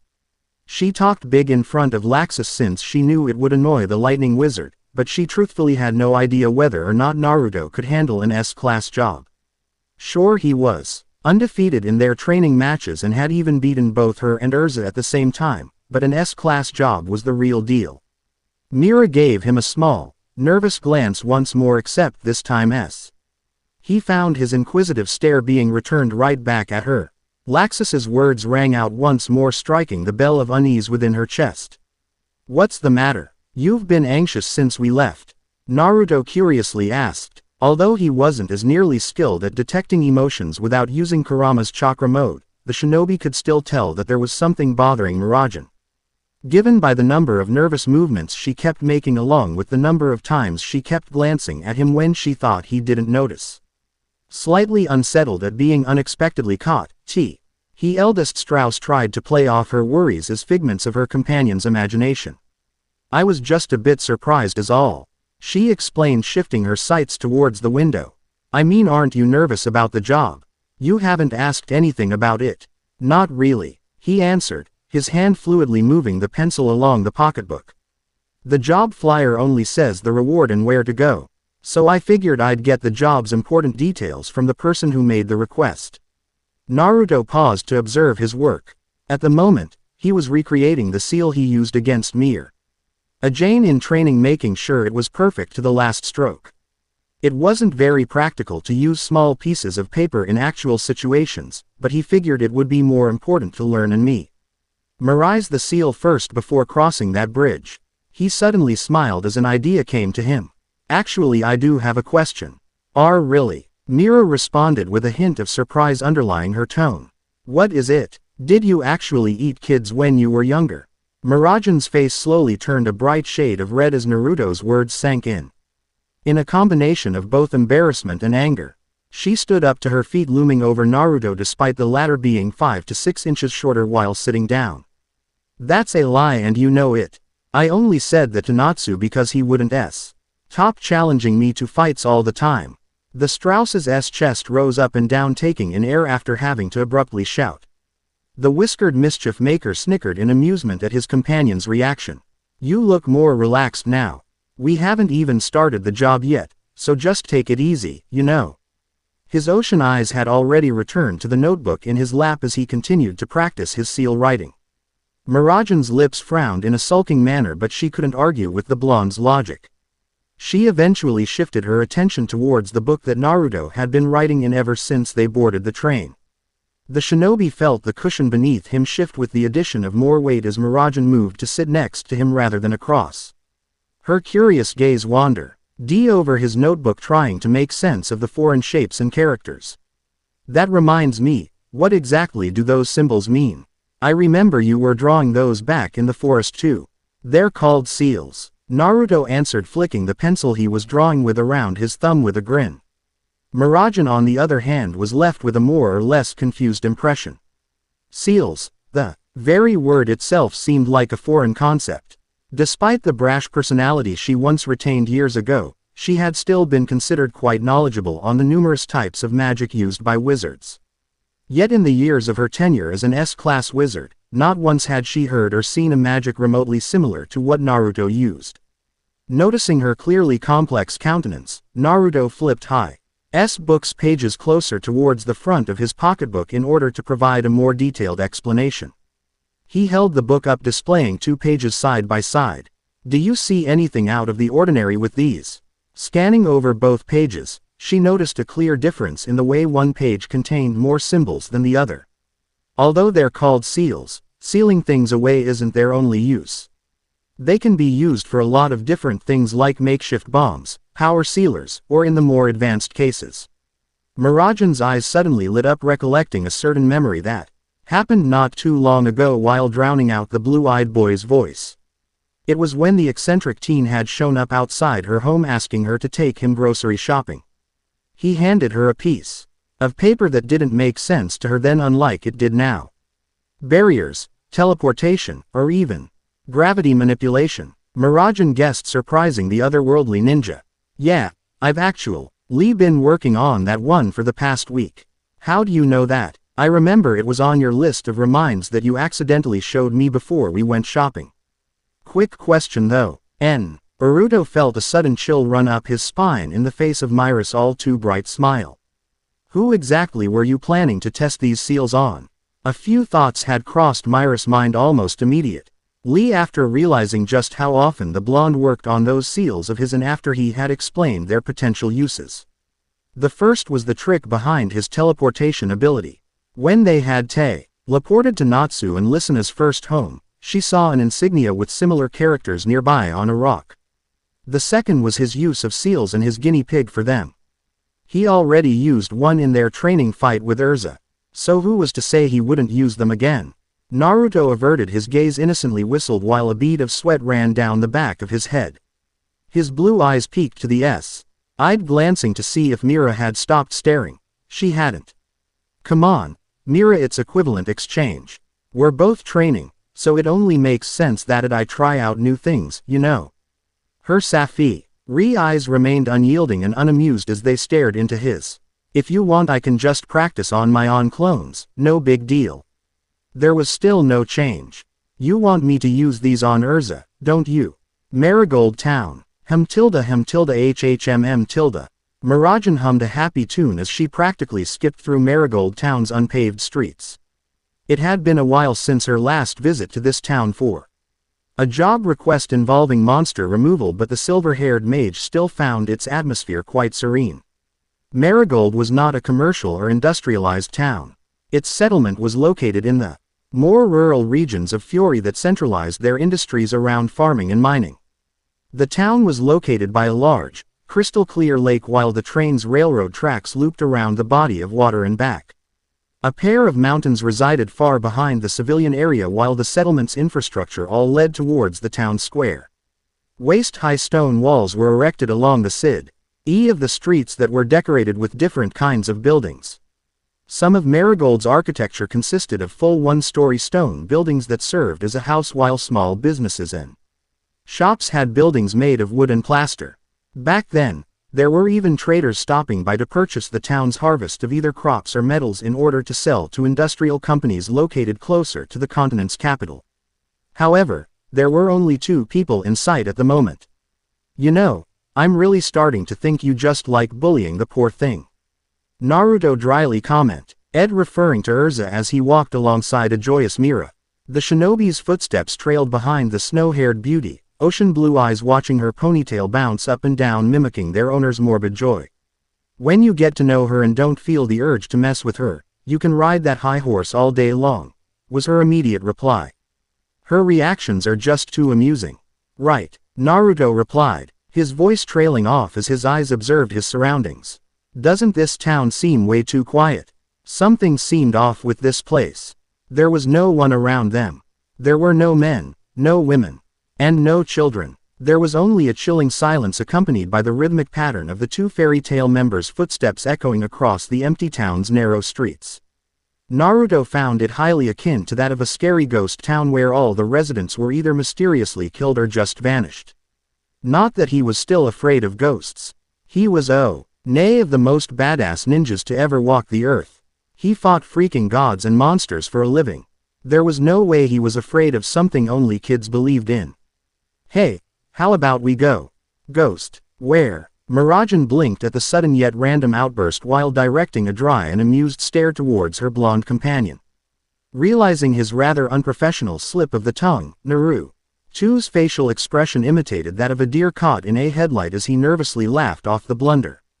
You're not afraid of ghosts, are you? In response to Mirajan's amused and mirthful inquiry, the shinobi of another land returned a stony glare. I ain't afraid of no ghosts. Shaking her head after learning a possibly exploitable tidbit about her partner, Myra's sharp eyes returned to their vigilant search as they looked towards a nearby house's windows, finding the glass panel's other side to be completely boarded up. She recalled that upon disembarking from their locomotive transport, they had not run into a single townsperson. There were not even attendants at the train station's ticket booth. Mira suddenly stopped with Naruto doing the same, both observing their surroundings with a tentative wariness weighing on their shoulders. We need to find the town hall. The mayor was the one who. Mirajan's sentence was abruptly cut off by the sound of a loud piercing scream that resounded throughout every crevice in the ghost town. Two sets of blue eyes instantly dilated, their pupils reflecting a sharpened sense of awareness that snapped towards the source of the fearful cry. The yellow and white-haired duo exchanged a look before sprinting off towards the origin of the scream. The sounds of their footsteps rapidly running across the unpaved ground air quiet yet rushed as they navigated through backstreets and alleyways, eventually finding the first actual person in Marigold. Huddled and backed into a corner, eyes petrified with fear, a young girl with shoulder-length blonde hair, fair peach skin, and sparkling emerald eyes stared face to face with what could only be described as a hound from hell. Her small dainty hands were scratched and lightly bleeding as they pressed themselves against the coarse stone alleyway ground, while her slender legs continued to backpedal against the concrete wall with a relentless fervor, desperate to get as far away from their demise as possible. Even though there was no longer any room to back away, the young girl's fear-addled mind could only remain terrified in the gaze of those horrid blue eyes. The hound was at least 2 meters tall and 1 meter wide. Its fur coat was reminiscent to that of a fire that had long since died out. Dark, gray ash covered the canine's midnight black fur, while a grisly tail swished back and forth with an almost predatory playfulness. Its most terrifying features were the burning azure flames leaking from the corners of its mouth along with the glowing blue embers that comprised its sharp eyes. A low growl rumbled from its throat as it revealed the rows of sharpened, jagged teeth adorning its mouth. Its paws tightened themselves before they pounced off the ground, launching the nightmarish dog towards its defenseless prey. Time seemed to grow still at that very moment for Elizabeth. She had only ventured out into their once safe and tranquil town in hopes of finding food for her town's orphanage where she lived. She hadn't expected to find a demon's hellhound chasing after her, and she certainly hadn't expected to be trapped with nowhere else to run. Someone. She tried to scream, desperate to wring out something, anything to call for help, yet nothing came. Her voice had long since left her, with her life not too far behind it. The hound's claws, sharp enough to cleave a person's limb clean off, were mere inches away from her neck. Elizabeth squeezed her eyes shut, hoping for only a quick end to her life. Expecting to hear the revolting sound of her flesh being ripped away from her, she stiffened upon feeling a swift rush of air, followed almost immediately by the sound of a solid thump. "Are you okay?" Elizabeth slowly opened her eyes, blearily blinking away the haziness clouding her sight, where she was greeted with the wondrous sight of another human. As the last of the bleariness left her, Her eyes slowly widened, coming face to face with the prettiest girl she had ever met kneeling in front of her. Her hair reminiscent to that of a cascade of snow flowed in gorgeous locks that even she was jealous of at her young age. Warm eyes as blue as the sky were touched with concern as a gentle hand placed itself on her cheek, inspecting her for any signs of harm. She nodded, eyes firmly T-Rands fixed on the seemingly magnanimous teen. If the mysterious lady in front of her wore a dress instead of jeans and a t-shirt, Elizabeth would have mistaken her for a princess. Phew, we really cut it close there, didn't we? Elizabeth was broken from her stupor with the addition of a new and distinctly masculine voice. Peeking over the snow-haired woman's shoulder, she found another teenager who looked to be the same age. Observing the princess's compatriot, she noticed bright spiky yellow hair and eyes bluer than the ocean being his most prominent features, while his reassuring smile alone managed to return the feeling back to her numbed limbs. That is until her eyes wandered towards the dead hound. Neck was bent at an awkward angle, causing her to flinch and scuttle away from the mere sight of it. The boy's grin faltered slightly, realizing just how shaken up the girl must have been, knowing just how close her end almost came. His gaze met with Myris, who stood up and steered for him to take care of the girl they had saved. The shinobi nodded and moved towards the quivering adolescent while Mirajan went to study the hound he had killed. "Hey, you okay, kid? It's all right now. You don't have to be scared." The whiskered Jinchuriki knelt down in front of Elizabeth and firmly grasped her shoulders to quell her trembling. A pair of emerald orbs looked up towards Naruto, their owner taking in a shaky breath of air before stiffly nodding. "Are you the mages?" the mayor called for help. Gently stroking her disheveled head of hair, Naruto grinned, a simple manner that helped to reassure Elizabeth's fears. "That's right, we're both here to help. Can you tell me your name?" Gasping, realizing she had been ill-mannered despite the orphanage's mother's constant reprimands, Elizabeth felt a flush of hot embarrassment flood her cheeks. Sorry, my name is Elizabeth." "Elizabeth, huh, that's a nice name." Naruto nodded in an upbeat manner of approval. "I'm Naruto Uzumaki, and the pretty one over there is Mirajan. We're both from Fairy Tail." "Fairy Tail?" Seeing Elizabeth's expression of confusion hearing the unfamiliar name, Naruto rolled up his sleeve, revealing the black insignia adorning his right outer bicep while adopting a prideful attitude. Elizabeth's light emerald orbs widened upon witnessing the symbol for the first time. She had never met a mage until this very moment, and never before had she felt such deep emotions of awe and splendor for two singular people. "Hey Naruto, come here for a second," Mirajan called out as she kneeled beside the motionless black hound. Giving Elizabeth a nod indicating he'd be back soon, Naruto stood up and joined Mirajan's side in the back alley. "What's up?" As soon as he had arrived, the blonde had almost immediately spotted a prominent frown marking Myra's countenance as she observed the hound he killed via neck snapping. Mirajan's sky blue eyes moved over the canine's motionless body, her hand traveling from its head towards the center of its body. The dog's form began to shimmer a luminescent violet light before it slowly began to dissolve away into particles of energy that were absorbed into Myra's palm. Mirajan grimaced, her suspicions as well as her fears confirmed. "Naruto, this thing was made by a demon. Not only that, it was made by a powerful one too." Naruto's lips settled for a neutral frown, a sense of perturbation setting in knowing just how knowledgeable Mirajan was when it came to the subject of demons in Earthland. If this was making her uneasy, it meant their enemy would be quite formidable. Two ocean blue orbs shifted towards the Marigold resident while their owner moved to help Elizabeth back to her feet. With a helping hand extended in front of her, Elizabeth nodded and accepted the offer gratefully while Naruto chose to voice his request. "Do you know where the rest of the people in this town are?"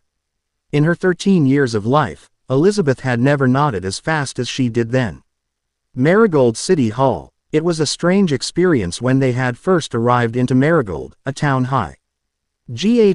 renowned for its reputation in the textile industry, to find not a single human soul in sight. The reason being was because they were all sheltered under one roof. "Man, talk about spacious," Naruto muttered beneath his breath. Two sets of blue eyes cast their gaze across the interior of Marigold Town's City Hall, a remarkable piece of modern Fury architecture. Massive stone pillars engraved with symmetric stylized lotus flower markings acted as support pillars for the hall as 6 of them lined each wall. Handcrafted marble tiles lined the floors with tiny bits of violet and maroon stones embedded within them.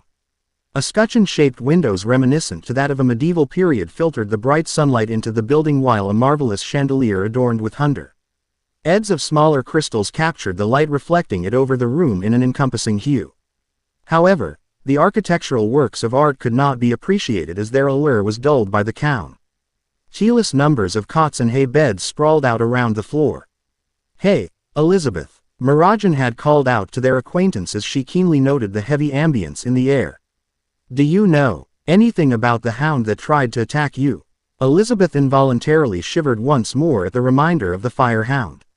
She could still distinctly remember its terrifying visage, mere inches away from her person and mere seconds away from ending her right there and then. "Sorry, Miss Marajan, I don't," she admitted, ashamed for not having any helpful information. "But I think I know someone who does." Men and boys of all ages traversed through the building, an aura of aimlessness, hopelessness, and defeat wafting and spreading through the building like a dense fog.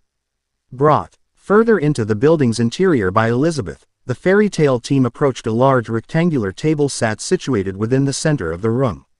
Stationed at the head, a fairly young man well into his late 20s sat alone with his head held in between his hands, his morale utterly crushed.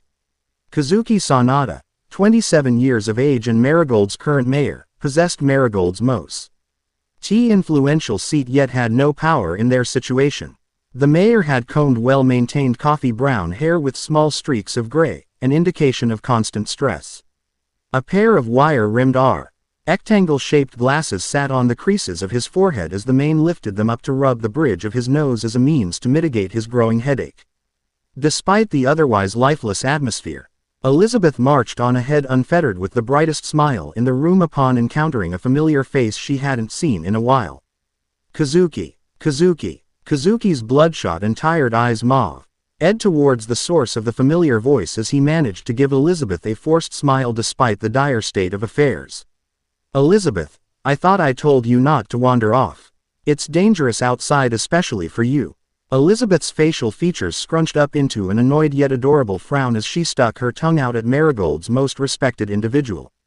"Kazuki, if you keep acting like an old man, you're going to become one in no time. You're always so busy with your work that you haven't even met a girl to date." Kazuki chuckled, a nostalgic and light-hearted warmth gently lifting away the heavy burdens on his shoulders. Elizabeth and he had always interacted like this. The girl didn't have many friends at their town's orphanage due to the difference in age, as she was several years older than the rest of the children. Ironically, he didn't have many friends either, as he was often considered too young amongst his fellow co-workers and staff. Somehow their friendship just seemed to work. It was funny how the world worked sometimes. The young mayor's smile became less forced as he rested his cheek into the palm of his hand, his almond eyes reflecting nothing short of amusement at the verbal jab.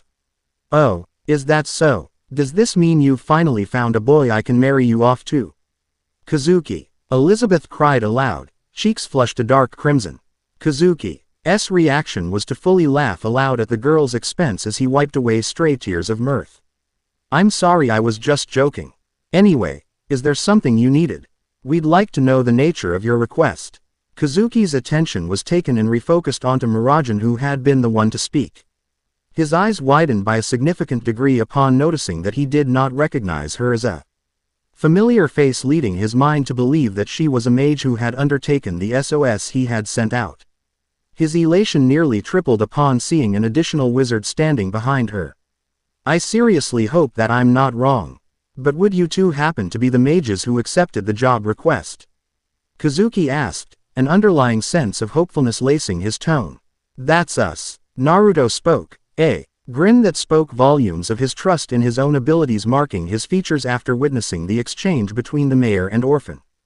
Kazuki nearly jumped for joy as this was the best news he had heard in a very, very long time. Standing up from his seat, he shook Myra's hand before shaking Naruto's as well. "There is so much to cover that I don't even know where to start." He breathlessly spoke, excitement mixing in with elation inside his chest. Marajan exchanged a glance with Naruto, as if silently requesting to take the lead, to which the shinobi readily acquiesced to her wishes.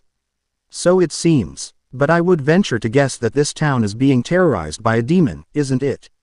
That's why the women in this town are missing like you stated on the job flyer.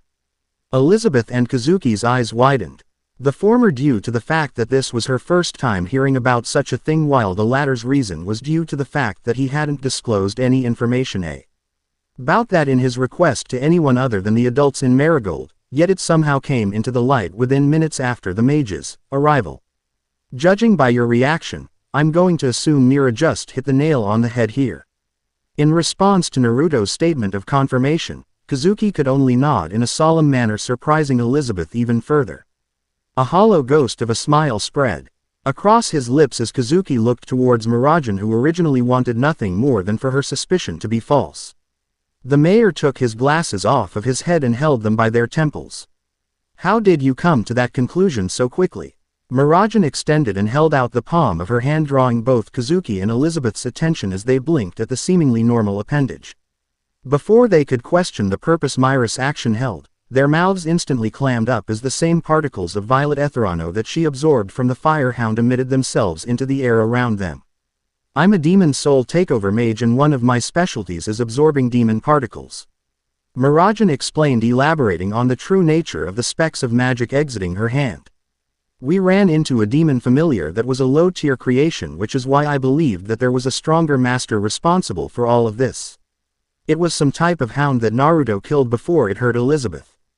Kazuki's eyes nearly popped out of their sockets as his head whipped towards Elizabeth's location. Elizabeth, I've told you countless times that it's dangerous outside. Why didn't you say anything about this? As Kazuki raised his voice, Elizabeth flinched before looking downwards towards the floor, eyes averted out of shame. I just wanted to help you calm down.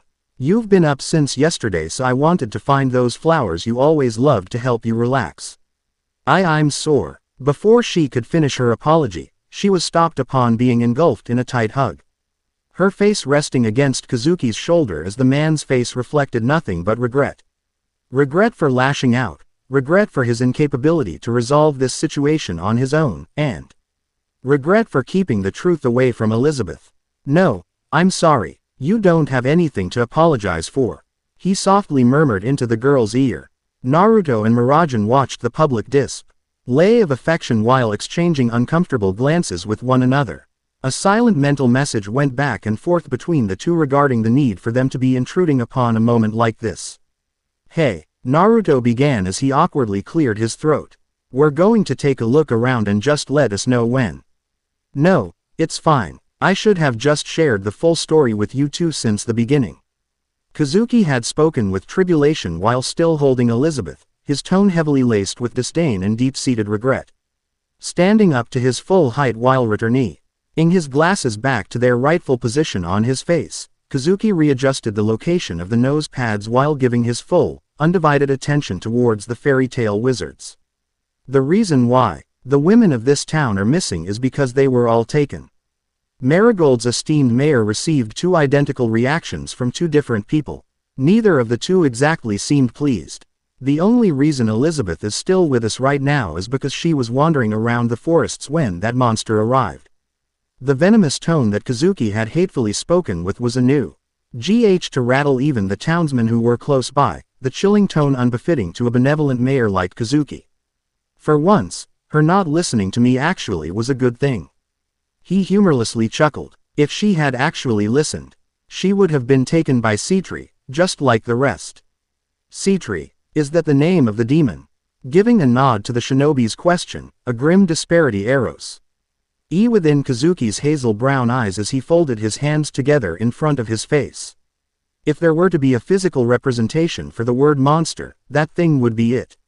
Whatever he desired he took, and whatever was left, he burned.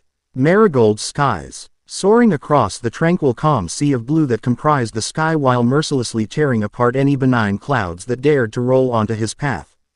A demonic humanoid flew down from its mountain with its destination clearly laid below it.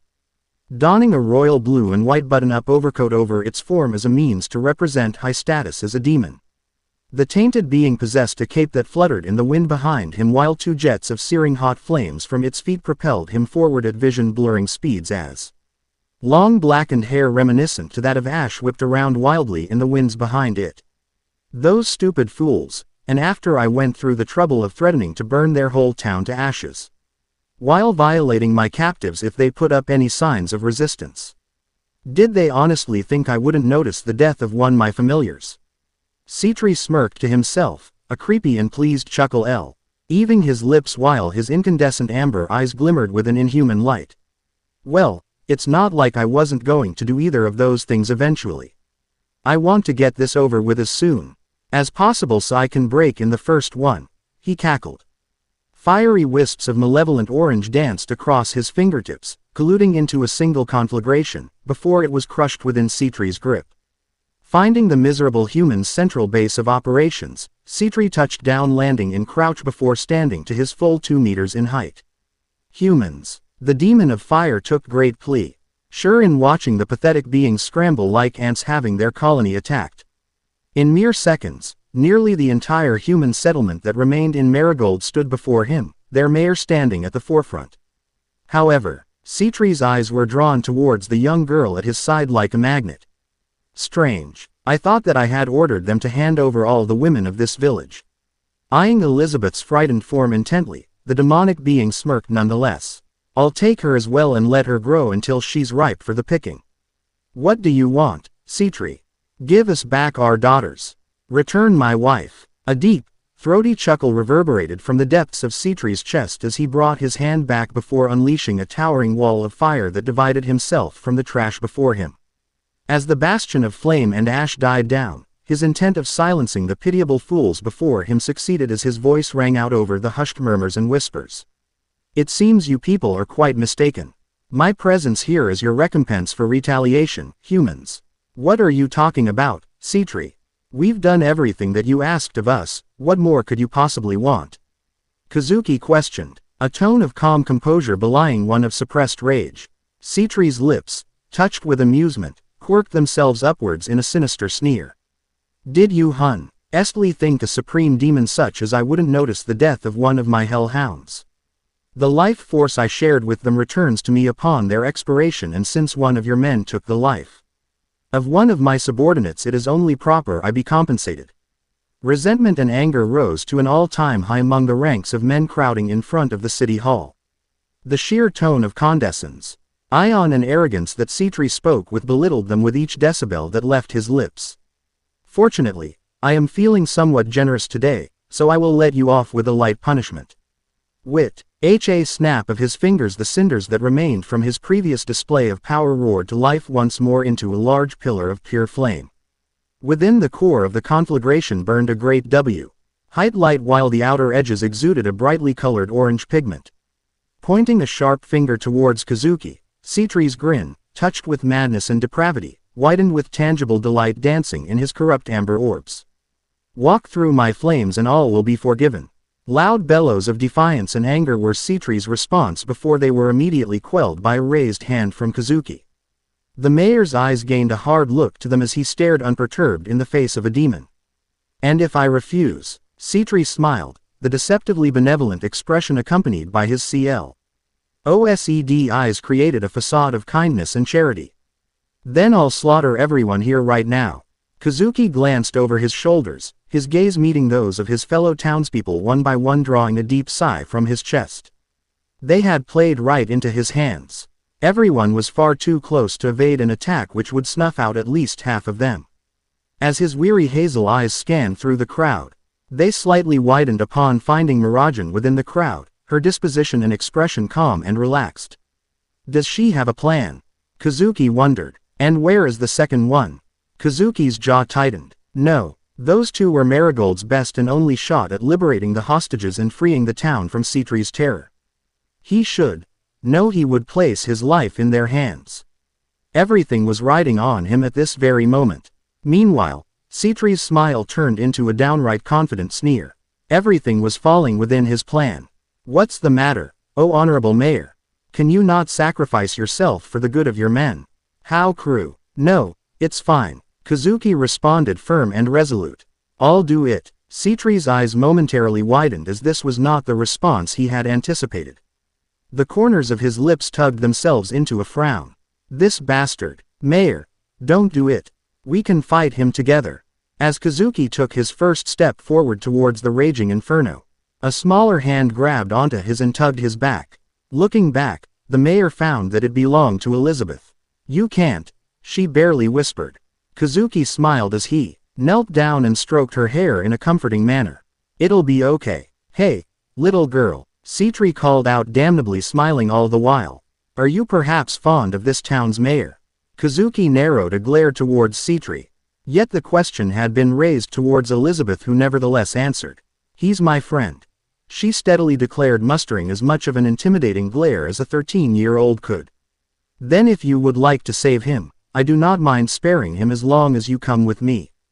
Kazuki's hazel eyes, usually filled with warmth and kindness, dissolved all pretenses of such feelings ever existing as they lit up in uncontained fury.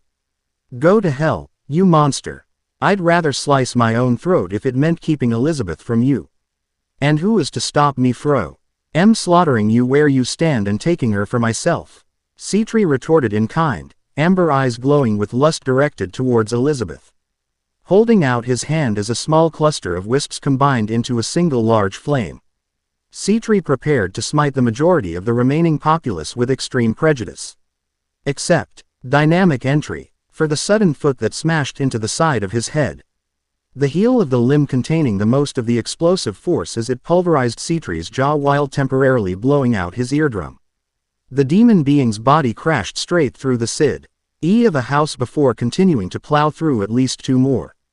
As Naruto Uzumaki landed on the ground with the nimbleness of a cat, he immediately winced upon seeing the demon-shaped holes that now decorated three houses. Ooh, damn, whose houses were those? Among the crowd of townspeople, three hands were raised into the air, causing the shinobi to nervously chuckle.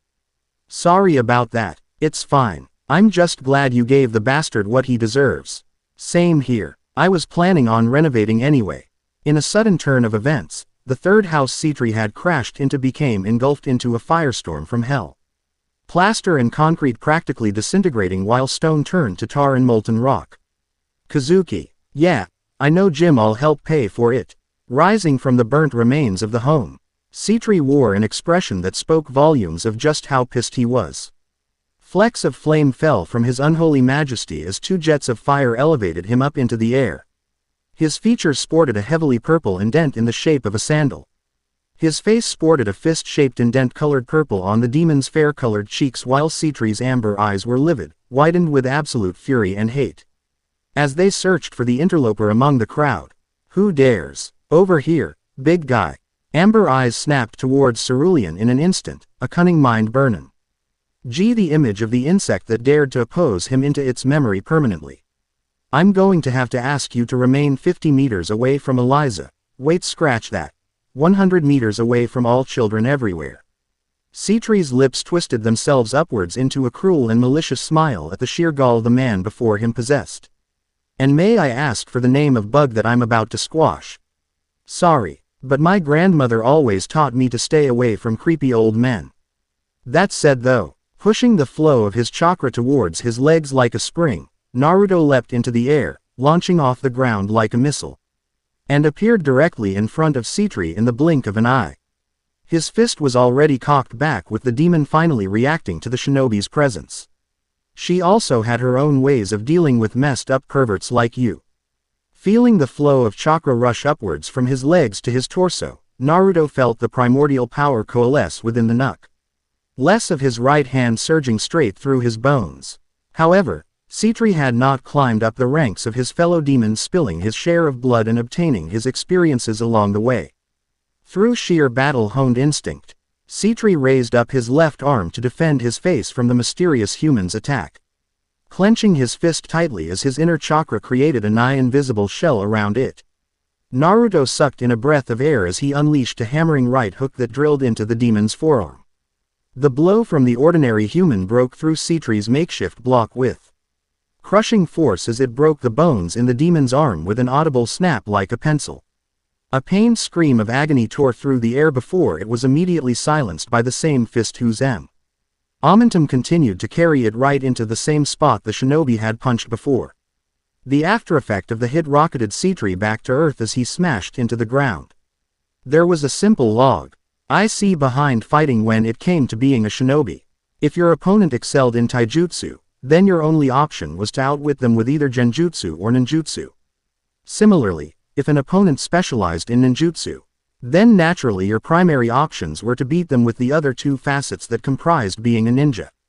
However, when you physically outmatched your opponent by leagues in terms of raw power and speed, what was the point of flashy ninjutsu or illusions when all you needed are two hands and maybe something pointy?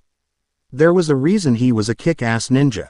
Speaking of something pointy, protruding out from the palm of his hand in a manner similar to that of Kimimaro, the deceased remnant of the Kagaya, a glowing kunai emerged into Naruto's grasp as gravity aloe wed him to chuck the ninja tool cleanly through Sitri's shoulder, pinning him to the ground while eliciting a howl of pain. A faint blue hue of energy covered the metallic tool like an ephemeral kara. Pace as Sitri's blood formed a shallow pool within the crater he inhabited. His amber eyes widened as a pair of cerulean ones, calm to an abnormal degree, continued to shorten the distance between them at rapid speeds. Stop it. If you kill me, my hounds will kill all my hostages before you find them. Sitri's words gave the demon his desired edge. It was an opening. A momentary lapse in the yellow-haired human's brain. A slight hesitation was all he needed to turn the tables. Naruto had been less than 5 meters away with the intent of finishing off Sitri as soon as possible bef. Or he abruptly shifted his body weight to land further away than originally intended.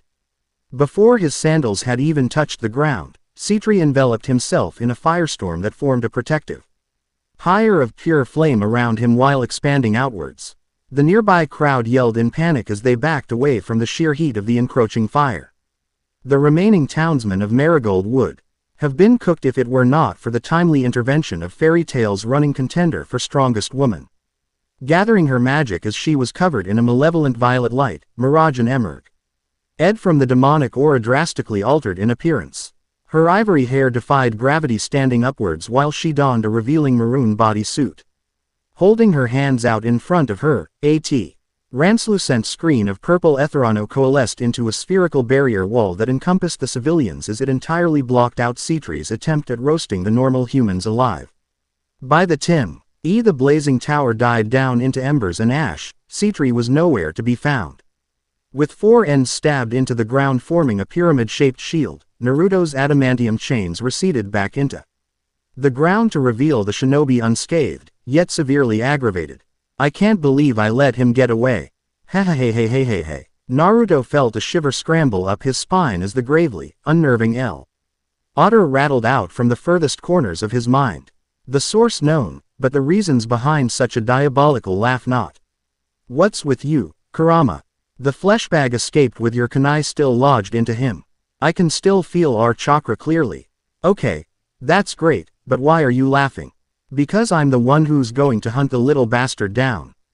The nerve that Flegiel-ing has to assume himself as a supreme demon is an insult to my pride. The nine-tailed Kyuubi madly grinned.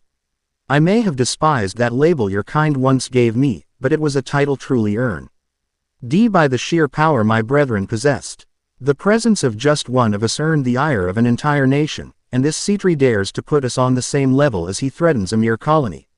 I refuse to let this farce stand. And besides, you're not a censor ninja, Naruto. I sincerely doubt you'll want to use your chakra mode either in front of all these people since you decided you wanted to lay low for now. Naruto internally laughed, noting how his vulpine partner had not only stuck him in between a rock and a hard place, he had literally smashed the boulders into him for good measure. And you're not saying this just because you went to take control and let loose for a bit, right? He was truly the most fickle-tailed beast of the 9.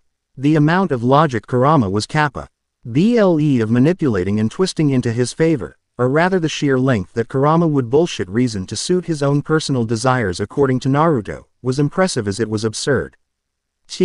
He massive fox entity was persistent in his goals and would get there come hell or high water. It was also why they made an excellent team.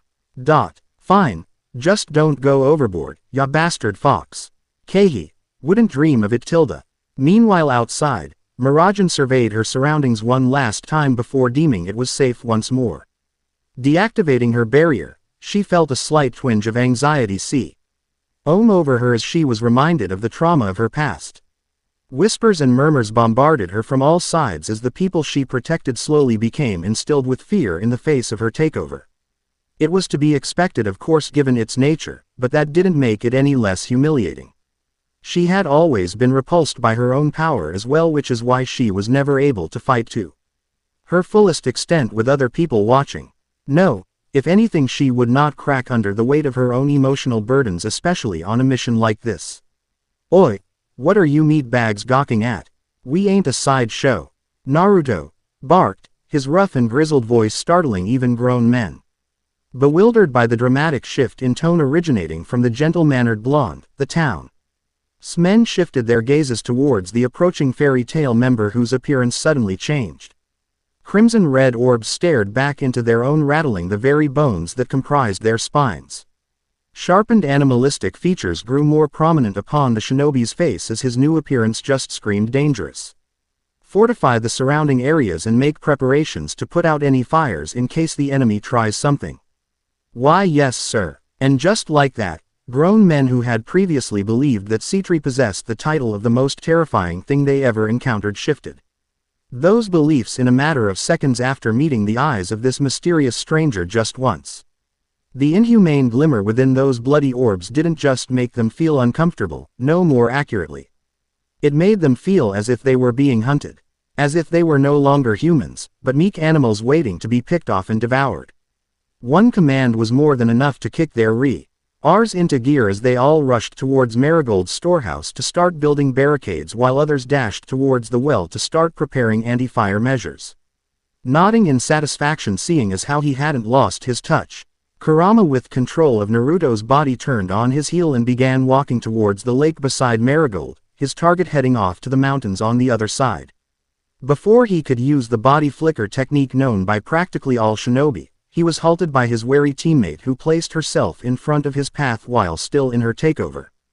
Her Mistru STFUL sky blue gaze had not left his frame once. Miragen was the only one in this town who had spent enough time with Naruto to know what he was like personality-wise, but this most definitely not him. It was just something. Who are you? She quietly questioned, not wanting any nearby ears to pick up on their conversation. What are you doing? Naruto questioned, his tone dripping with hardly suppressed annoyance. There was no panic or sharpened edge to his pupils indicating he was ready to move her by force. Those vertically slitted pupils of endless black were bored as if considering the human before them a mere nuisance and nothing more. You're not going anywhere until I get an answer. She firmly responded, demonic magic at the ready. And if I said this doesn't concern a brat like you and Naruto's perfectly fine. You're getting in my way for an insignificant reason. Myra's glower only grew as violet sparks of electricity jumped across her fingertips. She remained hidden beneath her crossed arms. Then, Kitty, I would kindly tell you it does concern me considering Naruto as a member of my guild and my friend. Kurama's eyes widened at the blatant disrespect towards his appearance while a vein bulged out beneath the fringe of his spiky yellow hair. The fact that he could hear the howling laughter of the real Naruto in the back of his mind, after switching, did little to quell his volatile temperament. Hey. He began to lowly chuckle. The basic expression of humor did not calm Miragen's misgivings about the person in front of her. As her eyes swept around them while preparing to take Naruto out of the town while preventing any property damage, her mind came to a crashing halt as the low chuckles of the crimson-eyed Naruto evolved into outright laughter. Bahahahahahaha. Oh, this is too good. You're a gutsy one, you know that. Naruto started walking once more, aiming to move past Miragen before she regained her composure and moved to intercept yet again. Step. Miragen froze at the lone audible sound of Naruto's footstep. In the single moment she blinked, the head of blonde hair and blue eyes she had grown so accustomed to vanished before her eyes, with the sound of his voice being the sole indicator as to where had gone. But that doesn't mean I'll let you get in my way, human. Whirling around in an instant, Myra's years of experience allowed her to discern the direction Naruto had decided to head off to before he disappeared in a blur. Sprouting a pair of wings from her upper shoulder blades, Mirajan kicked off the ground, exploding into supersonic flight, shattering a few nearby windows from the sudden breaking of the sound barrier. Soaring high into the sky, breaking apart a few stray clouds, she floated in the vast sea of light blue eyes, searching for the whereabouts of Fairy Tail's newest member. Her gaze locked onto a speeding projectile moving Tawa RDS the lake before she dive-bombed directly downwards towards object. It didn't take long until she caught up to her runaway partner, who appeared to be running on water. Okay, that was something. EU to file under the ever-growing folder of things she did not know about Naruto. Descending to a lower altitude, Mirajan got in close until she was neck and neck with her yellow-haired compatriot. The clear water beneath them moving so fast that it barely managed to capture their respective reflections, while her sky-blue glare bored a hole into the side of his head. "Oh, look at that, you caught up," Kurama congratulated, voice dripping with indifference. "You still haven't given up yet." Expression partially strained in effort, as she was not used to flying at speeds like this for long periods of time. Mirajan managed to keep up the pace while still managing to find it in her to snap back at whoever this was. "That's something a partner is expected to do." Kurama let out a bar K of laughter at the heavy emphasis placed on the word, directing a boastful smirk towards his partner, who was having a very difficult time keeping up with him if the troubled expression of hers was anything to go by. This was a mere drop in the bucket for him. A partner who can't even accept her powers as part of her is of no use to me. Pushing in a decent amount of chakra towards his legs, Naruto began to pull away from a stunned Mira, who swiftly regained her focus and sped up as well. "What do you mean by that?" Mira grunted, howling winds beating against her face while inhibiting her ability to speak. As she felt her speed begin to die down, she came to a sudden halt, slamming right into Naruto, who had stopped after reaching the bank on the other side of the lake. Since he had stopped directly on the edge, Mira rebounded off of him, landing rear end first into the cold water. Realizing that she had been so focused on Naruto that she failed to realize they had already reached the other side of the expansive lake, Mira shook off the dizziness plaguing her vision like a cloud after what felt like running head first right into a boulder. Speaking of said boulder, as the haziness left her sight, she stared wide-eyed at an infuriatingly apathetic crimson-eyed Naruto who stared down at her from his feet. How in the hell had he not budged a single inch after being rammed into like that? "You're afraid," he plainly spoke. "When you protected those flesh bags and the dust cleared away, I felt all kinds of things just pouring off of you." Crouching down so that he was eye level with a panting Mirajan, still sitting in the water, his primal and disinterested eyes locked stares with meek blue. "I can sense and feel all kinds of negative emotions from anyone. Anger, hate, sadness. I felt all of these coming from you, but you know what outweighed all of those emotions combined?" Nothing. She was conscious yet unable to respond to such a revelation. Kurama continued without care towards her shocked state of mind. "The answer is fear. Fear for the safety of your family, fear for disappointing Naruto, but there's nothing you fear more than yourself. You're so terrified of your own power because you think if you embrace it people will come to fear and abandon you." Standing up to his full height once more, the sounds of Naruto's footsteps began to draw further and further away from Mirajan's hearing as her gaze fell towards the water beneath her. There, staring back at her, was her reflection, demon and all. The wild untamable hair, scaly arms and tail, and hideous wings were all visible, along with an unreadable expression portraying her features. "You may come close to using your full power when you train with Naruto. But out here in front of the rest of the world, you've handicapped and prevented yourself from using your full strength out of fear for being rejected by your own fellow wizards and people you don't even know. You aren't even certain if you can defeat the threat before you, so tell me why I should listen to some human brat who refuses to fight with anything less than her best." Mirajan could not help but avert her gaze. Naruto, no, whoever this was, unraveled her very being just from the first meeting. The mere predatory gaze of his peeled away her layers like an onion, reaching the very core of her being as if it was second nature. But even so, her fist clenched itself tightly, the knuckles on fingers turning white as the flow of blood within them was altered. She hated this. Being treated as a problem child and nuisance was not only an insult, it was pathetic. Sucking in a deep breath, Mira exhaled calmly, her voice not displaying the roiling turbulence of emotions within her heart. And if I do? Naruto's footsteps halted, his crimson orbs glancing over their owner's shoulders to regard the human wizard before them. What? Taking another deep breath, Mira stood up to her feet, firm and resolute, and stared unintimidated by the monstrous being before her. If I do fully accept my power, and up being rejected by everyone around me, then what? For the first time since they spoke, Kurama's eyes regarded her with a sense of genuine surprise and slight respect.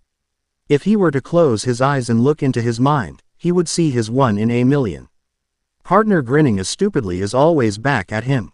Crossing his arms over his chest, Naruto grinned with pride, revealing several elongated canines protruding from the top row of his teeth, his persona resembling that of a vulpine entity rather than a human.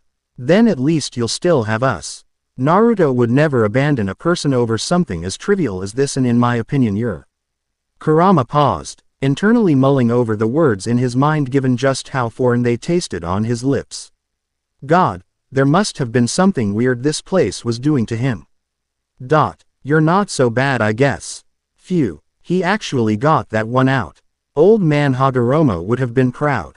Miragen on the other hand simply stared in return, unclear as to whether that was a compliment or an insult. Of course this was also in addition to the fact that if Naruto and this person's continual presence after she was hypothetically discarded by everyone else was supposed to be a reassurance. Noticing her rather unimpressed stare, Kurama growled before stamping on the ground with one foot and turning back on his heel, although in a slightly different direction. On a second thought I changed my mind. You fight Citri. Breaking out of her cloudy-minded stupor from Kurama's words, Miragen gaped wide-eyed at the sudden impetuous decision made by Naruto. Wait, what? Then what are you going to be doing? Isn't it obvious? Kurama responded, staring back at her as if the answer was simple. I'm gonna go rescue the hostages. There's bound to be at least 1,000 of those mutts guarding them.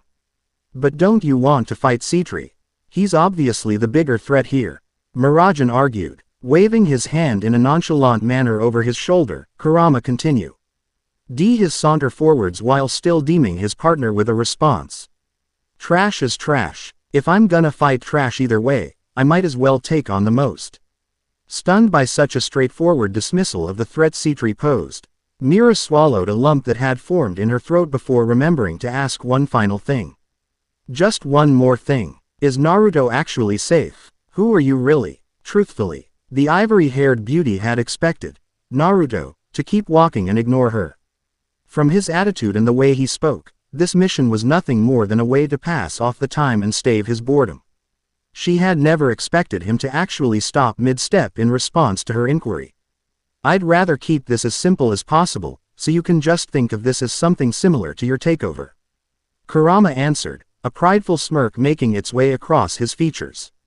Except better, of course. Mira released a breath that did not realize she had been holding. Okay, so Naruto was truly safe. That was one heavy load off her shoulders. Oh, and by the way, why yes. Miragen answered in haste as she looked up once again. Just call me Fox. With nothing else to say, the yellow-haired shinobi left in the blink of an eye, the only proof that he had ever been there being the small updraft of leaves left by the wind. Somewhere along the mountainside. She's interesting, isn't she? Kurama snorted as he kicked the side of yet another tree, propelling him even further and higher up the mountain with a clear destination already in mind. His partner and true owner of the body he was currently possessing had been grinning within the confines of his own mind ever since the S-class beauty stood her ground against Kurama's terrifying personality. What? Are you looking for my approval in a mate? Oi, don't turn this into something it's not. The strongest of the nine smirked, hearing the flustered undertone to his partner's voice. Besides, you like her too. Don't even try to deny it. Kurama released a gravelly bark of laughter. She's the second. The second. Naruto repeated, confusion lacing the repetition. What do you mean? Stopping on a particularly sturdy branch, Kurama looked to his side where the adjacent mountain lay. Closing his eyes in concentration, he could feel Miragen closing in on Citri's location at the landmass's summit. It seemed she also had her own method of tracking down the demonic fledgling. It probably had something to do with their similar types of magic. Opening his eyes once more, his Typically predatory orbs had gained a tinge of softness to them. Nostalgia washing over them like a sweeping ocean wave. Even now they still remembered the moment they came into the world, greet D by the sight of the one who would become their father and caretaker. She's the second human to see me as something other than a demon or monster after meeting me. There's something special about that human. Naruto chuckled as well, cracking a wistful smile as well. Don't you mean third? Nope. Definitely the second.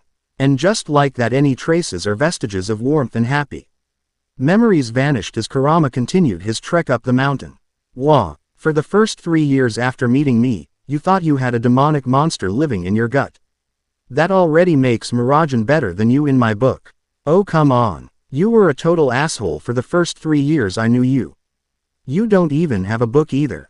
So that justifies racism. Boy, if your mother was here she'd be so disappointed in you. Kurama couldn't contain the broad grin, expressing uncontrollable delight upon hearing the infuriated cries, shouts, and curses of his partner within their shared mindscape. Some of things Naruto said Kurama swore would make a sailor blush in embarrassment. Where he learned such language he would never know. You know what? Fuck you. I'll just take AP ISS in your pond and see how you liked it. So why didn't you interrupt me, brat? Putting his rant of frustration on hold, Naruto huffed in annoyance before regaining his bearings once again. What do you mean? You could have easily taken control again when I tore into Mira about her holding back. You knew it too, so why didn't you say anything? Waiting within the place that once used to be a sewer, Naruto sat against the trunk of a lush and verdant tree, the back of his head resting within one of the smooth grooves of the bark. To be honest, I didn't think she would listen because it was coming from me. He answered before continuing. Like you said, she's fine with showing most of what she has in training against me, but there's no point if she doesn't do it against actual threats. That's why I thought letting her hear it from someone, with absolutely no sense of delicacy or sensitivity, would get her to branch out a bit more, you know. Kurama stewed in his thoughts, pondering over his Jinchuriki's words and the rationale behind his reasoning. While it was true that Miragen had yet to fully break through her shell, it made sense to have a little outside help in breaking the outer carapace. He suddenly blinked in realization. Wait, did you just use me as a mean teacher so you wouldn't have to? Use is a really strong word. I prefer taking advantage of a rare opportunity. The son of the fourth Hokage held a bated breath, waiting for the nearing explosion of outrage from his partner. However, it would never come. Kurama had actually stopped moving on the outside, an authentic expression of sheer shock and stupefaction. Naruto Uzumaki, the same loudmouthed, idiotic, and dense as a brick shinobi, had actually used him. Oh oi, why? Oh, you actually used your head to think this much? You're gonna get a fever.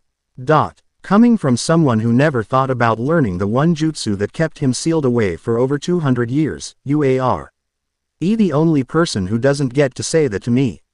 The nine-tailed kitsune suddenly stopped as his senses finally led him to the motherlode of all negative emotions in this waterhole of a village. Hiding his presence within the tree's canopy, he looked downwards towards his target. When Kurama had said he was expecting at least 1,000 of Citri's hellhounds, one could imagine his immense disappointment upon only being met with one guarding a hidden mountainside entrance. Standing on a nearby tree branch hidden within the shrubbery, the Kyuubi's crimson eyes looked down from their perch, disappointment weighing heavily behind them at the sight of a single dog. There was no doubt that the hostages from Marigold were being held here. He could practically smell the fear and despair wafting in the air. From what he had gleaned about the mutts from Naruto's past exchange with Citri, the demon's familiars functioned in a manner similar to the shadow clones in the regard that moment they perished, their master would become aware of it immediately. Therefore, as soon as he started, Kurama would not stop until either the hounds were all dead or the hostages were all set free. Hey, let me take over for a sec. Kurama grunted in surprise as he was suddenly yanked from the outside world and back into his and Naruto's shared mindscape. What the hell? Stop whining for a second and let me focus. Furball. With control of his body once more, Naruto created his signature cross-shaped seal as an identical clone burst to life beside him. Naruto let out a sigh, as he felt roughly half the chakra in his body leave him after splitting it equally into two. While there was still an ungodly amount dwelling within his real body, that didn't mean he couldn't feel the drain. Hey, do me a favor and let the giant fuzzy take over for now, would you? You got it, boss. The clone replied as it gave a one-handed salute. The shinobi's copy closed its eyes and, when it reopened them, they were revealed to be the signature red of the Kyuubi. Oi! What the hell is this? I wanted to take on the dogs by myself. And you will. Naruto responded, eyes not leaving the cave's entrance. I'm just here to do search and rescue while you take care of the hounds. Kurama's creased brows relaxed slightly after hearing Naruto's intentions, but he still had another grievance to complain about. But why do I have to have the clone body? He grumbled. Naruto adopted a smug grin as a retort. What, you afraid these things are gonna score a lucky hit and dispel you? You're a little prick, you know that. As Kurama prepared to jump down and raise all kinds of hell, he stopped himself as a fist belonging to Naruto was held outwards towards him. Looking towards the owner and his partner, Kurama was met by his partner's familiar jubilant grin that he had grown accustomed to during their time together. Good to have you back with me, partner. A smirk dawned itself upon the fox in human form's features as his fist collided against Naruto's. It's good to be back. The other mountain. God damn it. Cetres bellowed as his fist plowed through the concrete wall of his base of operations, sending dust and plaster everywhere onto the nearby rugs. His teeth gnashed together in pure frustration and rage while his amber eyes burned GHTLY with a transient flame behind them. Just who the hell had those insects called? Cetres had fought countless demon-kin and wizards, but never had he run into someone like him. That yellow-haired man's abilities just weren't human. His speed, his power, and the efficiency at which he could disable him were inconceivable. Reaching over his shoulder, Cetres let out a hiss of pain as he yanked out the weapon that had been deeply embedded into his shoulder. He hadn't had a single moment of leisure to do so since nearly all his efforts had been focused on fleeing. The knife made an oudy BLE clink as it bounced off the stone tiles of the abandoned church Cetres had taken refuge in after arriving to this region. His once noble-like features had been sullied by the likes of that man alone. A large, purple fist-shaped bruise was its new defining feature, impeding his ability to speak. Grabbing his lower jaw, the demon snapped it back into place with a distinct click as he wondered where it had all gone wrong. Recalling the moment that he had been awoken by a cult in search for his creator, Cetres remembered just how weak those mages were as he slaughtered them all like flies. He didn't know how long he was asleep. But he didn't care. His original plan was to slowly build up his power once more through the resources obtained from Marigold, yet this new development had only thrown a metaphorical wrench in the gears. It had stuck a literal explosive in the gears, blowing the whole machine to kingdom come. Cetres took a deep calming breath as he opened his mind to logic and reason once more. His brain already developing countermeasures for the arrival of the new interlopers. As far as he knew, there were two wizards. The first had made his overwhelming presence and threat to his Cetres' safety abundantly clear. The second he had barely even saw, only sensing the use of his or her magic to create a shield against his fire. If he could capture the second and take them as a captive, he could neutralize two threats at once. In addition, he had hostages. As long as he held Marigold's women within the palm of his hand, there would be nothing that either of the two could do to defy him lest they endanger all of them. Cetres growled, muttering to himself in annoyance. It's a shame, but I'll have to execute one of those sows. Those fools at Marigold think they can go behind my back like this. I'll teach them all a lesson they'll never forget. Was there even a point to all of this? Cetres' gaze snapped towards the decrepit church's entrance, and there, standing with a displeased frown upon her lips, was Miragen Strauss in all her demonic glory. A point. Cetres began to chuckle, his quiet laughter becoming even madder with each passing moment until it reached its peak in loud, insane cackles. Does there have to be a reason for lower life forms to serve their superiors? It has always been the natural way of things, my dear. Humans are nothing more than breeding stock or slaves to do my bidding. Finally delivered the chance to meet the second outsider hired by Marigold, the demon prince of fire leered at Miragen. His rotten eyes licking her body all over and lingering on her exposed curves as they took great pleasure at the sight of this one rather than the first. You on the other hand are quite different. I find you ravishing. He chuckled, a sickeningly disgusting avarice glimmering in his eyes. If you surrender yourself to me, I will release half the hostages in my possession. A fine trade, is it not? Mirajan's eyes were shadowed while the corners of her lips tugged themselves upwards into a tight smile. Her hands that remained at her side flexed their fingers experimentally, cracking the joints and ligaments in preparation for what came next. The action however went unnoticed by a bewitched Sitri whose gaze lingered solely on Myra's assets. Surrender myself, she repeated, voice as calm as a tranquil pond. That's right, I'll even pardon that boorish associate of yours and let him go free. It was a lie of course. The moment that he revealed an opening after having his teammate captured, Sitri would kill him on the spot. Then again, there would be nothing that a sidekick tag along could do about it. Mirajan laughed. This was not a chortle of amusement or gaiety, but a derisive laugh of pity for the pathetic creature before her. Sitri's eyes suddenly widened, becoming aware of the sudden danger that now stood in front of him. Naruto had it right, she offhandedly said, the particles within the air becoming supercharged with each passing second. At last, beholding the sight of the eyes that were no longer shadowed, Sitri's fiery spirit drained away as his blood ran cold. With two jagged cracks akin to lightning bolt scars running over her pure white eyes, a pair of super-glowing violet pupils penetrated deep into the pit of his soul as sparks of purple energy crackled across the air. The openings in Mirajan's body suit sealed themselves shut as the light maroon-colored material transitioned into a pearlescent dark purple. The scales upon her hands traveled up even higher as they covered her shoulders in their entirety while her wings stretched themselves out even further. You really are a creepy son of a bitch. On Naruto's mountain. Wu tilde. Bring it on, you stupid dogs.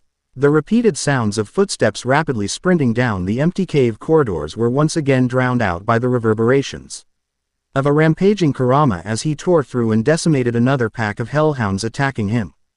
Naruto, who had placed himself in charge of search and rescue, sighed at the maddened cackles of glee rebounding off the cave's walls in echoes. At least you got what you wanted. Indeed, as soon as they had stepped into the cave after killing the first hound, they were intercepted by several packs of hounds ready to rend and flay the Jinchuriki and tailed beasts' flesh from their bones.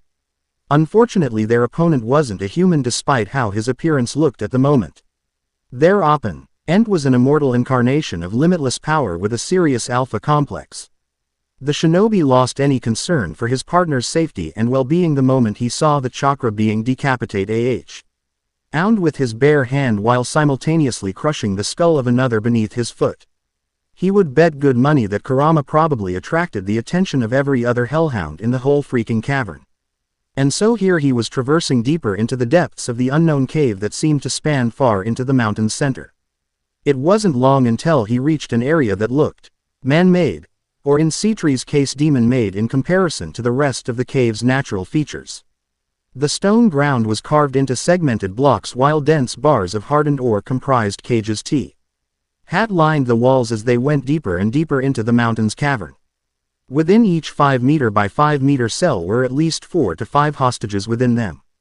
The shinobi estimated there had to be at least 100 captives being held based on how far he could see in the dimly lit dungeon. Naruto halted at the dungeon's entrance while his lips twisted into a tight frown. Then, fully most of the women appeared to be clothed with the garments they had been wearing when they were taken against their will. As soon as he had entered, his presence had been seen by one citizen in a cage close to the entrance as she immediately notified her fellow captives. Look, someone's here. The women of Marigold, formerly destitute of any hope for salvation, stood up as the light returned to their eyes with a savior standing before them. The first one to have noticed him ran towards the bars of her cell, coming as close to Naruto as possible. The woman appeared to be in her late 20s with chocolate brown hair and mint green eyes. Wearing a slightly dirtied blouse and skirt, her allure was not sullied in the slightest by her grimy surroundings. Did Kazuki send you? She called out over the murmurs, voice filled with elation and relief. Yep, Naruto Uzumaki at your service. Naruto grinned as he slid a kunai into his hand from the black sleeve of his orange and black coat, creating a cross-shaped seal while holding weapon in between his thumbs as he did so. The reincarnation of Asura created a small fire team of 4 clones, each wielding a kunai of their own. All right boys, let's get to work. Yes, sir. Coating the steel edges of their ninja tools with a buzzing blue shade of chakra, Naruto and his clones all gestured for the women standing close to the bars to move away as they cleanly sliced through the metal like butter. Like a well-oiled machine, they moved down the aisle like a fluid river, cutting the locks off the cages or slicing the doors clean off their hinges. It wouldn't take longer than a minute, and by the time they reached the exit, Kurama would probably be waiting for them atop a mountainous pile of hellhound corpses beneath him if they hadn't disintegrated already. Hey, boss, how do you think Myra's doing right now?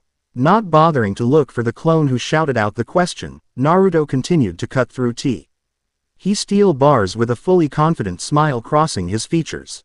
Mr. Uzumaki, look out. A small pack of guard hounds that had been hidden away ambushed the real Naruto from behind, aiming to rip out his jugular and take out their prey. They wouldn't get far as a plethora of chains emerged from the ground like a bamboo trap, skewering each hellhound in the pack. The canines whined and skaked before exploding into a cloud of dust and ash. If there's anything that I know about her, she's probably juiced fin. Skies over Marigold's Lake, two streaks of bright orange and bewitching violet blitzed across the sky, colliding with one another in echoing booms. Visible distortions of the air appeared with each clash until a burning sphere of fire shot forth from the orange missile, forcing its opposition to back away. Evading back to twirl around the pyrosphere, Miragen's jet black wings stretched out to their full mass, halting her advance while holding her afloat. Facing off against her, Seitree remained in flight with two propulsive flame jets beneath his 2 feet, a glare of pure infuriation and slight madness pinned against Mira. You've taken over the soul of a demon. Seitree wiped away a drip of blood from the side of his blackened cheek, the skin scorched from the lightning being wielded by the human wizard. A nasty cut courtesy of Mira marked the side of his forehead, and his once beautiful black hair was scorched to a crisp in some parts. Miragen, on the other hand, could hardly be called scratched. Her violet pupils continued to glimmer with a demonic glow as magic surged through her veins. For the first time in her career as a mage, she was releasing every ounce of her power. Even during her fights against Urza, she never delved deeper into Satan's soul's power, which was why she had always taken on an incomplete transformation. The differences between the complete and incomplete versions were as wide as a canyon. Two violet orbs locked gazes with Seitree as the clouds around their owner began to blacken. What's the matter? Are you scared to fight against something that can actually fight back? Her deepened voice called out. A wry smile stretched across the Prince of Fire's lips as he burst into a cackling fit of howling laughter. Scared? What a joke. You're more of a demon than you are a human. A twisted and sickening grin appeared on Seitree's face as he held out his hands and materialized a wild firestorm in front of him. Forcing his will upon the conflagration, Seitree shrunk the fiery pyre, continuously condensing its shape until it took the form of a double-edged long sword. Miragen quickly created 2 lightning katara daggers within each hand, blocking the demon's initial downward strike. Seitree smirked as this was what he was waiting for. Ordering his fire to bend once more, the fiery longsword morphed to a massive hammer, causing the S-class mage's eyes to widen out of shock. The resulting blow created a powerful explosion, sending soot and ash raining down onto the lake below as it sent Miragen rocketing into the water below. Seitree's victorious laughs of triumphs reverberated across the land as they took great glee in the destruction below. Forests burned while the screams of wildlife filled nature's air. In his arrogance and overconfidence, Seitree neglected one crucial law of the battlefield. Always make sure your opponent is down. Oblivious to the pure black skies, a drastic contrast to their former gentle blue pigment, Seitree's cackles came to an end as a bolt of lightning struck him from above. Like a fish without water, Seitree dry heaved and continued to let out choked gasps as a billion volts of lightning coursed through his body without relent. What felt like an eternity of pain was only a mere second as it ended as soon as it had begun. Seitree's formerly pristine outfit was burned black while his skin continued to smolder and broil. Bursting forth from the water below, a projectile shot upwards like a spiraling bullet. The moment it reached the same altitude as Seitree, its outer carapace unfolded itself with a snap, revealing them to be the wings belonging to Miragen. Aside from the scorch marks upon the back of her wings, Mirajan remained relatively unharmed, yet her eyes remained shadowed due to her head being inclined downwards. You know, when I was kid, I also thought I was more of a demon than a human. Mirajan spoke, responding to Citri's previous accusation. I thought that I had been cursed by the demon I stole this power from. The two scars running over each of Mirajan's eyes began to slightly recede in size. I read countless books at fairy tale, always looking for some way or some miracle that would help me get rid of it. Looking up to finally reveal her eyes, Mirajan's aqua blue irises left Citri stunned. They were human again, but instead I ended up finding out something else about myself. Closing her eyes once again, the scars grew in length once more while her pupils regained their violet luminescence, shining brightly with full force. Soul Transcendence, a rare magic ability I have which is born to only a handful of people. It allows a takeover mage to not only subdue a soul, but to draw out even greater power than the original owner of the soul. The ivory-haired demon wizard looked at the inhuman midnight purple scales that covered her hands and arms, the same hands she once saw as grotesque and stomach-churning. I was always afraid of using more of Satan Soul's powers. The more I reached down, the more I would change, and so I was afraid of being seen as a monster. Shut your fucking mouth, you bitch. Citri roared as his amber eyes became bloodshot with unfettered animalistic rage. Are you too blind to see you've long discarded your humanity? You already are a monster. Rushing towards Mirajan in a blind rage, Citri tore through the sky at sound barrier breaking speeds with his clawed hand, prepared to run the fairy tale mage through. Staring dead straight into Citri's insane gaze, Mirajan caught his hand cold, his razor-sharpened claws mere inches away from her eyes. Using her right hand's 4 fingers to hold Citri's hand down from the top and her thumb from the bottom, Mira used her thumb to push the fire demon's fingers backwards, breaking all of them at once. A cry of sheer pain erupted from Citri's mouth as he wrenched his hand free before flying to escape the demon woman. Like a hungry hawk watching its broken prey attempt to escape, Mirajan held up her outward-facing hands as the electric sparks around her body each shot off, forming dozens of spheres made of pure electrical energy. Hunter wisps, as if possessed with sentience of their own. The lightning orbs rocketed towards their fleeing target, chasing him down with extreme prejudice.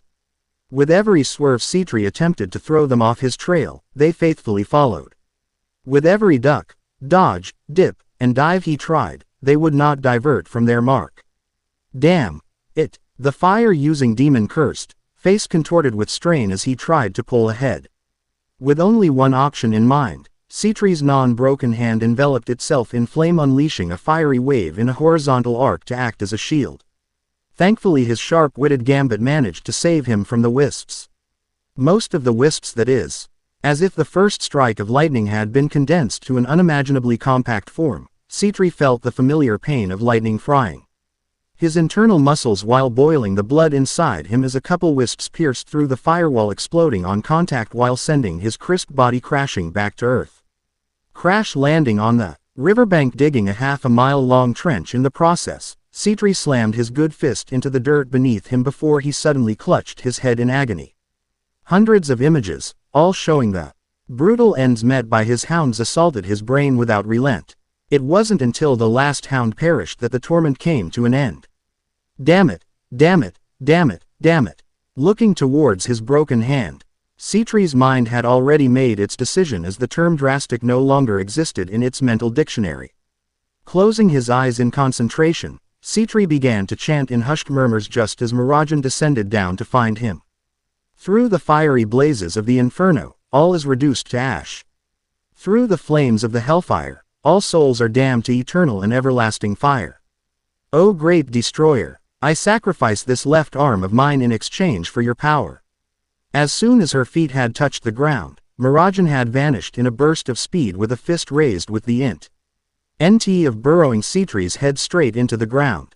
Piercing blow. Like a snake coiled in preparation for the kill, Citri whirled around, his fist becoming an appendage of pure flame, as he shed his previously broken left fist into Mirajan's, creating a booming explosion. Being sent nearly a quarter of a kilometer back from the shockwave alone, Mirajan's shocked visage looked down at her right hand that had been badly burned from the attack. Her fist had been surrounded in an invisible shell of magic with enough condensed power to shatter the rest of the bones in Citri's body. Violet pupils locked onto the ominous and grinning figure hidden behind the shroud of smoke and ash. Hey, you should have killed me when you had the chance. The cloud of smoke was swept aside with a single wave of Citri's hand, revealing the price of his bargain. Gone was the flesh and bone of his left arm. In its place was a limb comprised of fire alone. I've given you a piece of my body in exchange for the strongest hellfire there is. Humans, demons, everything dies before my hellfire. Mirajan winced, looking down at her own hand. The protective layer of magic had been burned away, leaving her skin beneath bloody red. She could feel her magic beginning to leave her, as this was the first time she had used her takeover to this extent. I have to end this with one more. The rolling sea of black clouds grew even denser as the low rumbling of thunder filled the air. Purple flashes of light bounced across the grounds as the air became more and more charged. Mind focused solely on the death of the human before him, the crown prince of fire and flame put his all into his final resort, the aftershock of it being more than strong enough to annihilate him entirely. Come, monster, if I can't win, I'll make sure we both die together. Converting the flames comprising his left arm into a single pulsing sphere with a swirling storm of flame within it.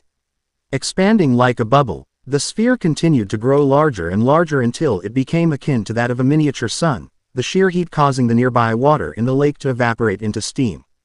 Asmodeus's pyre. Grinning with a mad gleam in his eyes, Citri hurled the massive fire construct forward, the ground beneath it splitting apart while the lake boiled below it. The loud crash of thunder and a flash of lightning descended downwards, the bolt of violet light striking Mirajan the moment the fireball collided against her. The weight of the dense pyro ball began to push down upon Mira, forcing her into the boiling lake with just moments before the true inferno was unleashed. Holding the stump where his left arm used to be, a grin so wide that it began to stretch an str. Aim the demon's cheeks to the point it hurt twisted itself across his face. It was beautiful, the sight of the magnificent fire bomb sinking into the lake with his enemy beneath hit. The anticipation for the impending explosion as the sphere began rising up into the sky. Wait, rising. Citri's eyes widened in unadulterated shock as his sphere was launched and propelled into the air like a children's ball. Climbing higher and higher into the troposphere, the sphere finally detonated into a massive explosion that would be described by as one sudden orange flash by towns miles away. UN-controlled fire surged across the sky like a spiraling ring of flame, creating great light for but a brief moment before it became nothing more than small embers darkening the sky heavily with soot and ash. Watching a figure ascend upwards from the distance, Citri's expression mirrored his shock the moment he laid his eyes upon the weapon within the grasp of his enemy. Finally reaching a height to where she was above the water, Mirajan let out a breath of relief, taking the brief moment of reprieve to examine the spear she now held before returning her attention to the shell-shocked demon before her. From his face alone, anyone could guess the one question lingering on his mind. How? The end. Remember to subscribe and like this video. See you in the next video.